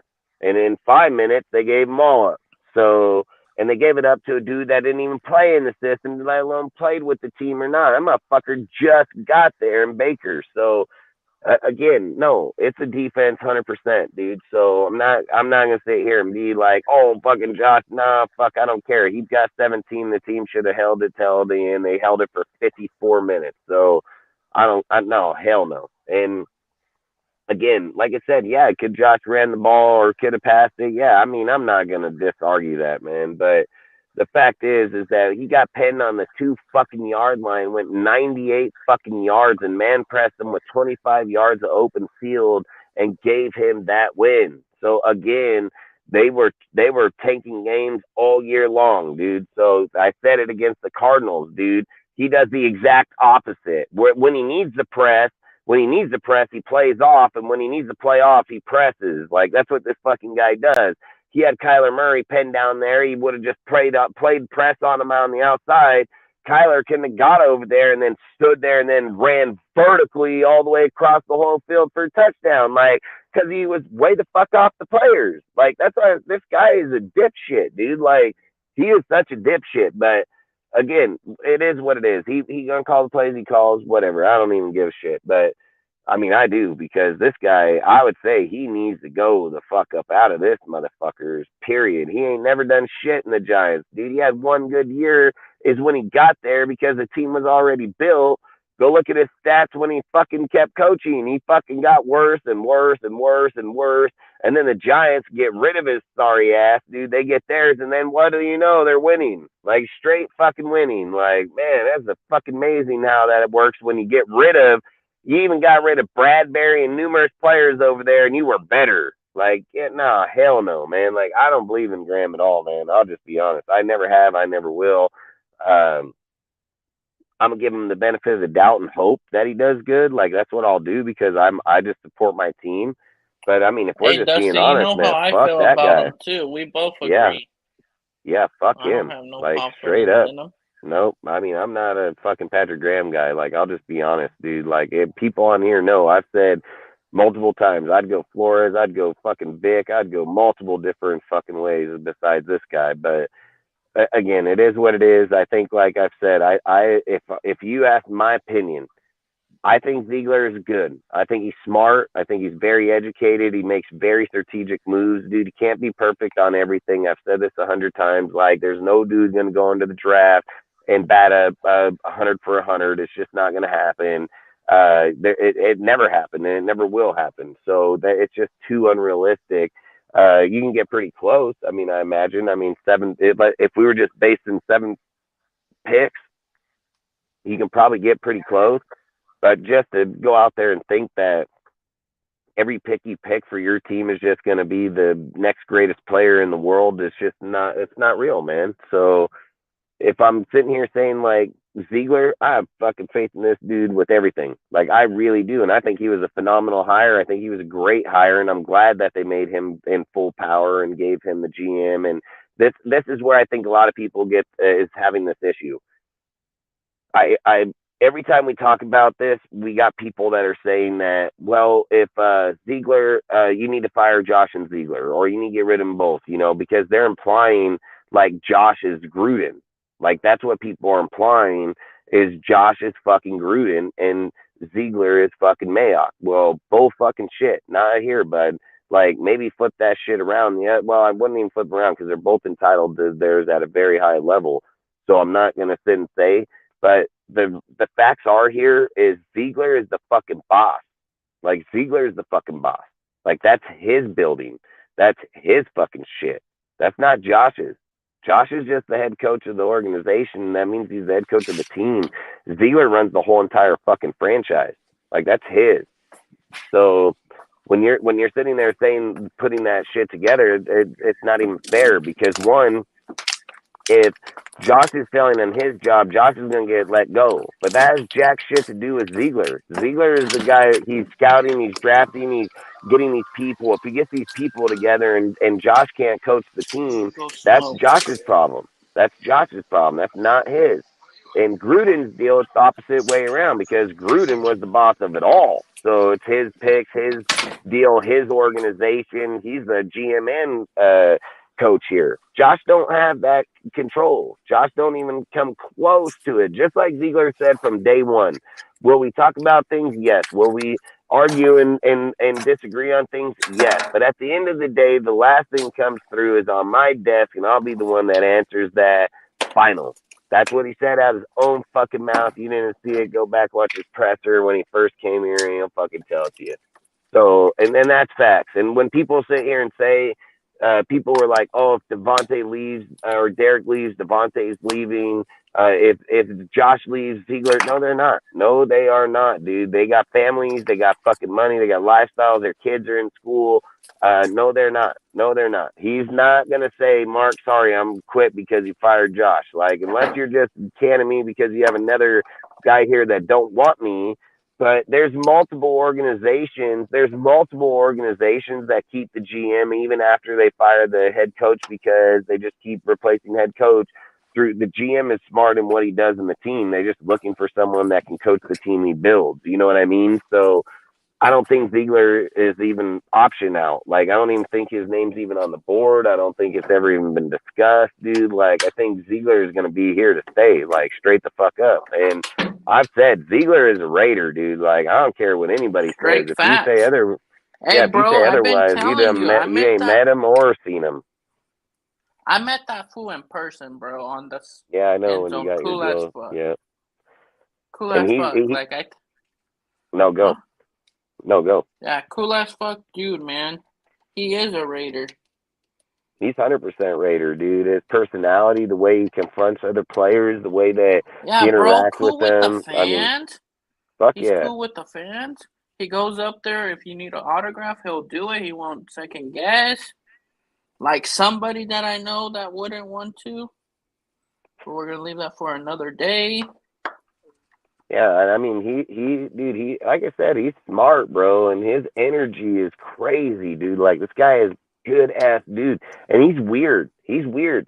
But I've always said those weird motherfuckers are the ones that are smart as fuck, dude, and they're the ones that fucking do shit. Like, them weird people you gotta watch out for because he's like that weird smart motherfucker, like straight up. And I just said, like, Ziegler is for real, man. Like, people can have their feelings about Josh, but I hate when people just relate both of them together. Like, that's not even fair. Yeah, That's not they're even two fair. separate people. Like, they're not the Yeah. same. Facts, and just because they're friends and know each other doesn't mean that they're in the bathroom sucking each other's dick either, you know? So that's all I'm saying. Like, they're not fucking dick riding each other over there. I think they're very aware that Ziegler can lose his job if he doesn't do it well, and Josh can lose his if he don't do his well. And if they agreed to come in here and do it as a team and agreed to leave as a team, then that's their choice. Like, that's up to them. But there's just no way you can tell me that a grown ass man that has a family, everything would say that with his, like, I don't even think that's even, I just don't see it because your wife is going to fucking kill you. Like, straight up. She's going to fucking kill you. So I don't think that's Fuck going to go yeah, down she like that. will. I got to give, you think his wife is going to be like, I got to give up my friends and take my kids out of school, all this, because this motherfucker can't coach the team? Like, nuh-uh. She ain't Hey, gonna. hey, She ain't gonna Dustin. be like Hey, Ziegler. Dustin, Go I ahead have and this pulls quick. out. Hey, Dustin, I have this quick thing. So you know, one of the reporters asked Josh, "Oh, why are you wearing the jacket with a W? Do you think he still has his family back in Foxborough, or do you think his kids already transferred? No, he's Because probably his been son's a here. They're football probably player. here right now. They're probably here after the school year. Probably been transferred already. As long as school year is over, but I don't know if the school year is over, is it? Because I think it's still going. I think when the school year is over, he'll probably transfer here if he's still back there. because his son's a quarterback, I believe, if I'm not mistaken. And that's what I'm saying, dude. His wife might be like, I'm not leaving here because his friends are here until he's 18. Yep. Like, dude, that's why I say you can't talk on kids or women if you don't got them, man. Like, straight the fuck up. Not happening. It's that time right now.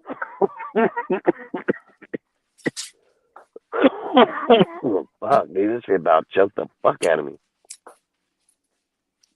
But I don't know, man. I get passionate as fuck about football, okay? Like, I do get on it, and the only reason I'm adamant on it is because when I hear stuff, man, I mean, you can ask multiple people. I fucking hit my shit, dude, and I hit it out of the park a lot of times when people think that I'm crazy on it, dude. Like, Cortez can tell you, I mean, they've told me, and I'd be like, yeah, watch, it's going to happen, man. Like, watch, it will happen. Shit. But I just say, So fuck him. That what? And I remember you telling us that. I'm like, no, bro, it's not gonna happen. And then you always been right. Yeah, and I mean, I just look at just logic, man, and I that's all I say. I'm not gonna always be right. I don't claim to be right all the time. I just say like I'm gonna miss just like anybody else, but I'm gonna put logic in front of it first to start out. Period. Then, like I'm not gonna say that I hate hypotheticals. Because listen, when we hypothetical our team, man, it's unjust to us, period, because you're getting your hopes up on shit, and then when it doesn't happen, you're like, oh, fuck this team, fuck that. You're not being fair to your team, man. It's not fair judgment. It's not fair anything of that, dude. Like, you got to go into it for real. Like, you got to go into it like, hey, we're not getting Devontae, and if he shows up, that's a plus, like, straight up, because we didn't think we were, dude. And I'll be honest, I was that dude that said, we ain't getting that motherfucker. Like, straight up. Bro, Yeah, that shit surprised me when we got him. I'm like, no, this shit ain't. I think it surprised everybody. I think it surprised everybody because I did not think it was going to happen. Like, I thought money-wise, I thought a lot of reasons why it wasn't going to happen. And when it popped off, I thought, holy fuck, dude, like, that was crazy. But that was a good deal because, look, Ziegler came in and changed around a lot of things, dude. Like, at the time, yeah, we couldn't afford him. But let's be honest, dude, at the end of this year, we would only have $8 million if we didn't cut Carr. So when we cut Carr, we got $8 million.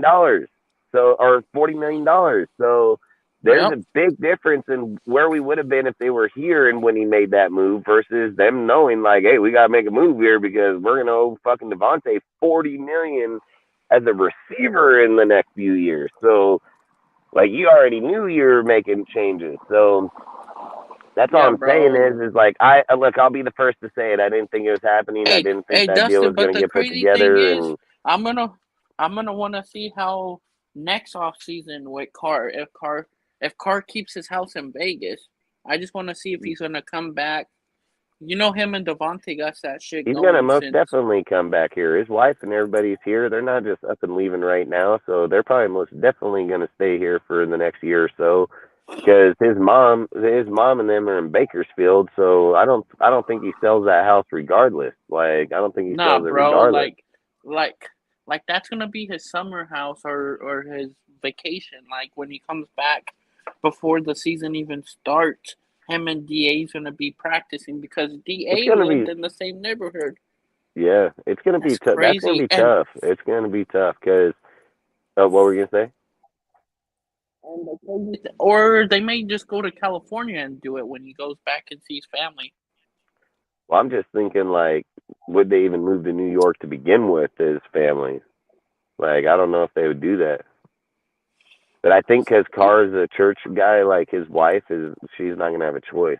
Like, she's going to have to go where he goes. The backstory of that is one of my exes, like a couple exes now, she freaking told me Carr wasn't thinking, like, towards the end of his football career, he gave up about church and everything, about being a Christian.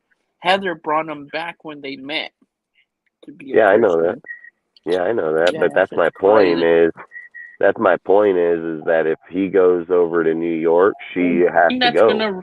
She has to go. Yeah, bro. The thing that's gonna hurt me, like, we won't really be around his family no more, like his kids. How his kids would come in after daddy signed, like to see his daughter grow.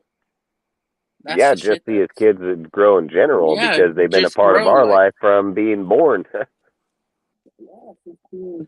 I think Dallas was like at least 1 year old when he got drafted. Then all his complications and everything, like. Yeah, bro. Like, I give heart to Carr for doing Children's Hospital outside of Madeira.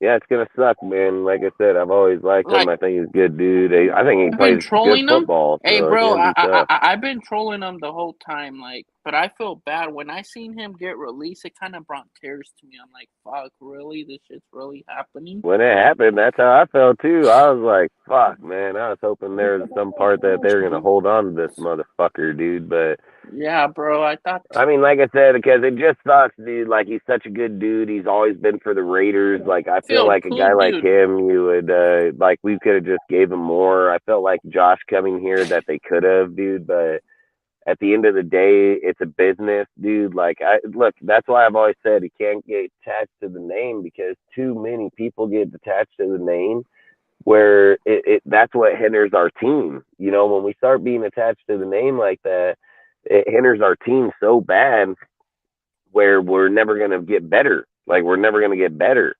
And that's why I say, like, I think that's Couple why weeks the before he signs somewhere, I'm gonna try and get the camouflage Derek Carr jersey.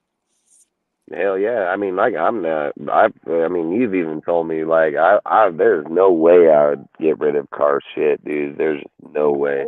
Fucking with you, bro. Yeah, You Carr really think I isn't. would? Nah, but Carr isn't just a regular player, dude. Like, he's not a different player. You got to remember, he holds took almost us. every He's the record only as the Raiders, quarterback. bro. He's the only quarterback since Rick Gannon to take us to the playoffs twice. Yeah, facts. Plus, he's the all-time fucking leading fucking quarterback in Raiders history outside a Super Bowl win. I mean, so you can't just fucking just whip that off like it doesn't even exist. But that's all I say is like fucking. I have no issue if they want to break the team down and rebuild it to their liking. It's their team. I mean, I wouldn't want somebody to come to me and tell me I can't do what I want in my company because other fucking people are telling me what I have to do. Like, bullshit, dude. That's mine. My stepdad give it. I'll fucking do whatever the fuck I want with it. You know, like, that's just facts. And that's how life is. So for people to sit and be like, oh, I can run it. Well, why don't, if people out here can run it better, how come they don't go put their job application in there and go get a job? Like, you know how many years I thought, dude?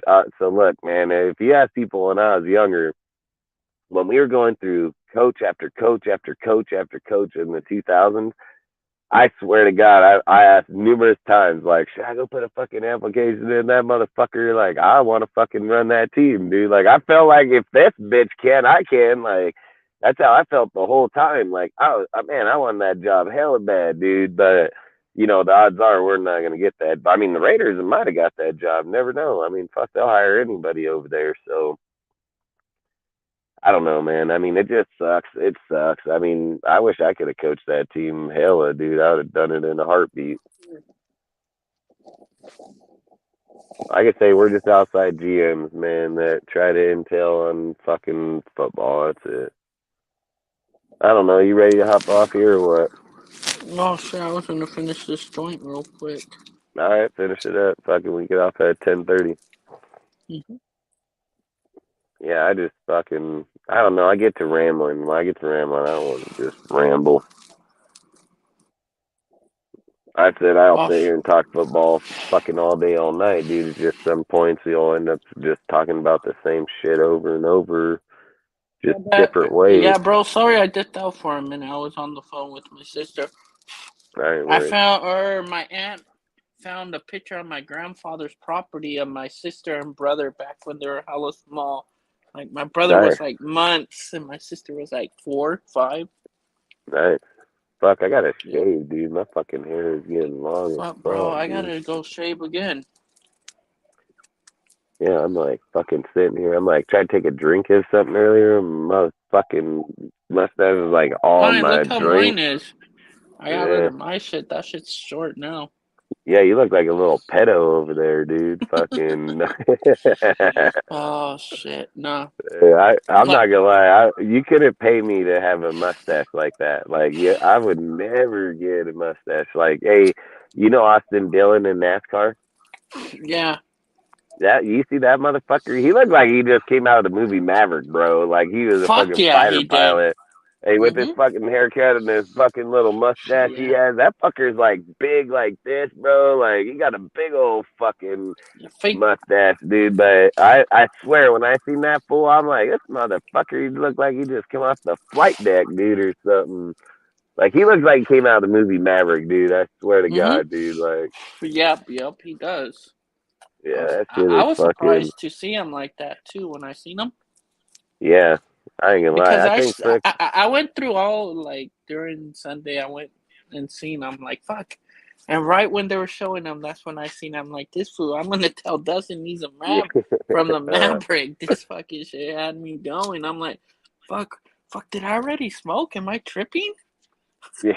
Because he didn't look like that before. I'm like, what the fuck? Nah, like freaking NASCAR was balling, dude. It fucking Oh, it where are just they sucks, at? In dude. Phoenix? Nah, Are they're they in in Phoenix? Daytona. They were at the Daytona 500. No, this fucking- coming week. Or Talladega. No, hell no. They wouldn't go that fast to another speedway. It's gonna be. Oh no, it's gonna be down in California. That's what I was thinking. Fontana Speedway. Fontana? Fontana. Yeah, where's Fontana? Fontana. At? Outside Down of in the Bakersfield? armpit of fucking Southern California. It's a badass track, dude. Like, that's a really cool track, dude. Like, Vegas is a good track. Hey, That's the a good one, track. the Sonoma Daytona. one, I would not go I to hate the that. Sonoma. I hate Yeah. that fucking track, dude. I went there one year, dude, and I'm not gonna lie to you. That was about the last time I went back to that motherfucker because I'd rather watch the Sonoma on my fucking TV. Like, I'll just be honest. Like, yeah, I'm fuck going and sitting there watching that race. Like, it won. Because they You're hardly in the come middle. by. Dude, not only They that, you're hardly- sitting in the middle of fucking nowhere, dude, out in the fucking desert, literally on these fucking mountain or these hills with no fucking shade. Like, so we didn't want to sit up in the stands, so we went and sat down on the track. And I'm not gonna lie, it was horrible. It was so horrible, dude. Like, even sitting in the stands, Was it sucked 'cause you're just expensive sitting on hot. to sit over in No, the I track? think we got those tickets like fucking $125 or something. Like, no, it wasn't. No, it didn't cost much at all. I mean, it's a good place to go if you just want to go to a race, but I'm telling you, that track would ruin your experience in NASCAR. Like, I'm a hella diehard NASCAR fan, so if I was a NASCAR fan, I would Hey, have been do you like, know what fuck other that. fan I'm? I'm a fan of bull riding, the PBR. Oh, dude, I rode bulls for years, dude. I mean, Hey, bro, I don't got have to my see- buckle right now on, but I have my buckle. I'll show you tomorrow, dude. I mean, Yeah, show me that shit. listen, I rodeoed my whole life. I can rodeo. I can ride bulls, broncs, fucking team rope, calf rope. I can do it all. I'm fucking badass fucking rancher, dude. Like I say, I'll fucking get on it and hoe it. I'll hoe it right out of them motherfuckers, dude. No doubt. I can ride like a motherfucker, dude. And I always say, I'll fucking kick my spurs on and just hoe that bitch out, dude. Not even fuck around. I love it, dude. I fucking ripped these fingers off, dude. So I fucking had my rope and my fucking team rope and had my rope come across my finger, my thumb, fucking because my coil came out of this hand and caught this whole hand. It fucking ripped this finger clean off, dude. It ripped that bitch all the way off. You can probably see it here, where it fucking ripped that bitch from right here all the way down and around that motherfucker, all the way up. That bitch popped off like a fucking. I've always said, like, if people want to know what their bones look like, that bitch fucking looked like an orange. If you took the orange core out of that bitch from the bottom and it has that fucking little white deal and it's kind of like got them things at the end, like, that's exactly what that bitch looked like, dude. Like, dude, when it happened, I was out in the field. I had this fucking dude come running across the field on his horse, dude, and he kept yelling at me, and I couldn't hear what he was saying, and he was yelling at me. He's like, "Undally your rope, undally your rope." And I'm like, "Why?" And he was like, "It fucking got you, man. It got you." And I was like, "I know it got me, dude." I looked down at my hand because I can see this part right here was burnt all the way to the bone. And I told him, I'm like, "Yeah, I fucking see it," but I said, "I'm all right." And he was like, "Nah, man, undally." He's like, "It got your fucking hand." And the whole thing I thought was weird as fuck is how the fuck did he know, but I didn't, you know, like straight up. So after he kept saying it like 3, 4, or 5 times, I finally just looked down at my hand and I was like, there ain't nothing wrong. Man, I fucking seen this finger and I had a glove on and this fucking piece was over here. Like, it was like right here. And I was like, oh yeah, you're probably right. Fucking undallied that motherfucker. I was like, what the fuck? So it didn't even hurt, dude. Like, because the adrenaline obviously was probably pumping so hard. It didn't even hurt. I was on my way to the hospital, dude. We got stuck at the railroad track. And that's when it started hurting. It was like fucking 35 minutes later, dude, and that bitch started hurting hella bad. So I go to the hospital we get there and fucking walk into the ER, and the lady's like, "Hey, is there anything I can help?" Or she was like, "Can I help you with?" And I was like, I put my hand up there. I was like, "Yeah, if you can put this back together." And she was like, "What the hell?" And long story short, man, they had to fucking take the needle, and the only place that I had to get that finger back through was through the fingernail because it was still attached right here. And I'm gonna tell you what, man, if you ever want to feel some pain that'll make you cry like a bitch, dude, just go take a needle with some string and punch it through your fucking Huh? fingernail, dude, all the way through your finger. What When I happened? got when my finger healed, they fucking had the stitches and they wanted me to cut the stitches out. Man, I was such a dumbass. I should have cut the fucking stitch here on the top of the finger and pulled it down this way. Man, I cut that bitch and pulled it up, and let me fucking tell you what, man, that about dropped me to my fucking knees, dude. But I love cowboying, man. That's why I'm here. That's why I got what I have, because I love it. It's my favorite fucking thing to do. So, but either way, we ain't talking about fucking horseback, right? And fucking probably most of you guys are city boys, anyways. Probably don't even ride horses. So, hey, Cortez, he fucking ain't even been on a horse, probably. But I don't know. I just think frickin' with our team, man, I wouldn't be so down in the dumps, dude. I think our team has a lot of pretty good building blocks. I think our team has pretty good structural behind it when they're going to get done here, rebuilding back through the defense. So I want to just be so shit on our team so fast. Like, I think our team's pretty good. I think we're going to be all right, man. I mean, we're not just falling off the face of this earth, dude. And listen, I've said this hell of times. Josh did not just forget how to call plays and fucking coach over there when he left there and came here. Like, that fool got more experience. Listen to it like this. Josh has more experience in the playoffs and Super Bowl than fucking 90%, probably more than all of the motherfuckers in the whole entire NFL. Coaches, period. So Josh been there more than all these motherfuckers by a mile. So he been there fucking 10 times. So again, like I said, like, this motherfucker did not just forget how to fucking call plays or just coach or anything. So I said, until they get the chance to put their pieces, build their deal, let's just wait and judge them fairly. I mean, I just think it's easy to bash it because we didn't see it the way we wanted to. But at the same time, when you bash like that, you got to be fair about the fact that we didn't have the offensive players, we didn't have the defensive players. To, like, what I think's crazy is to have a conversation. But when you're having that conversation, you're implying that we had the team, but we know just as well we didn't. You know, like, that's where I think it's crazy to have a conversation where somebody would talk to you and tell you, like, we should have been in the playoffs, and we had a playoff team, and we should have been motherfucking if they were healthy. Like, did you forget that part? Did you forget that? Did you forget that you needed the players to be there first? Like, I'm probably a pretty easy thing to forget, I guess, which would be mind blowing. But my woman probably put it past her. She's probably 100%. But at the same time, like, how in the fuck going back how do you to sit there and Al's imply it like goals, that? going to Al's goals, this season was frustrating because we blew so many big. Yeah, it was defense Facts. that blew I the mean, leads. look, there are games that we could have did better offensively. I'm not going to discredit that. I mean, I get where people are sitting here and have the argument where they'll say, oh, the defense was out. Listen, the defense gets paid just as much as the offense, man, to do their fucking job. Some games you may be out there for fucking 35 minutes, and other games you might be out there for 22, and there's going to be games where you got to be out there for fucking 40 to 50. So I hate when people say, like, well, the defense was out there for a lot. I don't give a fuck. I don't give a fuck. Those motherfuckers get paid to be out there. They get paid that money to be athletes, to fucking be conditioned like that.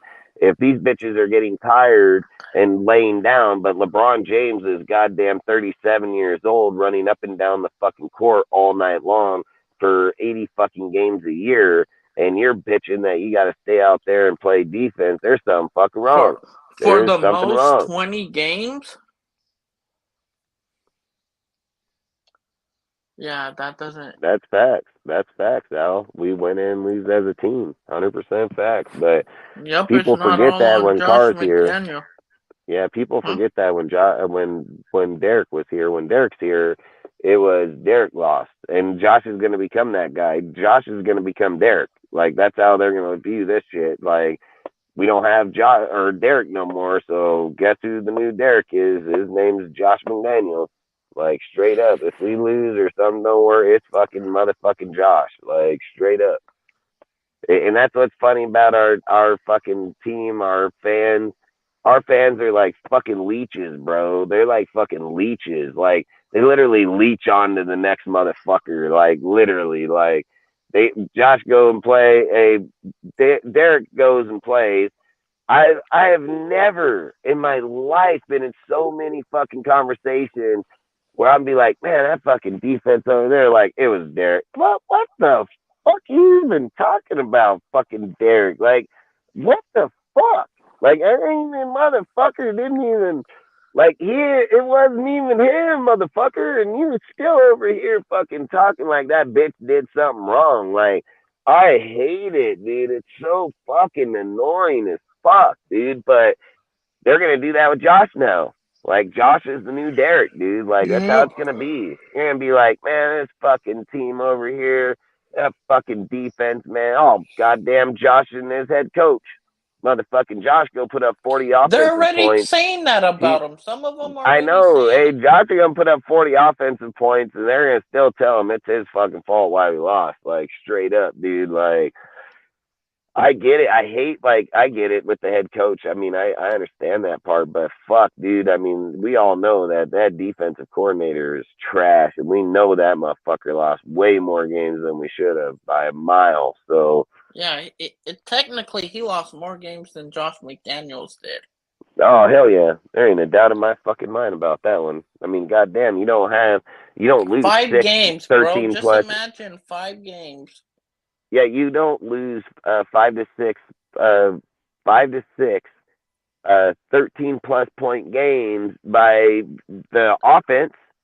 The offense put the fucking points up first. First of all, the defense gave the bitch up because that's how they won. The defense couldn't stop the motherfuckers. Like I said, in the NFL, it's offense heavy, hell hard right now, dude. So it's like defense. I mean.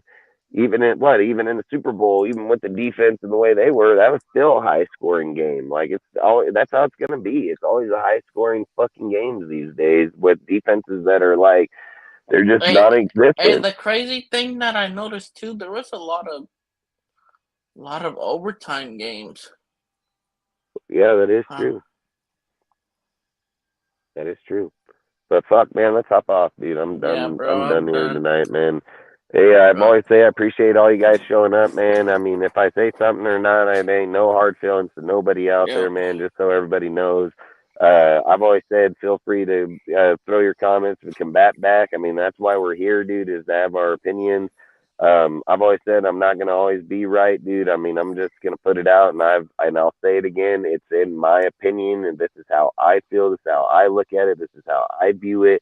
I don't go over and take other people's deals or watch it or not. Like, I support everybody. I go over there. I support them. I'll go chat for a minute in the chat. I'll give their likes and so on because I believe in supporting Raider Nation as content creators or anybody that wants to give information on our team. But again, I don't go over to watch people everybody has their own ways, man. Everybody sees things differently. Everybody has their deals. I like I said, I'm very smart in a lot of deals. It's not that I can't learn or not. I just don't like the confliction. I don't like where I've always said people should have multiple different views, different ways to see things. And I don't ever want to restrict that. I want everybody's voice to be able to be heard on their subjects or the way they view things. I don't like going over and say something and then somebody get mad because they don't see it like that. They don't see other people's opinions. I mean, I've been in multiple people's deals this year. With these fucking dudes and their fucking purging bullshit. But long story short, you'll see dudes over another and they're just banning them, like just straight fucking ban them. So, I mean, that shit ain't never going to happen here. So I'm going to make that fucking clear as day, dude. I mean, everybody knows the rules here. That's why I think we have pretty good, respectful chat. People over here all the time. But man, Yeah, we are Els not Ghost, gonna. you're always welcome, bro. Like, Oh fuck, when he you want. already knows, man. He's great. Yep. Hey Souls, I appreciate you showing up Yeah, always, take your man. You souls. true Thank you, number bro. one, Thank man. you. Like you've been Yeah. here from day one, dude. I appreciate you a lot, man. Like you don't even know. Like I appreciate every person that's here, period, regardless if it's day one, just today. If you've been here the whole time or just a few hours, like appreciate everybody, man. And I've always said we try to do this more as a family deal, man. Like we're not worried about having 2,000 people over here, 5,000 subs. And listen, we're gonna get the people that come that want to be here and talk football and listen to it. That's all I can say, man. Like I appreciate the people that do reach out to me and ask to promote the channel or promote it elsewhere. I really do appreciate it. I just don't want to do it. I prefer, Yeah. like I've said here, is that we're gonna do it. If we're meant to be, we're gonna be meant to be because what we do, like straight up, man. We don't want no divide. We don't want no deal. Everybody's entitled to their own views, their own ways, their own opinions, and so on. We just want to do it here with us, and we want to do it with people that gravitate to us because of what we do. That's it, man. It's not against anybody or anything or not. Like I've already been down that road. I don't want to go down that road again. I feel like we could all talk, we could all be part of things. I just don't want to be obligated to things or other people no more than they should to us or not. Like here, we come here as a group, a really good close group, like I say, family. We get up on here, we all debate, we all hash our shit out. Some people, some guys will get upset and take off for a few weeks, but we all gravitate back because we're not like that. Like here, there's no closed doors here, man. I just want to say that. Like I've told people from day one, there's only two fucking things I don't like, and there's two fucking things like, look, I don't care if people want to talk their football shit. I don't care if people are like, just talk football, period. Just talk your shit. Like, I love it. Like, that's what I love. You're entitled to that. Talk about someone's family, man, my kids, and man, you're just in a whole nother level you don't even want to be at, dude. And I ain't on this bitch like, no, none of these motherfuckers over here are gonna fucking talk about shit. We're not even gonna entertain that shit because if you were in front of me, That's true. I'd be going to fucking jail. I'd be going to jail in a heartbeat. Like, there's not a fucking doubt. I'll beat your ass, drag you across Already that had street, an rub your face incident in that before motherfucker like a with that shit. fucking cheese grater. Like, you don't even Hey, want to talk Dustin. about my kids like that, man. And Hey, Dustin, for a we fact, already like, had.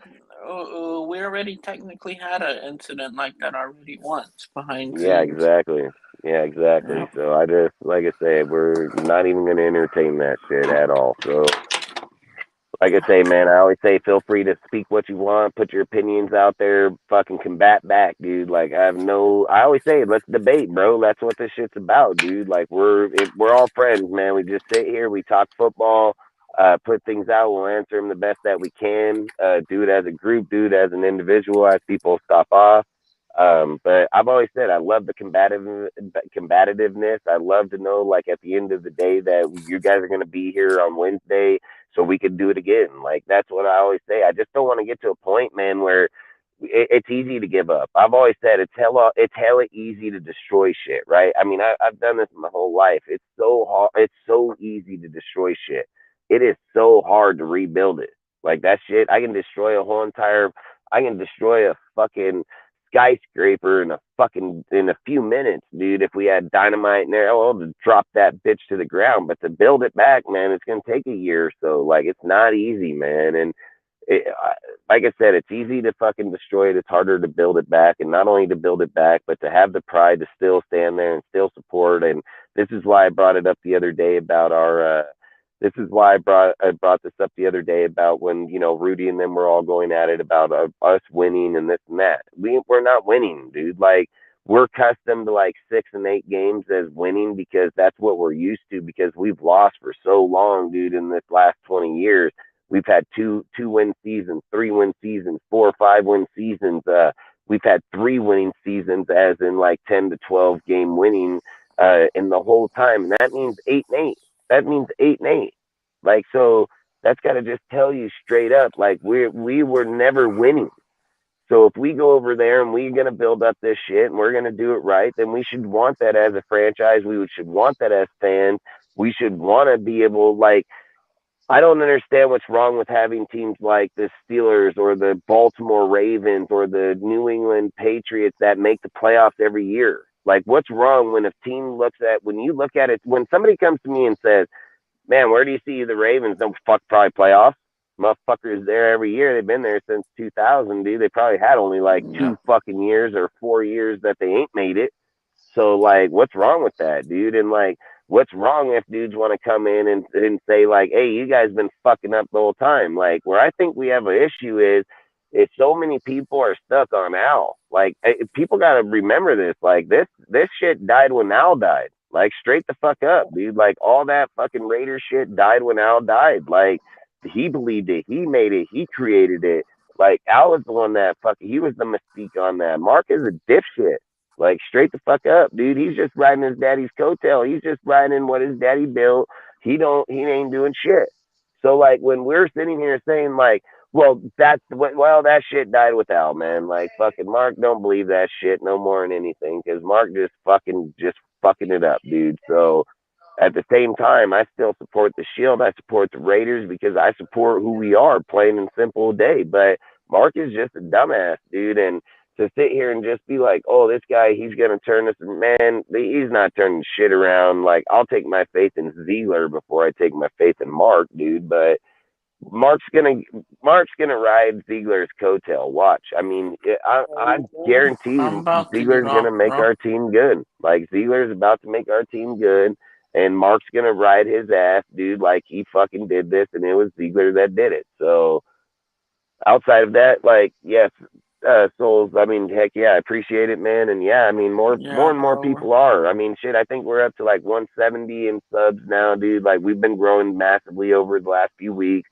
I think, look at the Instagram. We're over 1,800 in Instagram right now, dude. That's all been started just before the season. Imagine if we had that shit over here.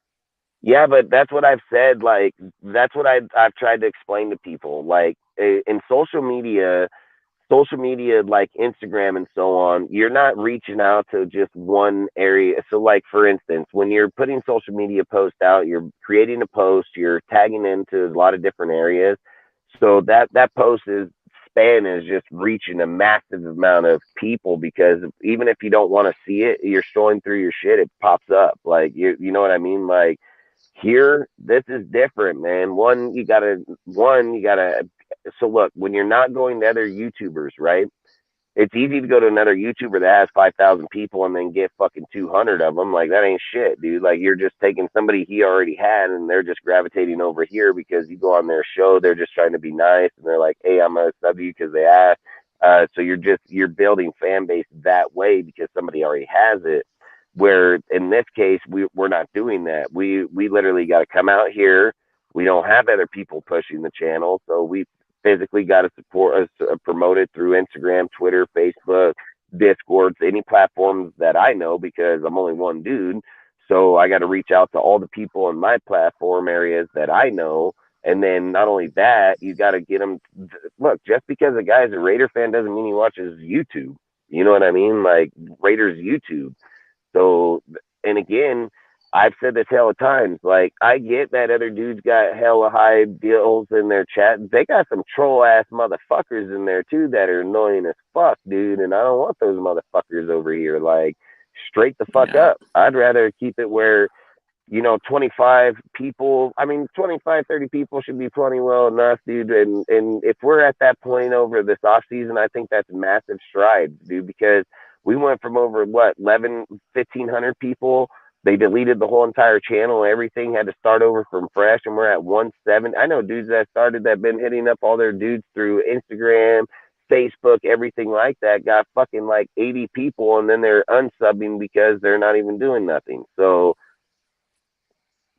yeah, I mean, Jeff Hefe is, he is, but he's still welcome here. I mean, look, he came over at first. He did talk his bullshit, but he's still welcome here, and he knows that, and he's been respectful, and I appreciate that from him. And I've always said, you don't have to just be a Raider fan to be here. Did you see what he posted earlier today? He does, about the ring. But I've always said he's entitled to do that. I mean, fucking, I'm not here. Listen, he's a rival to us, bro. Like, straight up, I want to talk shit to a fucking another fan. So hey, as long as he keeps it respectful, bring it. Like I love it. Like good, you got the rings. Fuck you. You know what I mean? Fuck Like you. straight You up. guys You know aren't what I coming mean? to Vegas to get one Yeah, either, you ain't winning no motherfuckers. ring in my motherfucking house, so fucking suck a dick, you know. But like I Yep. said, I enjoy it. I'm glad that he does come here. I've always said it doesn't always just have to be Raider fans. I mean, I like the combativeness. He's right. He's up on us right now. We need to fucking get up on him. Like that's facts. There's nothing wrong with the dude coming in here talking facts that they're better than us because they are. So bottom line, you don't like it, tell your team to get better. Straight up. You know what I mean? So hey, you're right, Souls. I mean, he goes across everybody's platform, bro. Like Yeah, bro. everybody's, dude. I mean, I've seen Hefe and fucking Docs, Honcho's fucking raid, fucking Andy. I mean, the Hefe over here goes fucking everywhere, bro. That fool is in everybody's shit, and on multiple different accounts. Fuck yeah, he has the Raider Hefe one. I think that's him. Yeah, it's I'm all not in football mistaken. trash talk. I mean, that's facts, man. I mean, that's facts because if you sit there and you can't have good conversation, dude, like, no, who wants to just come and be like, yeah, like I'm not a fucking yes man, dude. Like, and I don't expect nobody. I tell people all the time when we have meetings on our deal for a company and everything. I always say, man, like we're entitled to get our job done. Like that's why we're here. That's why we get paid. That's what we're fucking doing. But you're not entitled to fucking yes man a motherfucker at all. Like if you don't see something, then just say it, dude. But again, I'm not. And again, I don't really like yes men because then they don't think for themselves. It's just they do. Like I want a guy that speaks up for himself. Like I want to hear somebody else's opinion. That's why we're not afraid to bring anybody on this show, no matter how you view, and we don't hate anybody for it. And everybody knows here, I will get in the fucking conversation. Like I'll jump fucking balls deep in that motherfucker instantly. I don't care who the fuck it is. If I feel like we're not putting out the information or not being fair, I don't care. I love it. So I'll be right there. And if somebody else got something that can teach me, then say it. I mean, I'm here to learn too. You know what I mean? I'm not sitting here saying like, man, I know everything in that. I like you said, don't limit yourself, dude. I never have. Anybody that knows me knows I don't limit myself in anything. I'm always looking to venture in new fucking things, creative things. I mean, you got to think of all the things that I do from this channel to our fucking Discord to our Instagrams to what I do in everyday life working. And I do this while I'm working. And I hear dudes struggling on it while they're at home doing nothing. Like, you can ask Cortez. He's a fucking win. I'll do this shit all day. He'll be on the phone with me all day while we're talking and doing it and working. Like, straight the fuck up. Like, Yeah, we do that. so I've always said that I don't limit myself in any means, dude. I just try. And I've always say I'm always up to learning new things. I'm always up to trying to learn new things for our channels, how to grow, how to be more creative. But at the same time, I'll just be 100% honest, dude. Like, we are here for Raiders football talk and talking amongst ourselves as friends. I'm not here for any other shit outside of that. And I don't want to get in detail of what I mean by that, but a lot of people obviously know, like, we want to be football. This is what we do is football, man. Like, that's it. Like, straight up. And anybody's welcome here until they disrespect us, period. That's fucking bottom line. So, outside of that, fucking tough shit for a lot of people. But we do appreciate everybody that shows up. We appreciate all of you guys, man. Like I said, we'll see you on Wednesday. You know, I mean, fuck, dude, we will do a giveaway here. Okay, I'll figure it out what I want to do because, like I said, there's not much way I can prove to you guys like how much we respect you guys for helping us. So I'll try to think of something, a way to do it, a way that's fair, to where we can get a lot of people. So we'll figure it out. But long story short, we'll try maybe here within the next question. Yeah, but I got to figure out how we're going to do it. We'll give it away here on the channel, but we got to be able to put it like Instagram, like it's got to reach a platform, you know, like we in here, if we're just be honest, like we're averaging right around 12 to 15 people in the live chat on Instagram. Yeah, but what I'm saying is And here we average right around. It depends. I mean, there's times we'll be over 200, 300, 400 views, and there's times we're right around. So I think it just depends on what we're talking about, where we're at. But what I'm saying is like here in the chat, we'll be right around anywhere between. We're averaging lately between 8 and 15 people in the chat. So it just depending on what hour or where we're at in that time, we're averaging pretty high counts in the chat. So what I'm saying is like we'll probably do it in Instagram, but we'll give it away here on the YouTube live because that way we can intertwine more people. And then probably I'll do like Devontae Adams jersey if people are down with that. Unless there's another jersey you guys want or Max or somebody, I don't really give a fuck, but we can figure it out which one and then do something like that because like I said, man, you guys show up, you guys support, man, we really appreciate it. And I mean, fuck, if you guys didn't, we wouldn't even be here. So we wouldn't be able to talk our shit. We wouldn't be able to combat with one another. I mean, you look at our show, we're full almost all the time. We have fucking 9-10 people on this motherfucker all the time where it gets annoying as hell. I'll be honest with you. I mean, you can ask these guys. I tell them, like, I just want to be like 6 people. I think is we were plenty mostly fucking good. 6 tonight.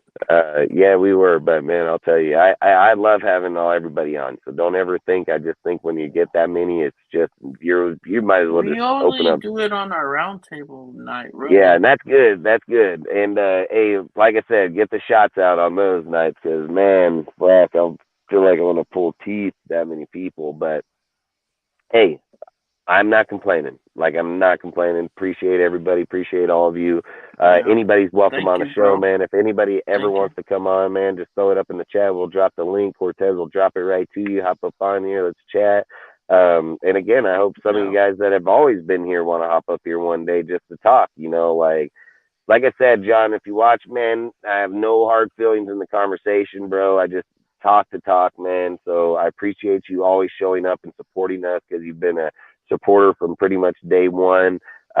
Souls, I mean, everybody. Robert, I mean, I like I said, man, I can go here for a while on everybody. I don't know if it, Al, I mean, we wouldn't be fair. I'd just be leaving somebody out and then I'd feel really bad. I mean, like I said, we get John, get Chili, you get frickin' OG or getting, I mean, like I said, I don't want to just I'll name certain people, but I appreciate all you guys, man. Like I really do. And so does everybody here.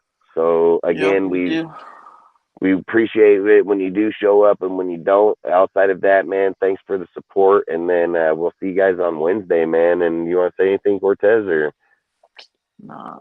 Coming soon, I'm going to be doing my own on days that we're not on here. Me and Dustin may talk with you guys on my show. Hell I yeah. just got to come up with a schedule and when's a good time. Hell yeah. Yep. And just remember to follow us in our Discord. It's up in the chat. I don't have no access right now to post it because my computer's dead and I'm on my phone right now. Shit, Souls, I hope you have a great night, bro. And like I said, bro, I appreciate you. I appreciate you supporting us on all our platforms, man. So bro, he's everywhere. He's diehard, bro, and I appreciate him a lot, man. I mean, I've interacted with him on Instagram. He's in our Discord. He's always up here in our YouTube. Like, hey, diehard, bro. And like I said, man, thank you very much. We really do appreciate you, man. It's people like that, like I said, it just helps out because. And it's not only that, man. This dude will show up for 4 hours with us talking. So, like I said, man, hey, fuck yeah, appreciate you, bro. Straight up, man. Yeah, appreciate you. Hey, and like I said, outside of that, man, we'll hop up out of here tonight, man. Thank you guys for all showing up. We'll be back on Wednesday, 7 p.m. Pacific, 10 p.m. Eastern. We're going to be talking on, free agency. So we're going to kind of just try to go over real scenarios, you know, and we'll talk about everything whatever other people do. Like I said, there's no right, no wrong. But just so everybody knows, it's kind of be where we'll be at on Wednesday is more free agent talk, just kind of gearing up where we need to be here in the next few months, where we see players, what do we need? I don't want to get too much into depth on that.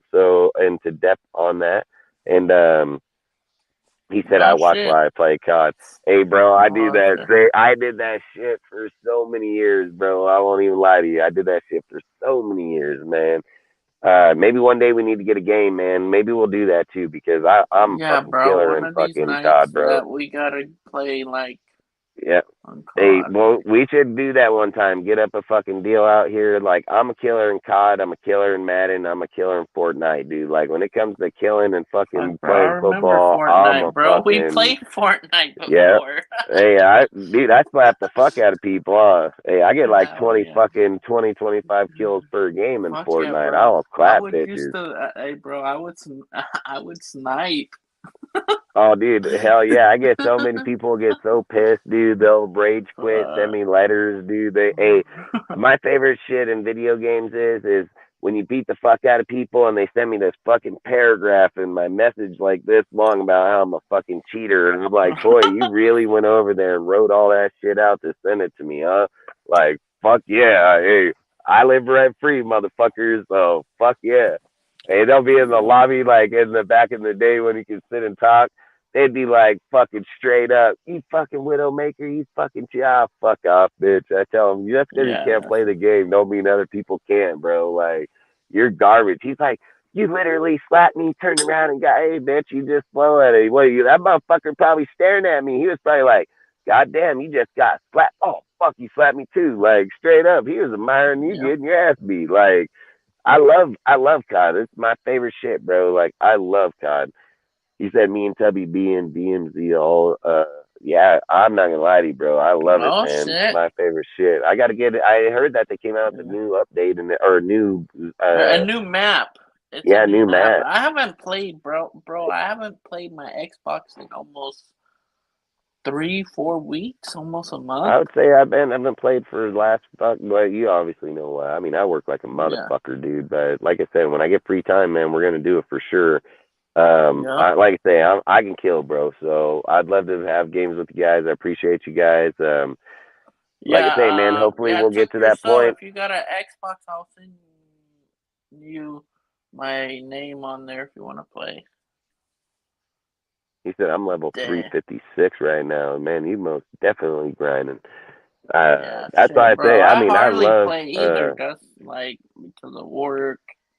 Hey, I'll be honest. I game like no tomorrow, dude. Like, I have a huge gaming room, dude. I had over 13,000 people that followed me at one time in Nerd Herd Gaming, dude. Like, I have a big deal. I mean, I'm a big time gamer. If anybody knows Taz, I mean, Taz and them, I mean, they're damn near all professionals.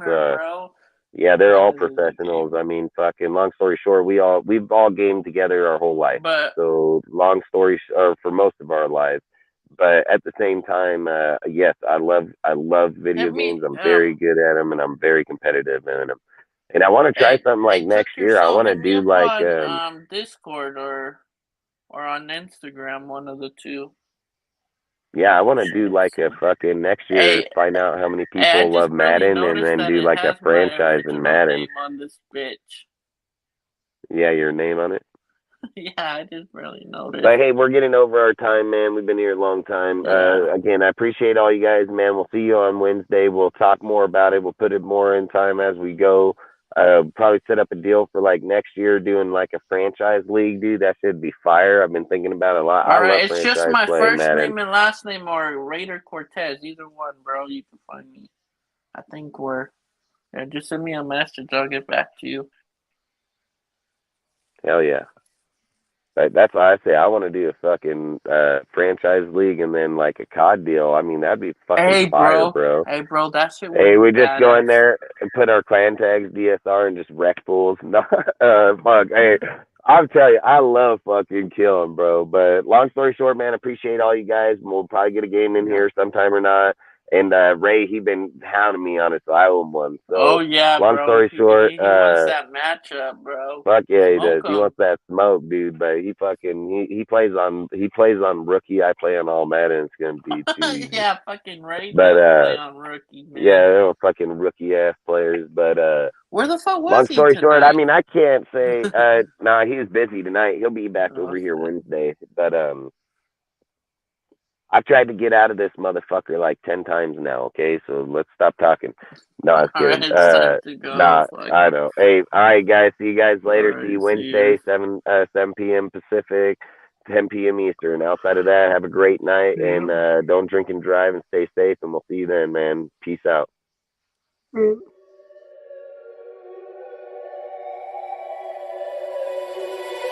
I wake up to the sounds of the silence that allows for my mind to run around with my ear up to the ground. I'm searching to behold the stories that I told when my back is to the world. Was smiling when I turned.